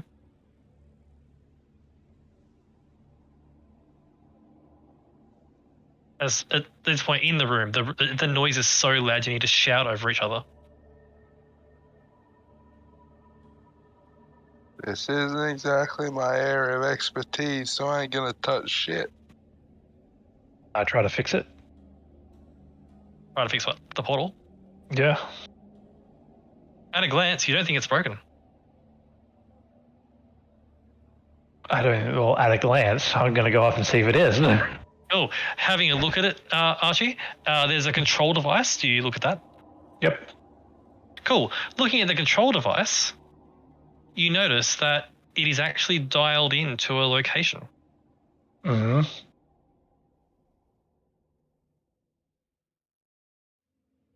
What location is that? Eilinar, Do I know that? make me a history check.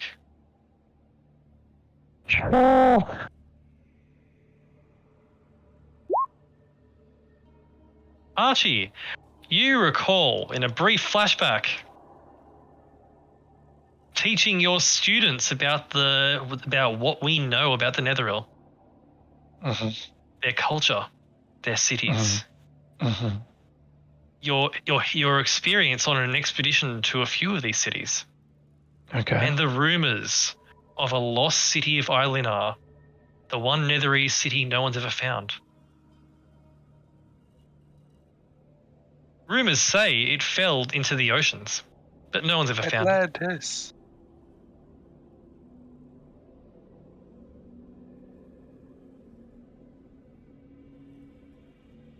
You believe, Archie, You believe this is the lost city of Eilinar, a Netherese city. This is a portal that goes to another Netherese city. And it's Oh, looks like we must go deeper. and it looks like it's underwater, as it is. Seawater is consistently flowing out of that portal. Can the controls be changed to different Netheril cities? They can. There are about a dozen different Netherese cities in the control options. Mhm. There are also other options. Mm-hmm. Of all the there are on the control panel little red symbols next to many of the names. All the other Netherese cities have little red symbols. Connection not found.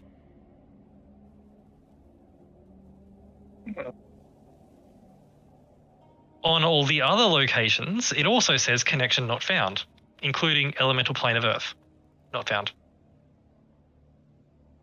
As you scroll through all the locations, only 1, 2, 3, 4, 5 are available with a connection found. 1, Eilinar, currently activated. 2, the City of Brass. Oh. Ooh. 3, the Feywild. No thanks. 4, Cania, 8th layer of Hell. Also no thanks. 5, and this one will probably get Archie a lot, Sigil.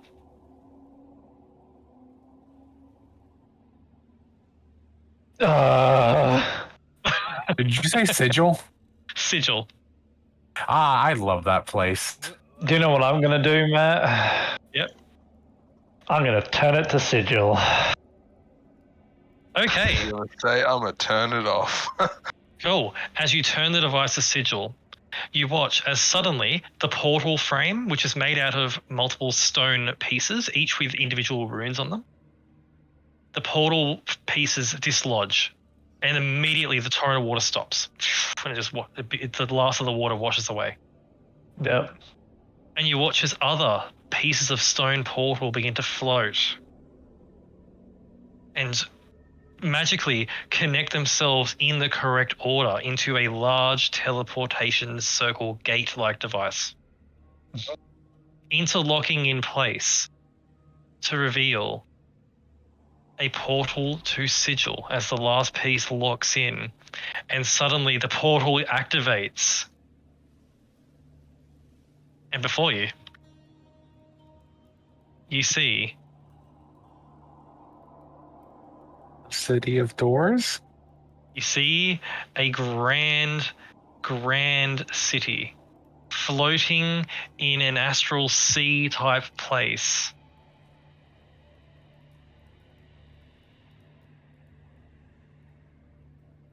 A place that you recognize to be the city. I look back at literal Sept out of game. This is a surprise tool we could use later. Yeah. So I got a question. Is it in the city itself or is it the Outlands? It looks like it's in the city itself. Yay! It's really cool because if you're standing on the floor of the city and you look up, there's more city. I like the sound of this place. I've probably read stuff about Sigil, right?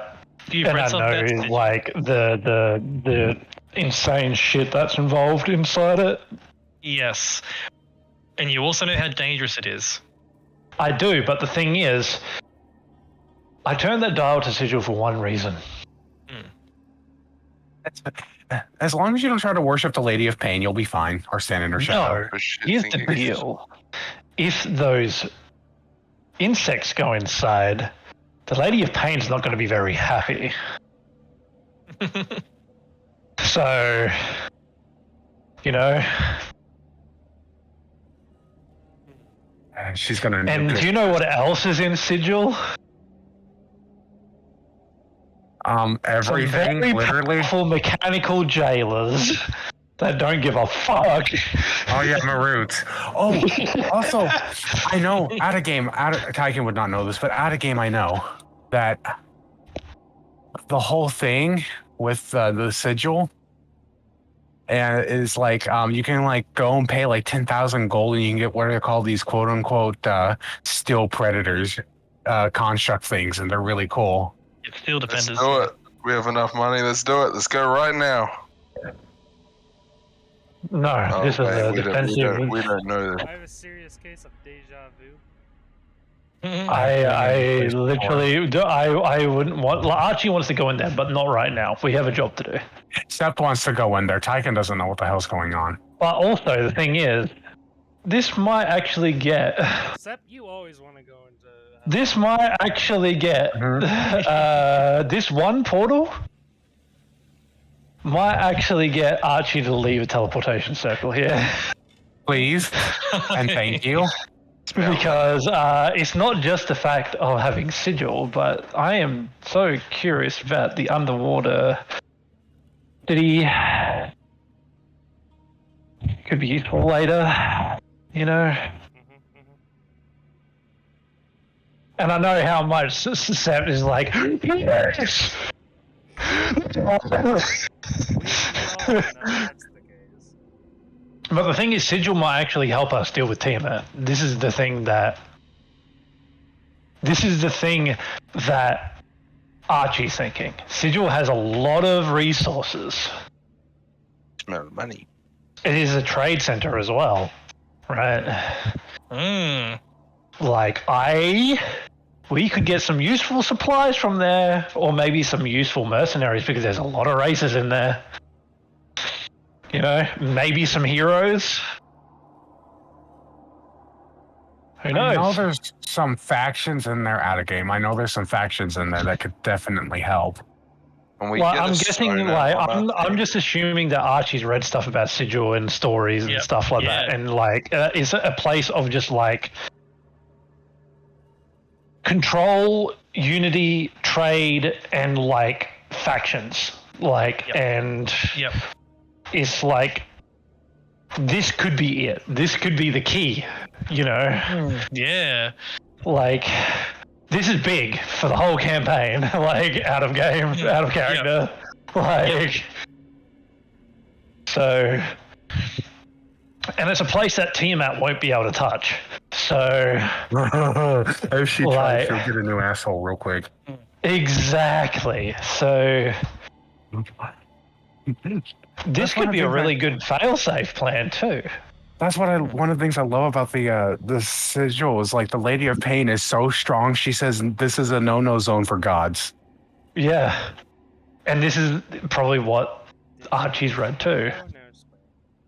Exactly. Like, this is Almost the this is more the of a no-no no donut. this is the no-zo zone, and the thing is,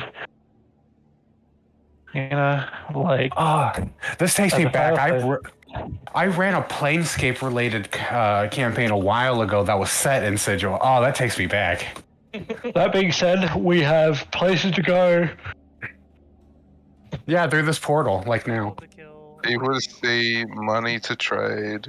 Yep. Can we shut the gate from this side? I close it.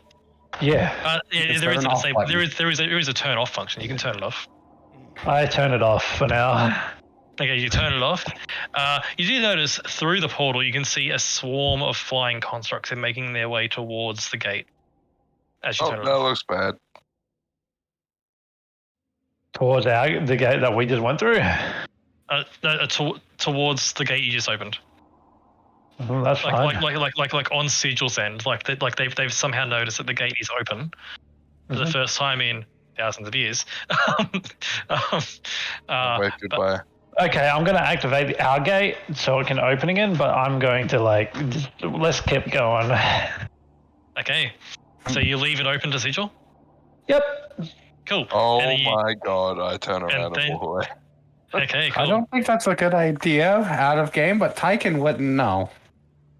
Well, actually, no. I'm gonna turn it off. Okay, as you turn it off, a few parts of the portal frame unlock and the Wait. portal becomes deactivated. What if we can turn it on, but set it to like new coordinates or whatever, right? Because it is a magic circle. Why don't we just turn it on and like aim it towards Waterdeep? I don't want the insects to go to Waterdeep.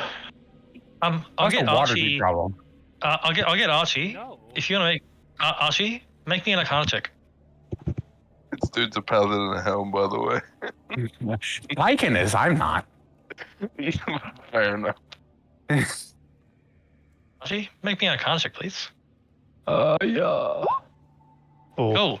You have a very the idea of like a portal that can be interchangeably done is extremely complex. Mhm.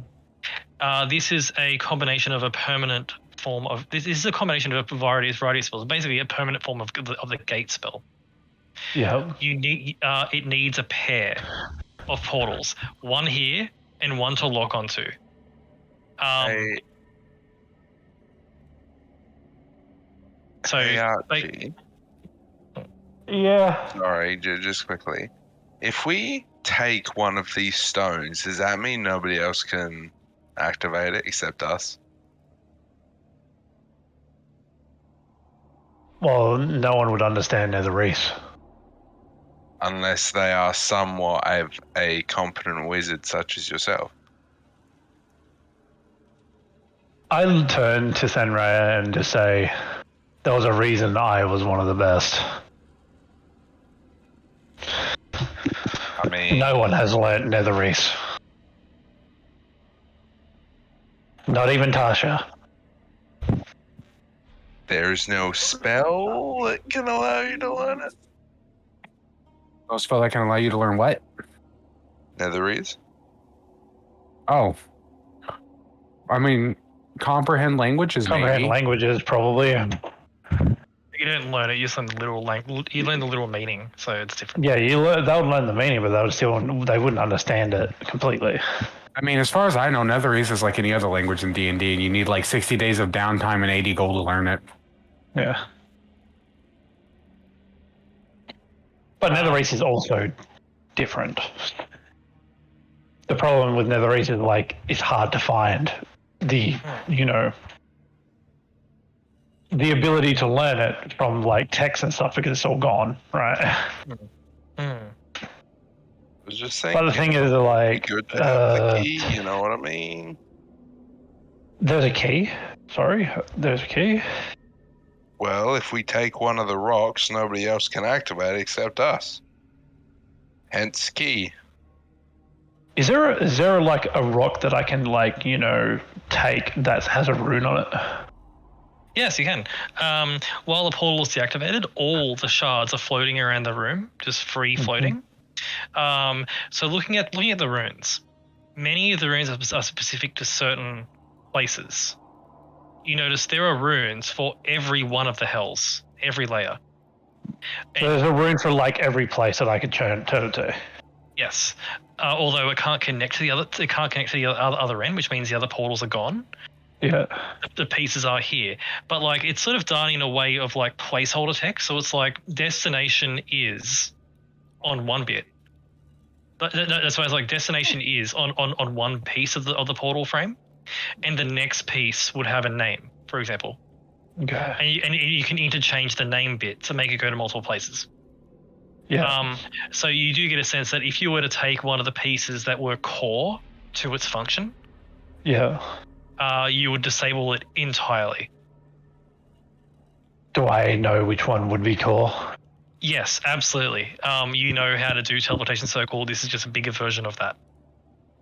Okay, doke. I'm going to take one rune shard. Yep.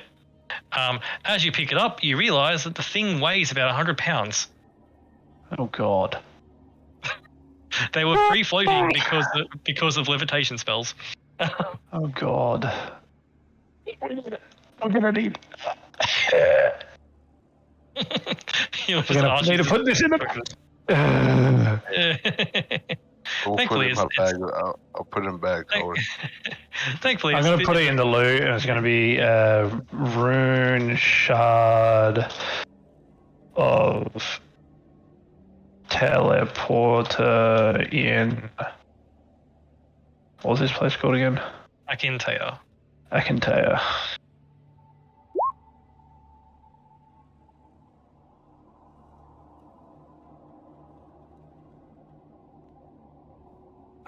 What's interesting, Archie, as you take this, there are the last recorded instances of Netherese people in this chamber. Mm-hmm. You see a recording of dozens of people covered in dust, presumably from the crash, desperately turning the portal to however many Netherese cities they could with no connection until they finally got one. Mm-hmm. Islenar. And they ran through just moments before the water came through. This was an evacuation. On how you bathe. This is where they tried to evacuate to. They tried to abandon the city. Mm-hmm. But yeah, you have this in your inventory. It's quite heavy. It's But the 1/5 portal- of a bag of holding, which is fine by me. The portal is disabled, however. Do you proceed No, forwards? we have the key. Mhm. Cool. Now the proceed portal's forwards. all ours. As you proceed forwards, there's a door at the other end of the chamber, which does, according to Sir Towfall's notes, say it leads to the research labs. Also, I'm literally going to, we can keep it in my inventory per se, but I'm going to give Archie the bag of coding because if I somehow lose it, Yep. I don't want to be held responsible for losing the key. Yep. Alrighty. Cool. I mean, I could just wear it as a necklace and we could dare anything to try and take it off of me. Just a fucking 60-kilo necklace. Well, the thing is, Exactly. it's not 60 kilo on the outside. No, I gotta keep up my strength training. I want the 60-kilo necklace.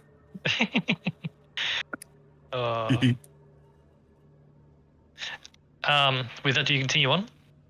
Mhm.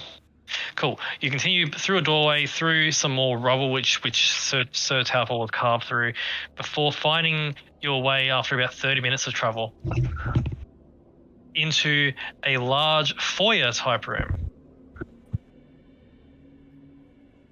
which has the label on the door in Netherese saying Laboratory Level 1. On the you can see corridors going off in every direction, going to various laboratories. There is also a section of these laboratories which is designated as authorized personnel only.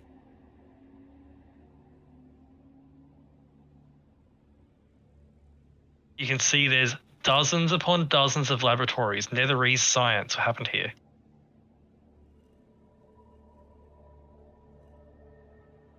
And that's where I'll call it there if you like, because I know people are getting tired. Yeah? Josh needs to go to bed. Yeah. I'm knackered. You're knackered. Yeah.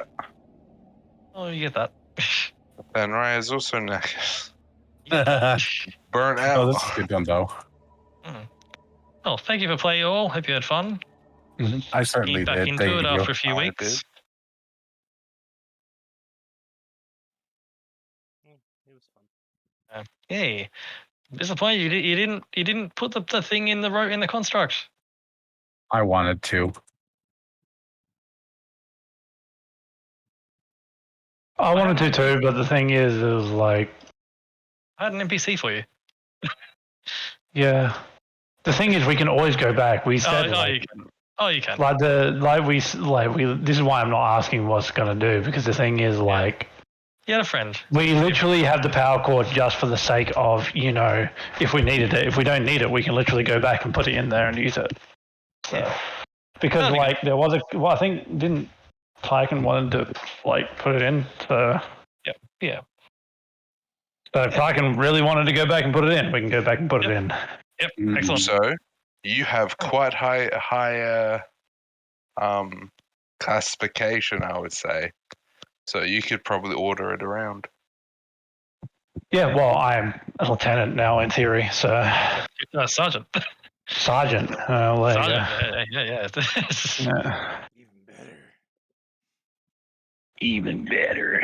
Even better.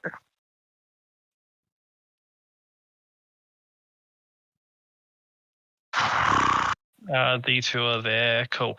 So you want to go to the arena as well as a detour Yeah, I just want to check it out. before you get to the nest and then the engine room and the pump station, then the nest and cleansing fire. Hmm. Well, I have a feeling this is how we're going to go. We're going to go down. We're going to go to the... What's it called? We're going to go to the arena, and then we're just going to go through whatever research labs and stuff that we need to go to get down into the engine room, which is through the nest. And in the nest, we're probably going to go try to find the queen and destroy the queen, I guess. Hey. Because the thing is, these bugs need to stop. They're a massive threat. That they are. Just to Archie. That's why they gotta go. Start no one else. Yeah, just Archie. They gotta go. They eat my magic. Fuck those guys.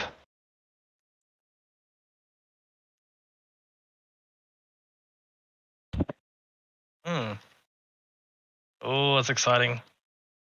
Yeah, Yes. feel it fun, looting the various Netherese things. Do you like my Netherese certainly did. police armor? I certainly do.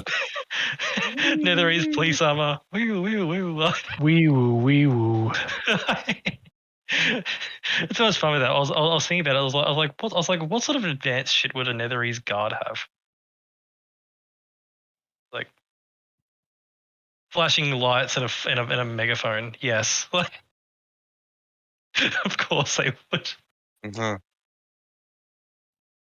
Uh, Stop! You are violating the law. yeah, literally, yeah. Like, oh, I am the law.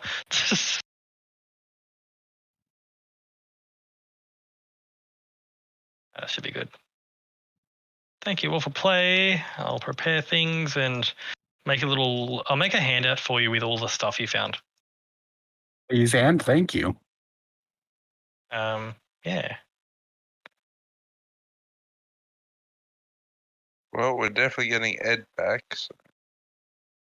Mm.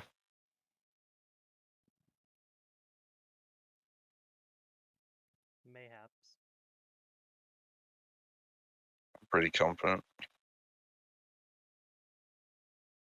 Confident.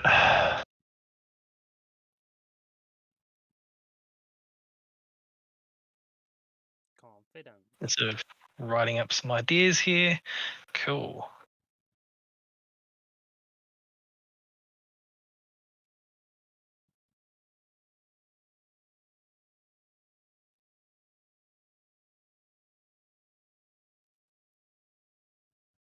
Yo. Oh, I'm excited.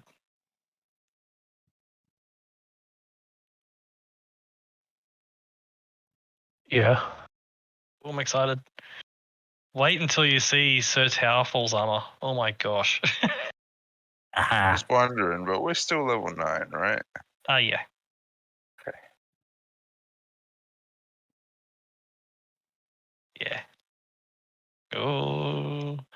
Yeah. So, Dinks, what do you reckon of the Immensus Gate?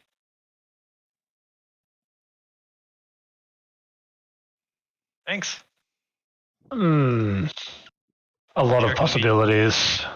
A lot of room for activities. The Immensus Gate. Such a powerful thing, though. Like, it's like you can just go to the city of Brass if you wanted to. We need to deal with what's in front of us. The fact that things can come through from the other side is I mean, it's Yeah, actually A a lot lot of easier. cool stuff, but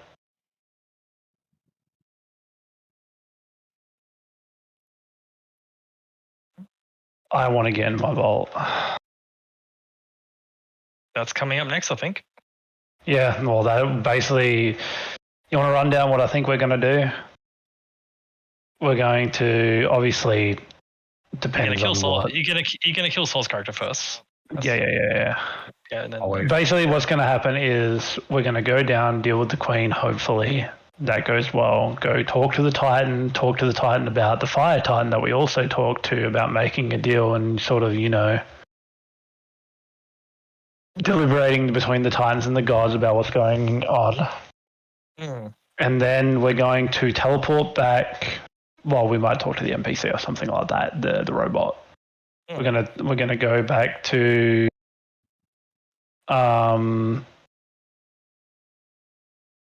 Waterdeep, do a bit of a sit rep type deal, you know. Mm. Check on And then yeah, see if he's doing his shady shit Mm. that we're keeping an eye on, right? Yep. And then we're going to probably spend some downtime crafting things, doing things with all the shit that we just got, right?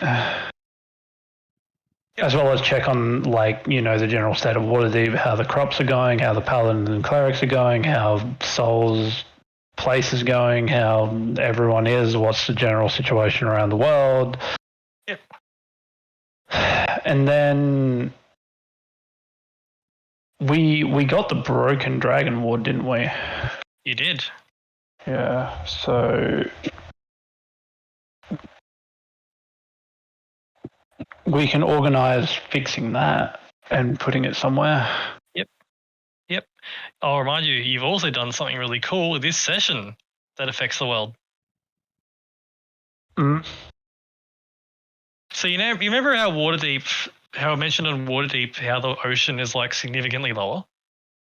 Do you know what I was thinking before you do your thought? Yeah. This is what I was thinking. Do you know why I changed it? Because you thought it was draining? I thought it was draining the water of our world. And I was like, that's got to stop. That's been going for a long time. Yep. That's that is exactly what's been happening. Yeah, I was like, Matt's specifically been saying this is ocean water. This is the ocean. It drowned in the ocean, Atlantis. This is our ocean.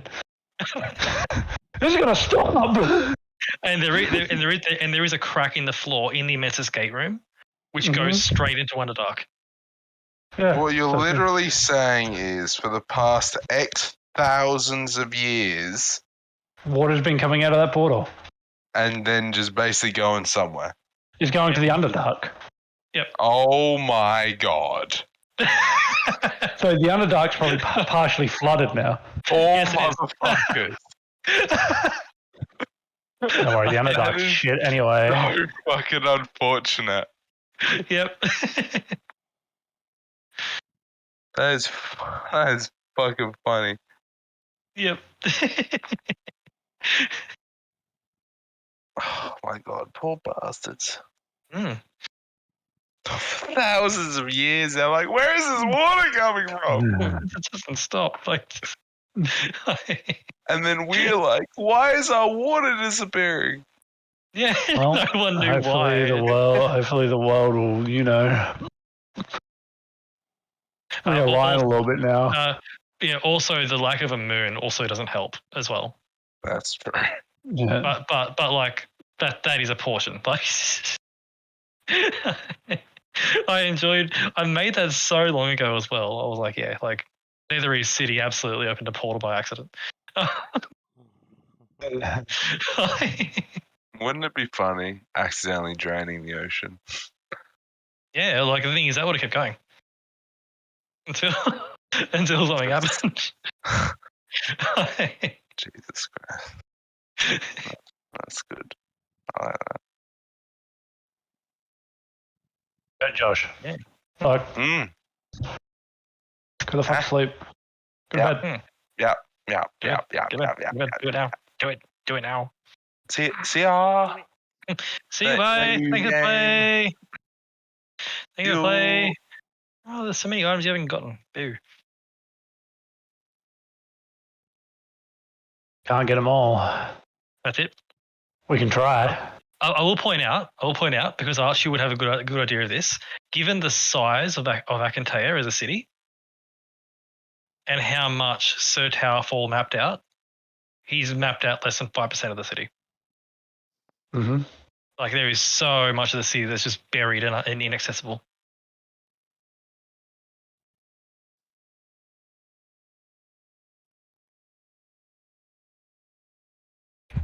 Yeah.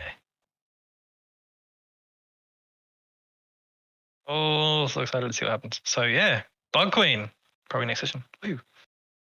Yeah, and the Bug Queen probably can also eat magic, which is going to be real fun. Mm. Yay. Also, like, probably was intentional, but I can switch from defensive to offensive every turn. You can. You can only switch once though, and that does take. Yep, and that does take. Sorry, Once a turn. once a turn, like once on your turn as an interaction. Mm-hmm. Yep. So you only get one interaction. So if someone was to say disarm you, or you were caught without your weapon drawn, that would also be an interaction. So there is a little bit of action economy there. But the purpose of the armor is this was made from the Netherese to be as effective as possible. So having extremely adaptable soldiers is really good. Mm-hmm. But yeah, I'm fully aware you can change it as an interaction on your turn. So you can run at people and then switch it. That's fine. Glad that's covered.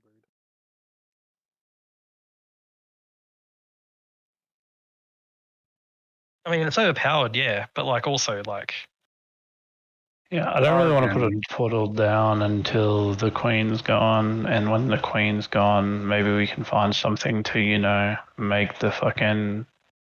Maybe Archie can come up with something to, reconfigure the network for the robots or some shit. That's going to take a while, though.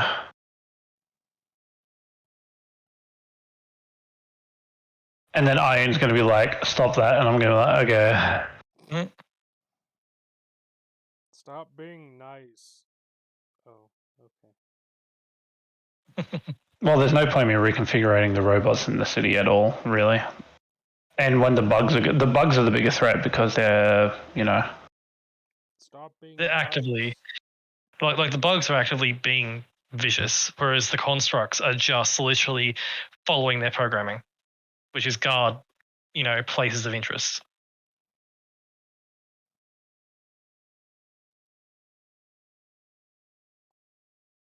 Stop well, the being bugs are nice. literally like evil, so Yeah. and unnatural, so they need to be dealt with. Handle.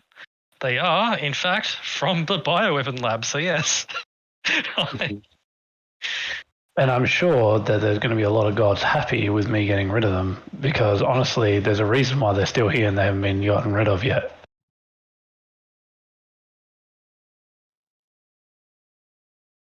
Well, like one thing Archie will definitely be aware of, they're not resistant to cold, which means if they left the city, they would probably freeze to death in all the wastes. Mm-hmm.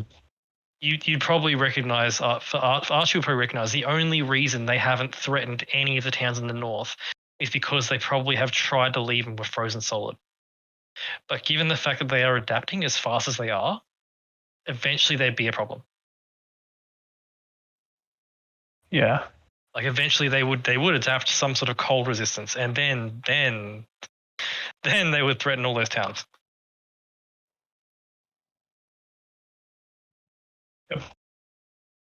And that would be terrifying.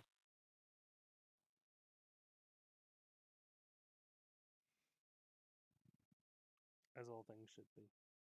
Hmm. Any update on having this next week or not? I'm keen for next week. What? If I'm feeling up for it, yeah. Keen for next week. If everyone's keen, I'm keen. I am. Considering how I was today, and we still bled, yeah, I want to be 6 feet under today. That's what I want to be, but fuck.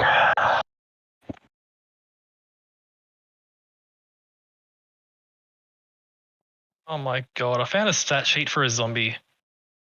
Mm-hmm. Like not an actual zombie. like an undead bee, Yeah. A bee. like a zombie. Oh my god. That sounds amazing. I hate it. Zombie. Wow. More like some bitch.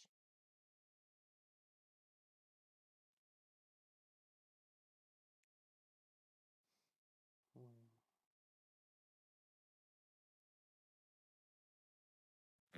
I'll have to figure out a combat for you guys then.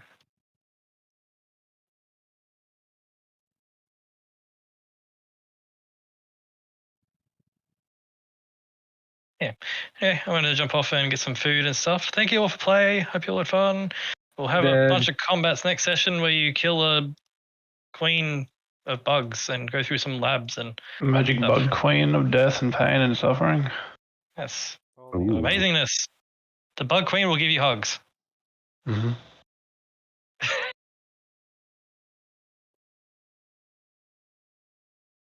Bug queen will give you hugs. It only wants things. It only wants hugs. Mm-hmm. It doesn't want to eat you at all. Thanks for play all. See you. Bye. Bye. Bye. Bye. See you. Bye.